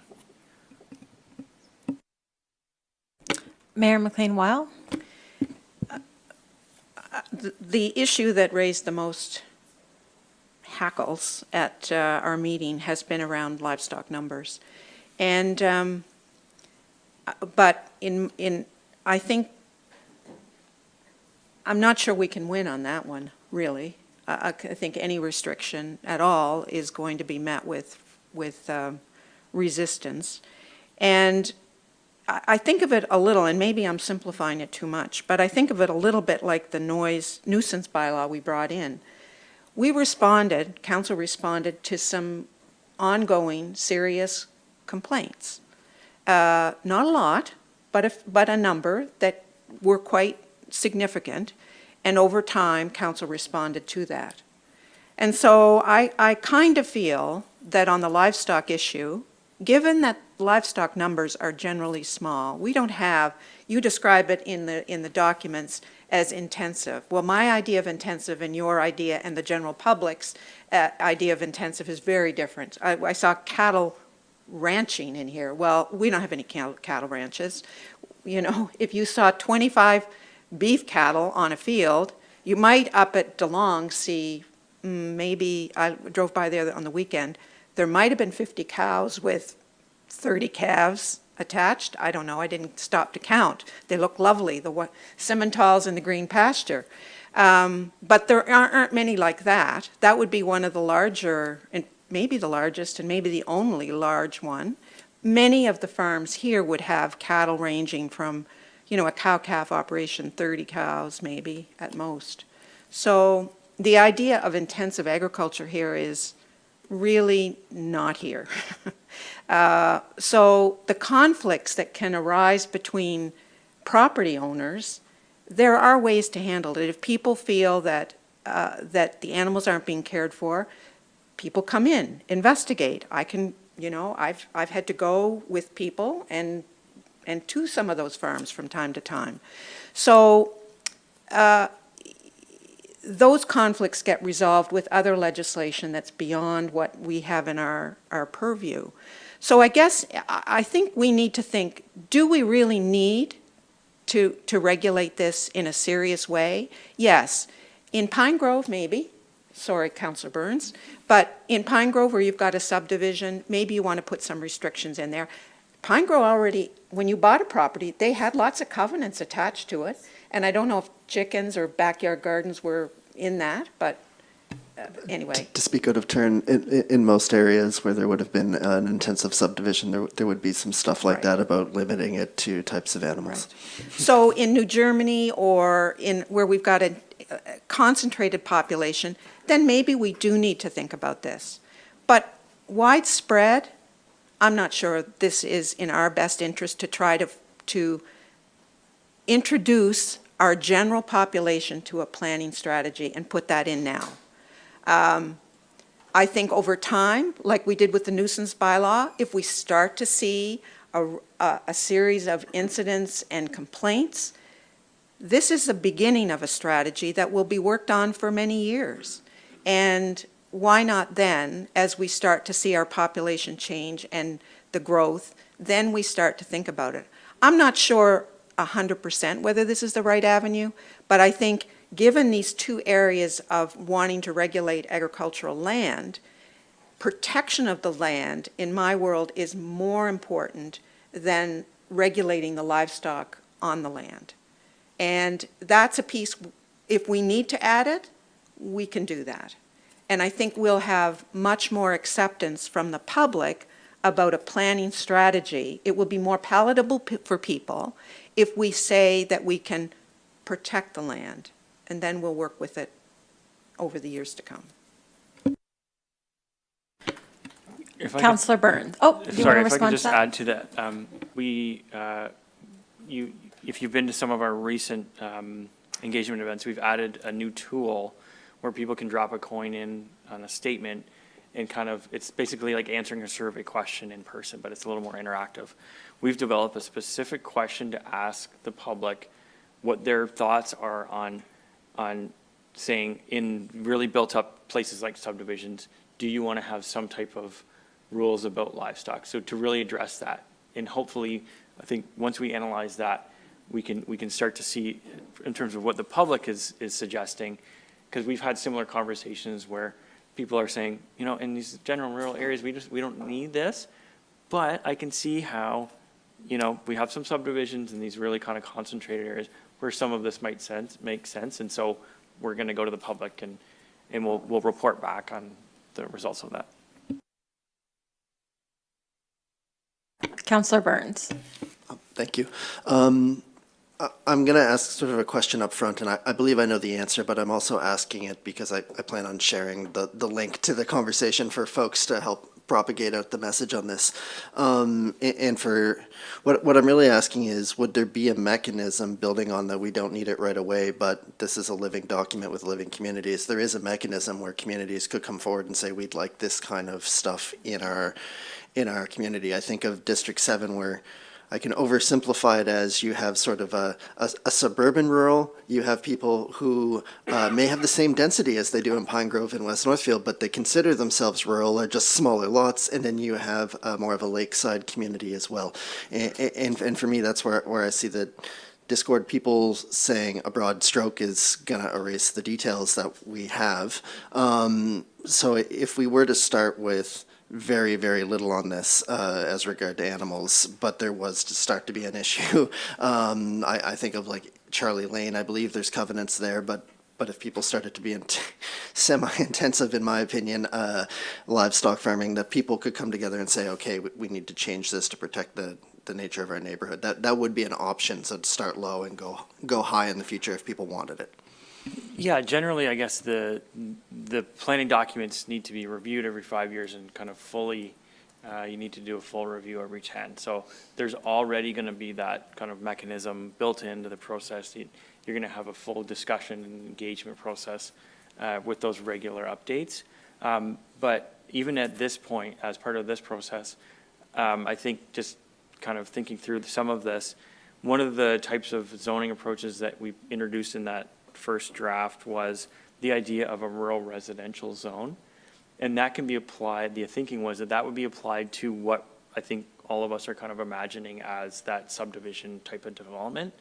Putting a rural residential zone or some other name to a place like that gives you the ability to put different regulations in place. So by creating a different zone, that then allows you to have different rules that apply to that zone.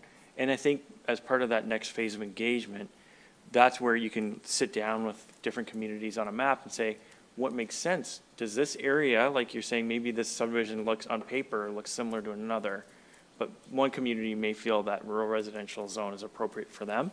another community may prefer something that's just rural, and then have those different regulations applied to that. So there's absolutely a way to do that, yep. Councillor Reinhardt. Thanks. Yeah, I'm hoping also to see the livestock numbers removed.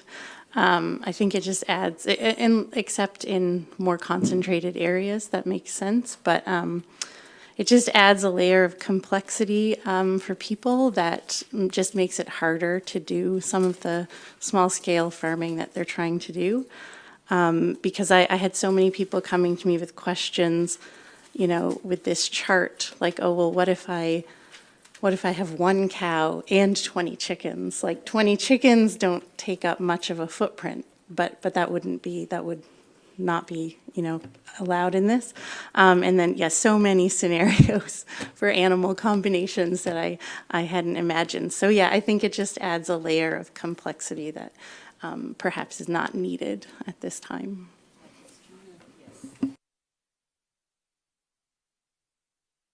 Councillor Smith.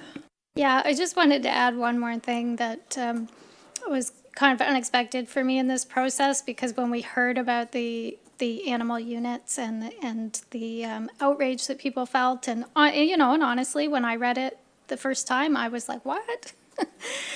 This cannot stand. But the people I expected to feel a lot of outrage from were bigger farmers. Actually were fairly, you know, I don't want to speak for a whole group, but some of the farmers that I spoke with were really not fazed by some of the zoning. And the idea that there should be no regulations on land, no one, you know, should tell anyone what to do on their land.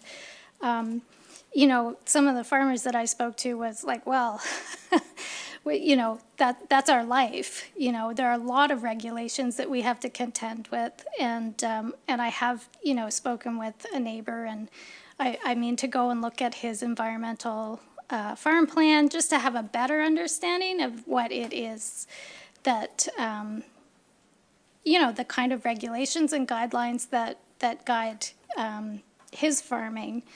But it was quite unexpected for me, and I feel like there is, you know, a public awareness or educational piece around this, because there are a lot of existing regulations that that people don't know about.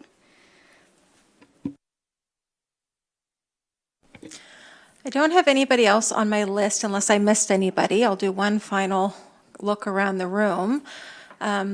We do have some members of the public here. Before I would turn it over, if it's the wish of council, we could allow comments from them if there was a motion and a seconder, and they might not want to speak, but in order to even entertain it, it has to be a decision of council. So I'm opening up the floor to that. Councillor Bell. I would make a motion that we allow anyone in the public gallery to speak with the same guidelines we use in the morning. Is there a seconder? Seconded by Councillor Brooks. All those in favor? Opposed? Motion is carried unanimously. So if there is anybody in the gallery that would want to come and comment on what was presented here today, you're welcome to come to the podium. I would just ask that you state your name and the community in which you live, and we welcome the engagement if you would like to speak. Yeah. Yes, yeah.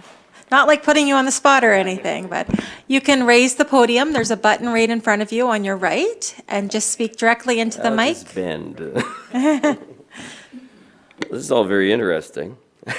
I've never been to a council meeting before. And just please just state your name and your community. It's Glenn Rodenizer, Thank Second you. Peninsula, outside of Lunenburg. So we are the last dairy farm in Lunenburg and in county. I think there's one in Queens as well, 2 down in Yarmouth. So when I was a kid, there was 3 dairy farms on Second Peninsula alone. And one of them was Cynthia's Stevens' dad, and then my Uncle Frank halfway up. So we've seen the community really change over time, and it's difficult. I really appreciate you trying to take in the whole spectrum of this thing, because what I see in my little corner of the world is it goes from a situation of, I got the farm from my dad. My grandfather bought it after the Second World War because he did fishing. It was right on the water, so we have this great big waterfront, and back through to Bachman's Beach, which we own as well.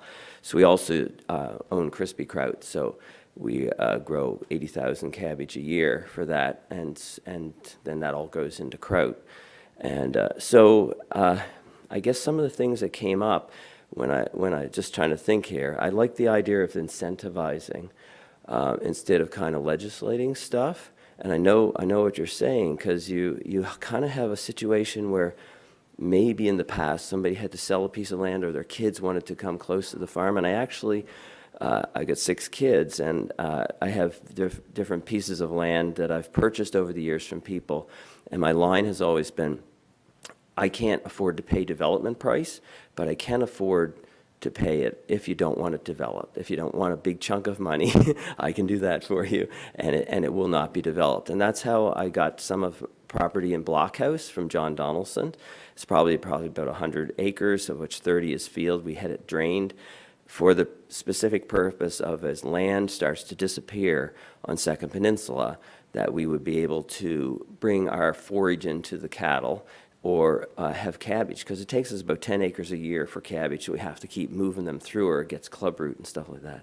So I don't know if that's answering any questions or not. I'm just kind of, but I did like the word incentivize, and I don't know how that would work in any way, shape, or form, but some of the dynamics of having a piece of land where people come in, my mindset would be make this land efficient, make a living, that type of thing. But some of the people that come in with my piece of land that I've not just now bought, that probably used to be part of a farm or something like that. Their idea is more to have my property values go up. So if, and I'm speaking this from personal experience, we have 4, and people who have given us plenty of grief over not so much noise and things like that, but moving fence lines. They say, I own all that down there. One guy was actually mowing our fields till I caught him with his lawnmower, and I said, stop it. But we had a couple different kinds of things like that that get heavy after a while. The one guy has a right of way through our property, and I don't know, it's just kind of bizarre, some of the stuff and the mindset of people, because their property values want to go. So you're dealing with people whose whole focus has kind of changed, and it just makes it hard. And we don't want everybody to have to move to middle of Nova Scotia to do a farm living. And I think I mentioned this to Anna that time. It's a big topic in that to save agricultural land is not just good for now and for later. It does a couple things, I think. It feeds us, of course, and you're dealing with the idea of feeding us down here. I kind of view property as, this piece of property is a contributor to the community, contributor to the environment and stuff like that. So in a lot of cases, when you have a property that switches from that to just a small, maybe postage stamp type of thing, it becomes kind of a consuming property where everything has to come into it. And instead of being a contributing property. So I don't know how that would work in your mindset, but I mean, we have the food issue, which is a very basic thing, and then we also have the physical. I walk on this piece of property. I go down to the seashore on this property. And then there's the mental thing too. If I can breathe here, whereas home, everything is kind of close and tight. And then there's also the tourism aspect of it. Like in the future, not everybody's going to come to see my house. You know, they want to see and will want to see the wide open spaces. So you could promote Lunenburg County as that. You want to see some wide open spaces. And I had mentioned to Anna or Elle Smith as well, just, you know, and this would be the incentive idea. If you have a house and a farm and a piece of land, maybe you could say, you know, we'll give you a really good tax break. We'll incentivize just to keep it so that, you know, as you go there to see wherever it is you're going, it's not all built up.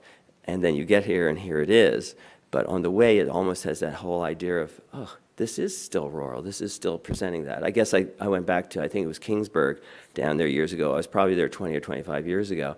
You know, there's some farms on the hill, some animals, things like that, and the beach. Everybody went to Kingsburg. But now when I was down just a couple of years ago, there's a lot of houses there. So yeah, you can go to the beach, but maybe you want to promote, as in tourism, the idea of, hey, this is still kind of rural. You can breathe down here. And I think people would come for that aspect of it as well. Is there anything I'm missing, or am I just rambling on? Well, for off the fly, you did very well.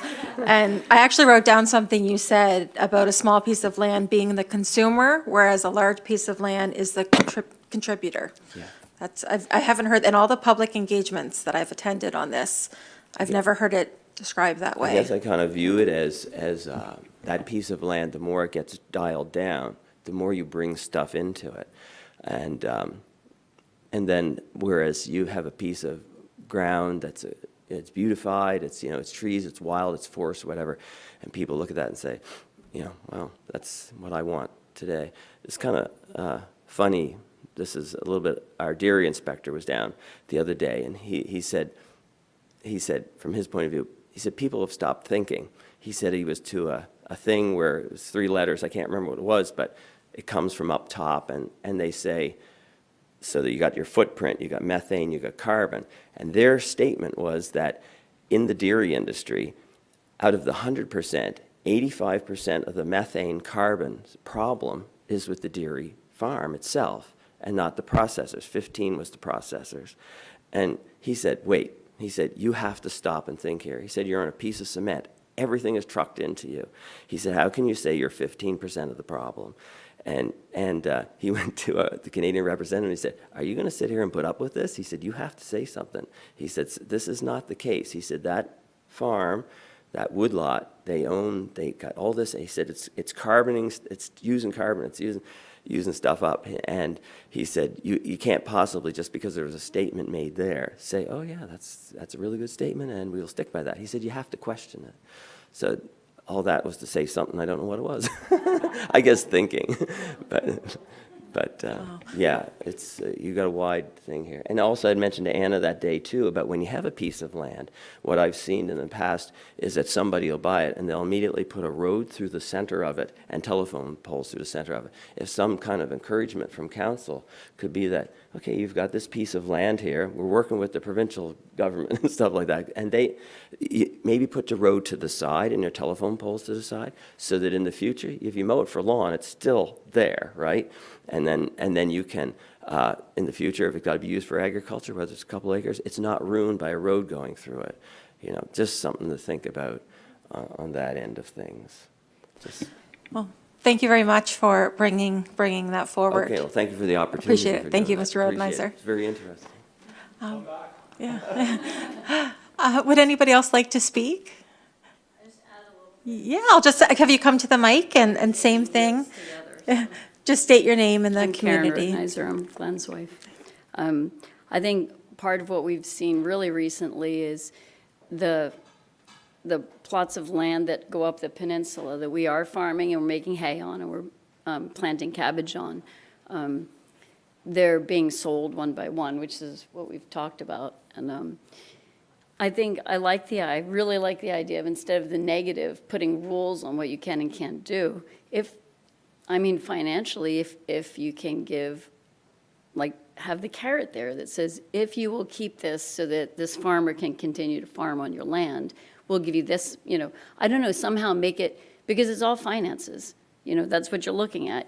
Alan Cross Farm is not going to stay a farm if he sells it. It's going to be developed, and it's the money, So, if Nova Scotia, I know there's a limit to money, but if we want to save some of these large plots of land like Allen's Farm and all, if the finances are there and available, we could make it that we could save the farm. It's just money.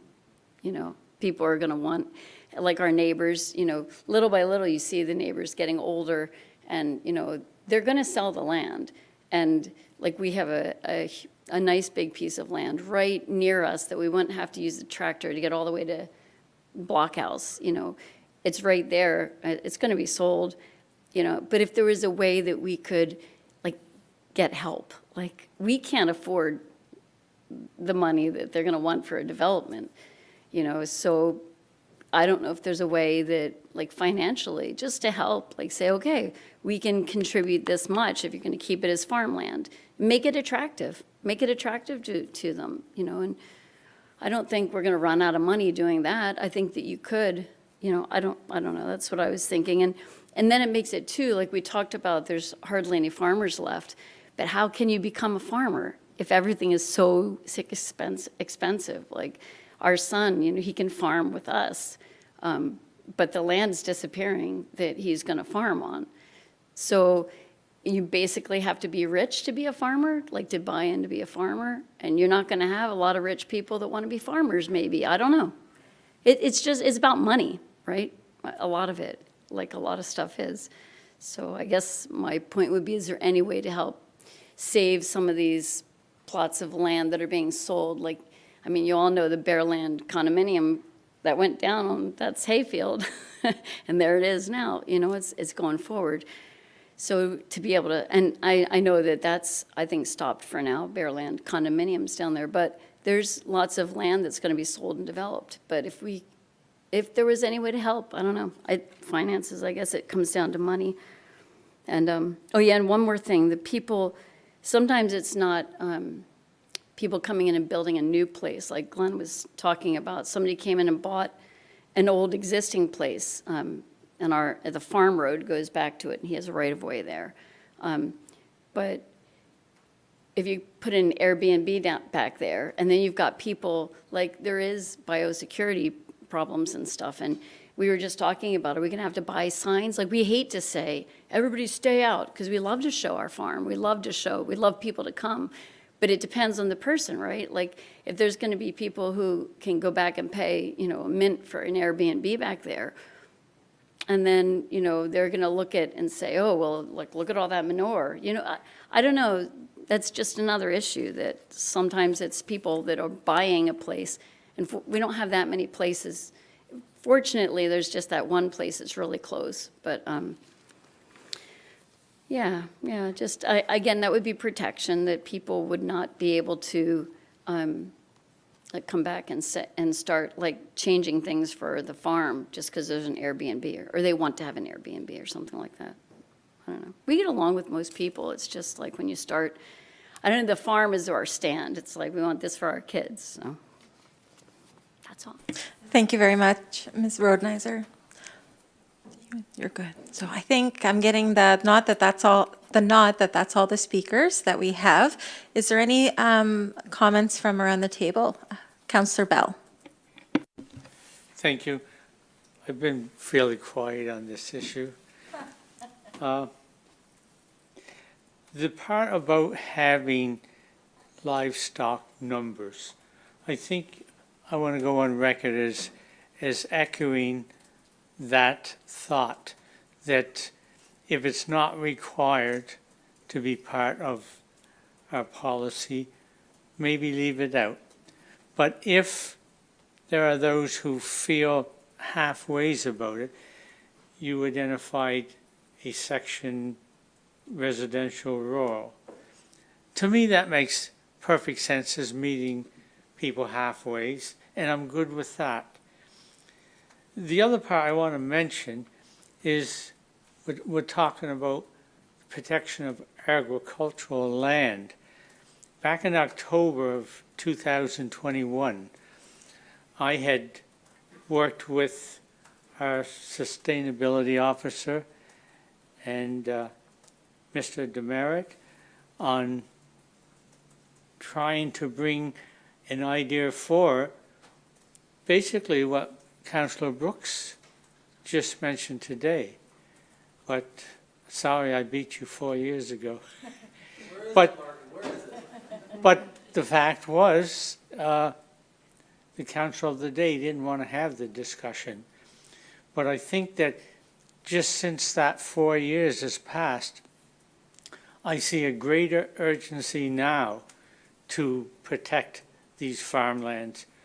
I did share that report with you, Councillor Brooks and Mayor McLean Weil and Councillor Smith, because you spoke on the thing that I was trying to bring forward earlier.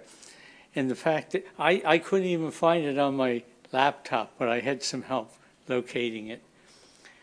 The idea wasn't solely mine. I went to FCM, and I understood that there was some municipal units out west who, when a farmer decided to sell their property, they had to talk to the municipality first. Not to be undermined by price or anything, but to avoid an apartment building being set up in the middle of a farmer's field. The municipal units bought the land or financed the land to avoid the sale, so that young farmers could come and possibly purchase or lease the land. The same thing was being done with woodland. And I'd have to try to find my notes from back then, but there was hundreds and hundreds of acres of land that, woodland that was considered similar to what we have as common lands. The municipality bought the land and they allowed people to do forestry operations. They wouldn't allow big companies to come in, but if you were an individual living in the municipality and you wanted to take logs off of 2 or 3 acres, you made an application to the municipality. And the municipality didn't necessarily lose money on this proposition. It was a break-even thing. And it had to be long-term. It couldn't be something that you thought you were going to get your money back in 5 years. So there was municipal units who were doing this with farmland and with forestry resource land. I'd like some time to have that discussion, because I don't think we would be wasting our time. I'm not a farmer and I'm not a forestry person, but when I heard it explained to me, it made sense, and I'd like to learn more about it, and I'd like to have the conversation sometime. That's all I want to say today. Thank you. Councillor Brooks. I think just on our guest point about, finances are limited, but the only thing more limited than the finances is going to be that land. And I think, Councillor Bell, I would like to learn more about this. This is one of those instances, a rare instance for me, that, this may require a conversation back with the province, because it isn't just our municipality. We don't just eat food from our municipality. Certainly food security is for Nova Scotia. And so I think it behooves us to think in some ways more broadly. Obviously, we need to take care of our own municipality and try to understand what we're doing with our land use planning. But maybe there is an opportunity, even if it's just something gets put into a hold momentarily, so that a young group of farmers, so that another individual who wants to work the land has the first right to take a crack at that, not so that the owner has a potential of losing market value or anything. We have to be very equitable, but so that there is a pause, either by the province or with the province and the municipality, that it goes to a, who wants to farm this land? Have a moment and see if we can at least tap the brakes to try to keep this farmland for farmers. Because once it's gone, and that's all I can say. I know I keep repeating that, but I've seen it go, and it's really hard for me to drive through Truro, where I grew up, and go through old barns and watch all of those places that are no longer farms and will not be farms again. So, out of all of our land use planning, this is something that's really, really crucial to the future of us and the province, I think. Your statement made me think of this morning when one of our public speakers came and said, there's no Planet B. This is it. So I don't see any other hands from around the table. I just want to confirm that that was the end of your presentation. Okay. Well, this was the last item on our agenda today. There is no mayors, deputy mayors, or councillor matters, no added items, no in camera. Therefore, we'll call this meeting adjourned. Thank you.